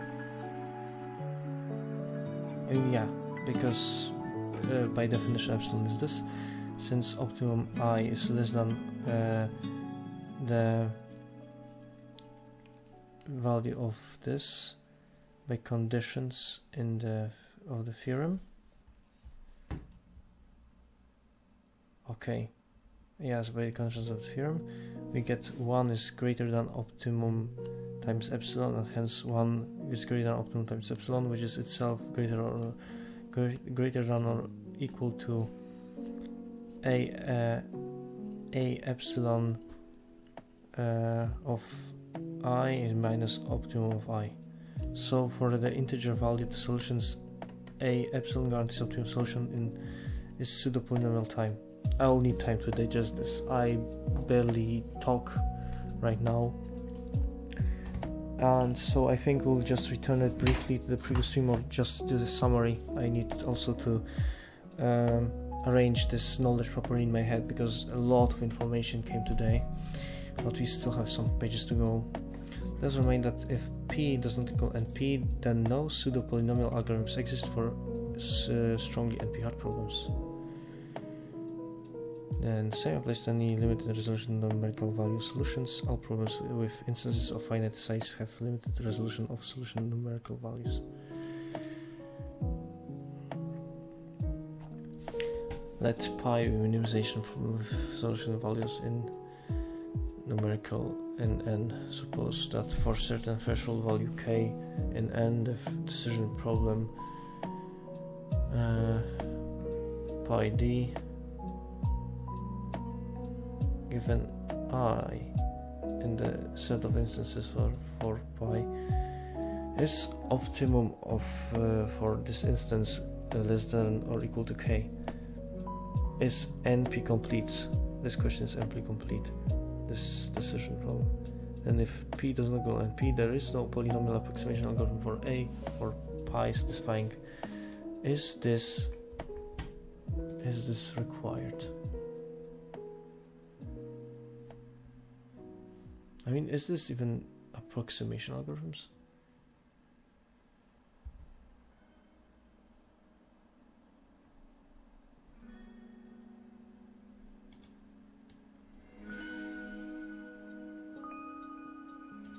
No, I think that there is none. Approximation algorithms. Yeah, I think we can skip this. So yeah, he mentioned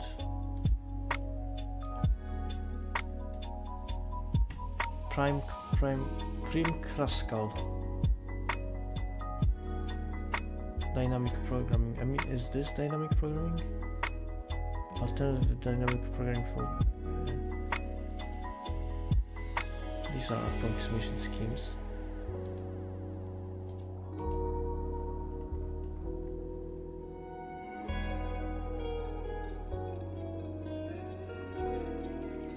Yeah, no, I think it still applies.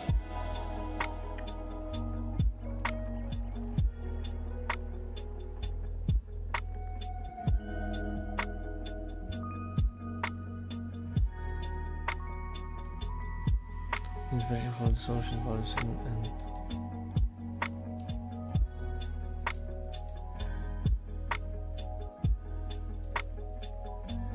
okay, so basically this states that this is a decision problem. Then if pi is NP complete, then if p does not equal NP, we don't have a polynomial approximation algorithm for a for pi is satisfying this that its performance ratio is less than 1 plus 1 over k. Proof by example. Decision problem of graph free coloring is NP complete. For example, k equals 3. By the above theorem, if p does not equal NP, then there is no polynomial approximation algorithm A for graph coloring such that performance ratio of A is less than 4 over 3. Proof. Because such algorithm A solves decision free coloring in polynomial time.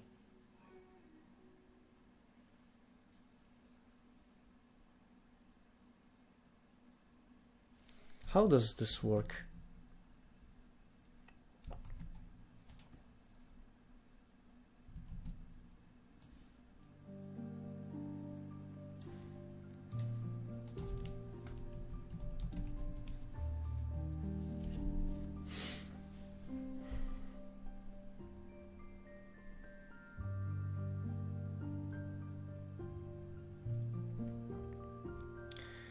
That's if the decision problem is associated with the minimization problem. Is NP complete? Proof by example. Consider the free coloring problem. Why? If there were such an approximation algorithm A, it would effectively solve the decision problem of free coloring in polynomial time.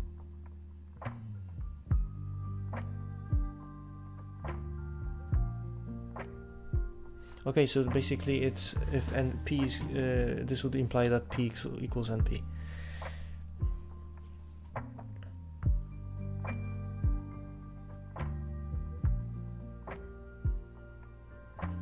Yeah, because they would achieve approximation ratios arbitrarily close to 1. Control optimization problem analysis framework considering some CO problem and pi and decision version pi d. Is there a polynomial algorithm for pi? If yes, the problem is easy. Exit. Pi is not interesting anymore. I mean, yeah, agreed. Pi d is NP complete. Proof required. Undecided. Problem remains open. Yes, we continue. Pi is NP hard. Relax pi to make it alpha as general as possible but still polynomial time solvable. Beta as simple as possible but still NP complete, NP hard. Narrowing the range between easy and hard cases. Pi d is strong NP complete. Yes. If p does not equal np, then there does not exist a pseudo-polynomial algorithm for pi d and pi. No. There exists a pseudo-polynomial algorithm for pi d and pi. Is there any polynomial approximation algorithm from A for pi with performance ratio SA less than infinity? No, it is not approximable. Exit.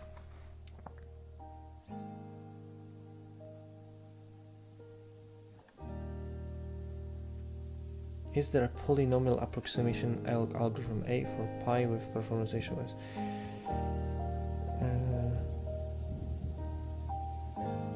No. No, it is not approximable. Exit. This is called an APX hard. Whoa. I haven't heard that one. Undecided. Approximability of pi remains open. Yes. Ignoring the range of performance ratios between upper bounds, performance guarantee of some algorithm A, and lower bounds, theoretical estimation what is possible for pi in the worst case. Challenges in experimental evaluation. How to obtain test instances? They should be representative, but for what? There are collections of benchmark instances for some classic combinatorial optimization problems. Problems with benchmark instances, aging of the instances, symbiosis coevolution of algorithms and benchmarks. How to assess solution quality when the optimum is unknown. Comparison with lower bound minimization between algorithms with random solution. How to bring the results to a common denominator of computing platform. Hardware compilers are progressing. Programming environments change. Fortran, C, C++, Java, etc. No good answer. Challenges in experimental evaluation. How to guarantee that competing algorithms receive the same computational power? For example, a matter of quality of programming implementation differences. When to stop computations, especially considering runtime solution quality trade-off. How to choose a better algorithm when on a population of instances no algorithm dominates the other. No free lunch theorem. Some solution assume some convention, medians, averages, Formula 1 ranking, etc.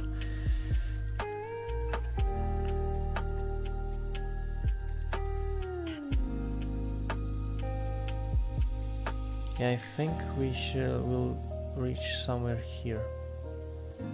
Yeah, I think, yeah, this is just texted, so we will just read this and basically terminate the stream. I think we've done more than enough. Solving CO problems in practice. Dedicated greedy algorithms. Usually greedy algorithms build solutions step by step by iteratively adding elements of the solution while minimizing or maximizing some numerical score of the added elements. Usually only one solution is constructed. Advantage is that consequently they have low order polynomial complexity and are fast. Advantage: solutions can be easily understood and explained.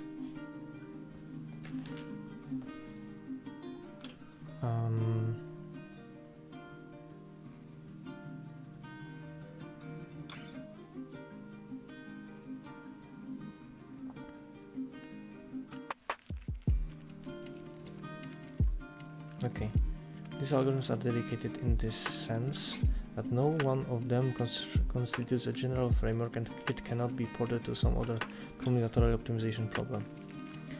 Greedy Randomized Adaptive Search Procedure, RASP. Key ideas: randomized greedy algorithm selection order, restricted candidate list, RCL, repeat iteratively until stopping criterion. Can this help? Why and how?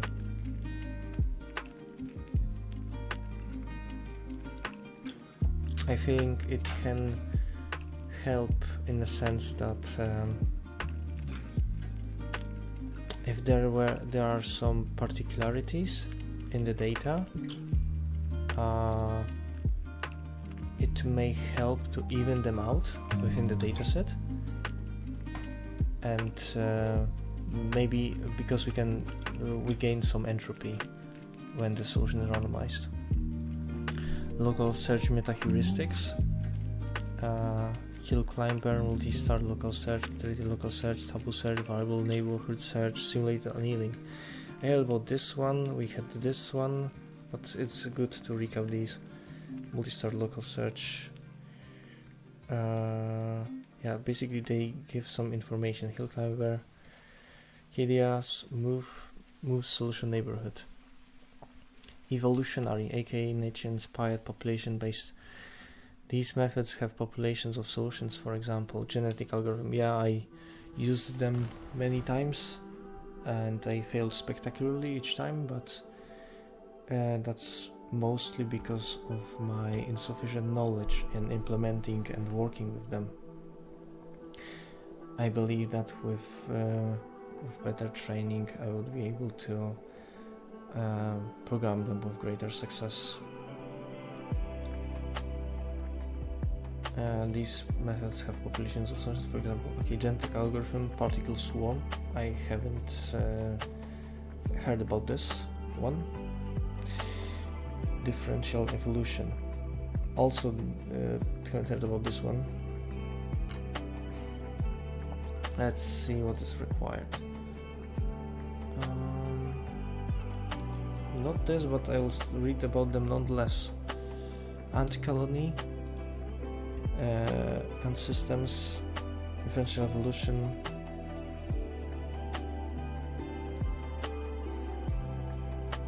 I'm not looking this up though. Problem. Nature-inspired, this metaphor for nature-inspired metaphor is very appealing. Yes. What is this?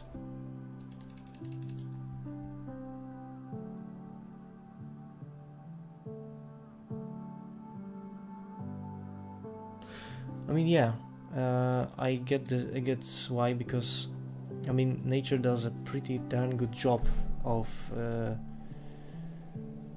selecting adapted organisms through the means of evolution and environment. So by simulating this, we are able to get a cheat code on this.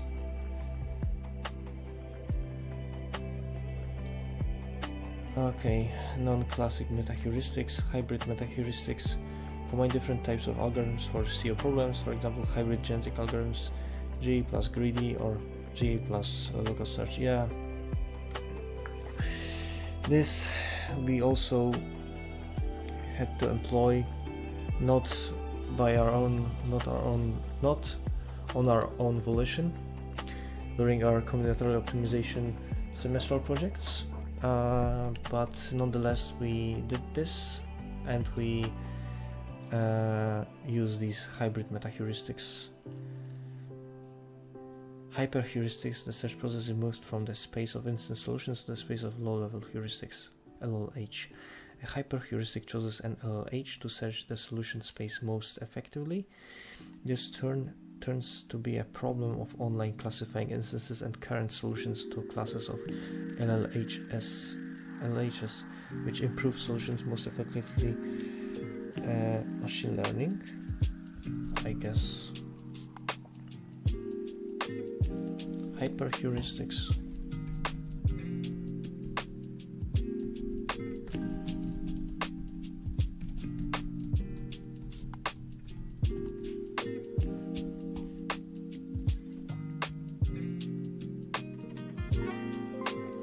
Overall, what matters are how the differences between population members are calculated, differential vector reference solutions, how the differences are used to build new individuals, how the processes of diversification, exploration,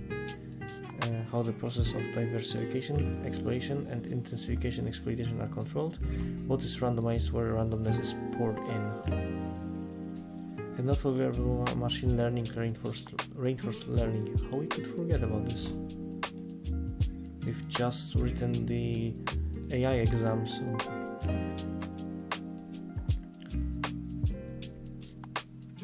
hyper-heuristics are, however, an approach that focuses on automating the process of selecting, combining, and generating heuristics. So this is basically an algorithm for creating heuristics.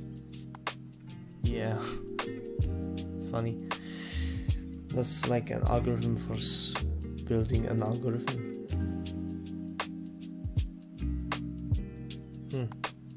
Interesting. Exact algorithms.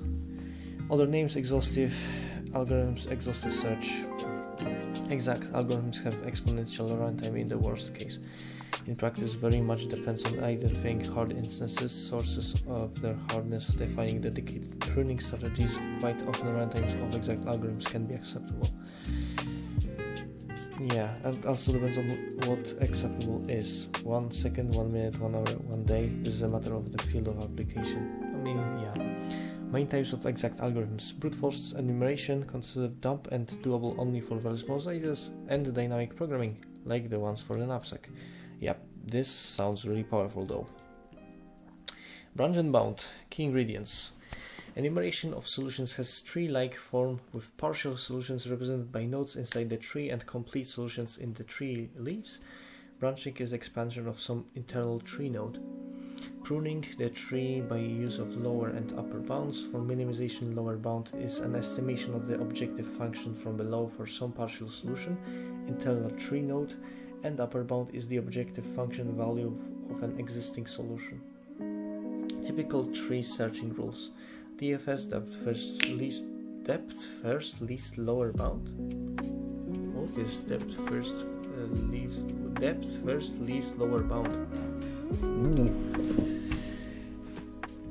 DFLLB.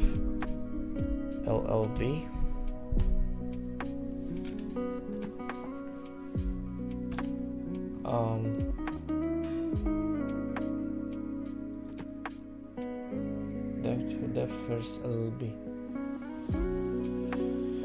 Let's ask him about branch and bound. Branch and bound.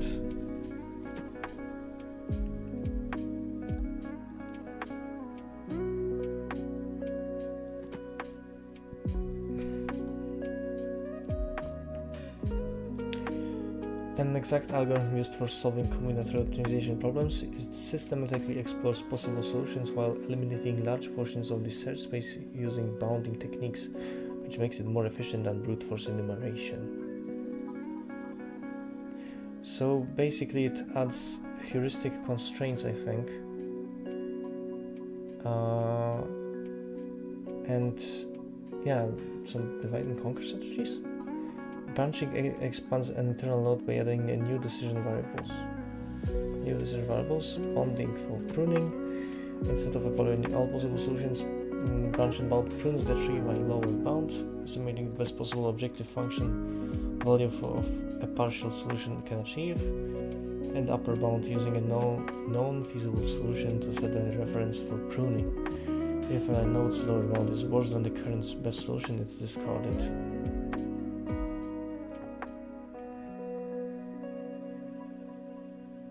Okay, fair enough.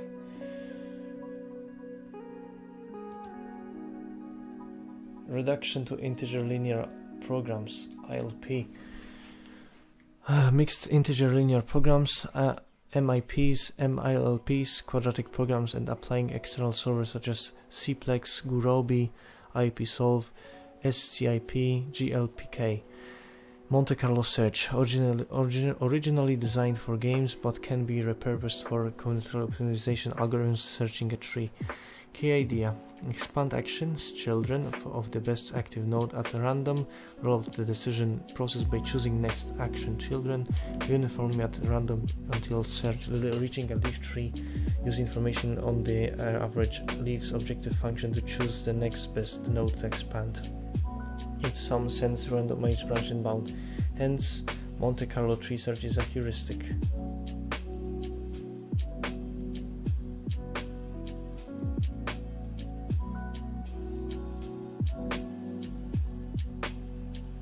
That's the slide, I think. I mean, no, it's the 83rd page, and I'll be. We are basically about to reach the desired threshold, which was the 84th slide, but I decided to end it, I think, here. Yeah, I think we'll end it.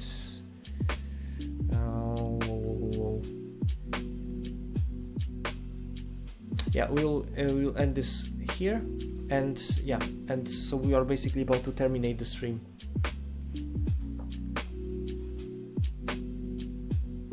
but yeah, some time until this happens. So we have I think like 10 minutes.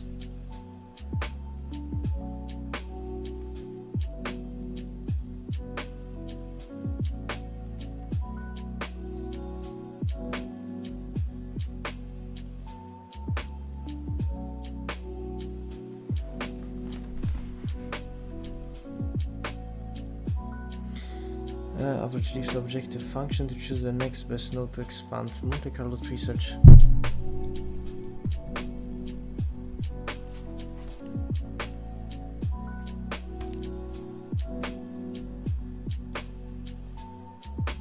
Roll decision process by choosing the next action uniformly at random until reaching a leaf node. Use information on the average leaves objective. So basically average leaves cost or fitness to choose the next best node to expand. So basically this does a random search, reaches a leaf, and then computes the average to choose the next node to expand. Okay.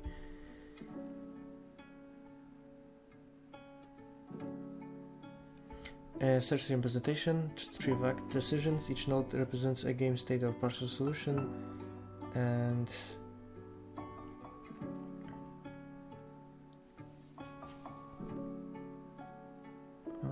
okay. Selection, traverse the tree from the root, choosing the most promising node based on the selection strategy. Expansion, add new child nodes by randomly selecting unexplored actions. Simulation, play randomly from a newly expanded node until reaching a terminal state, or predefined depth for that matter. Backpropagation, update the tree by propagating results from the road back up to the root.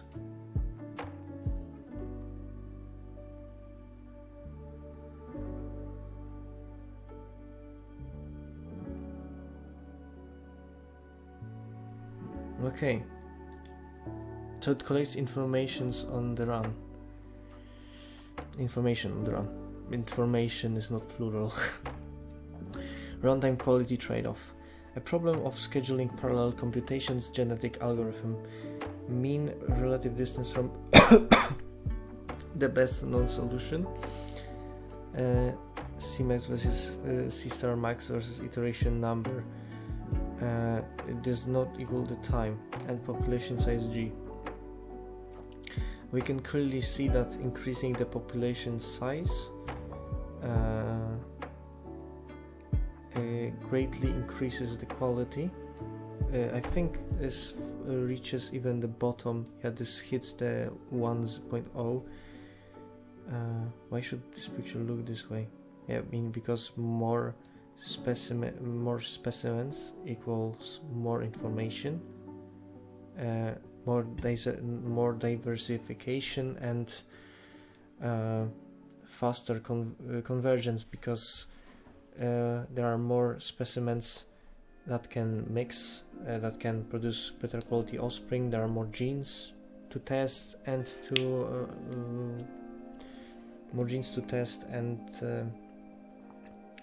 and evolve. So there is just more room for these specimens to actually do something, get better. Logistic problem in on graphs. Each box is quartile. Quartile from Q1 to Q3. Range of runtime and on relative distance from the best known solution in a dataset of test instances. Here lower is better. Actually, what is shown in this picture? Why should this picture look this way? So we have a diagram that this is the quality and the runtime here. I don't know these algorithms, so ILS I think is iterative linear something.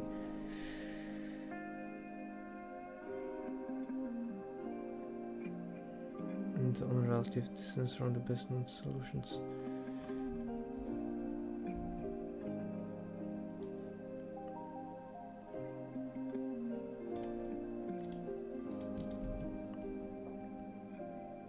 I'll ask chat to analyze this because I need some help.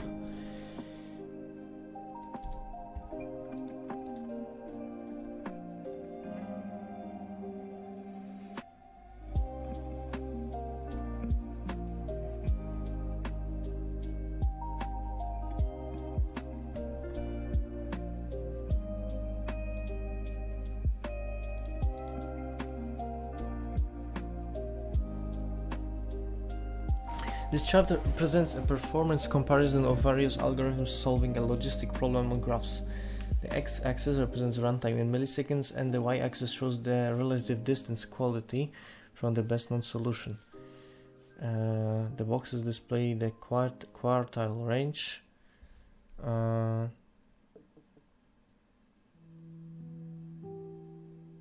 Lower is better, so the algorithms that take less time to execute, no, not less time, but yeah, lowest, and wait, what?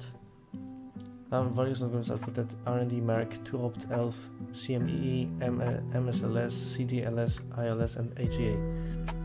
Each box highlights their performance variability in terms of runtime and solution quality. Best quality closer to the bottom of the graph, y equal to 1. So ILS would be the best, I think. It's just so messed up.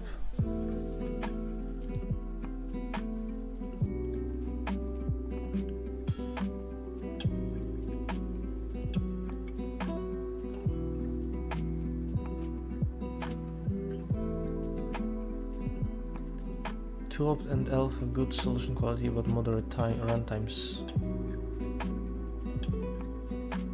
AG achieves low quality and runtime but seems slower than methods like two-opt. Close to the bottom right showing relatively slower runtimes but closer approximation to the best solution. Random method R&D performs poorly in quality and runtime far from optimal. Trade-offs between speed and accuracy. Yeah, faster methods like two-opt sacrifice some quality for time. Slower, more iterative methods like ILS prioritize achieving better quality solutions. Logistic problems complexity impacts the efficiency of different algorithms. Algorithms using meta-heuristic or exact approaches like AGA tend to take longer but find solutions closer to optimal. Some scheduling problems with deadlines, average runtime, and on relative distance from the best known solution in a data set of test instances.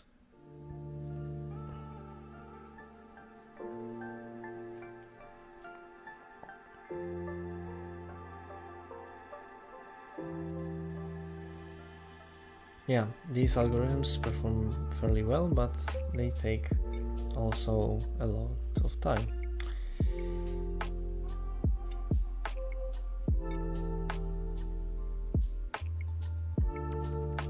Some variant of a 2D packing problem, greedy algorithms.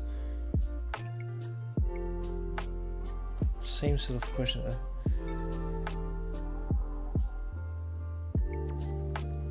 You said it yourself.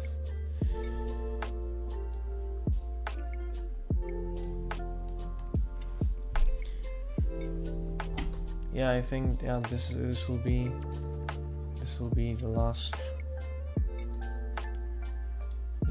slide, and we are basically ending the stream here. We were nearly live for 5 hours. Jeez.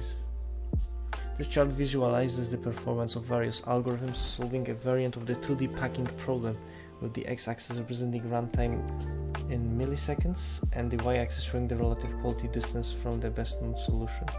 The objective is to minimize both runtime and solution quality. Lower is better. So closer to the origin is better.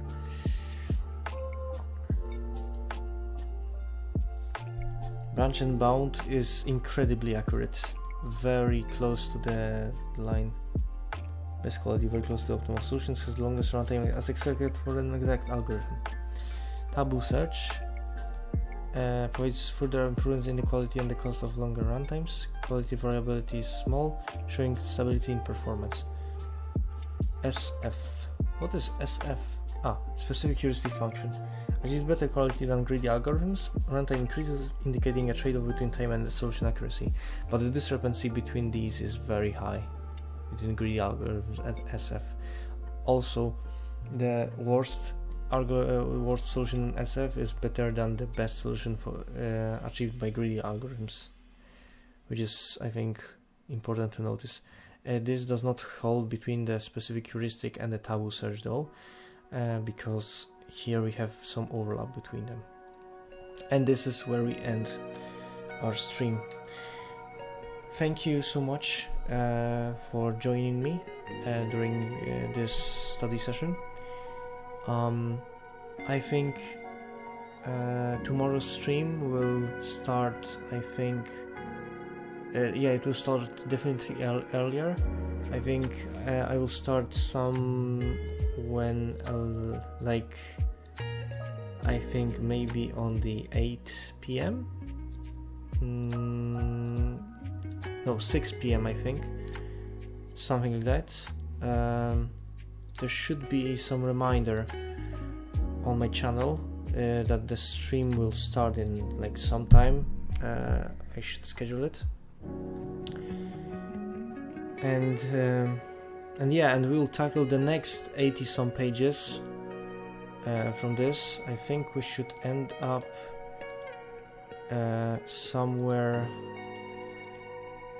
like tomorrow's plan is to reach network flows. So yeah, we will basically try to get here. As for now, we are here. We will start the algorithm selection problem, but that's for later today. So again, thank you very much for joining.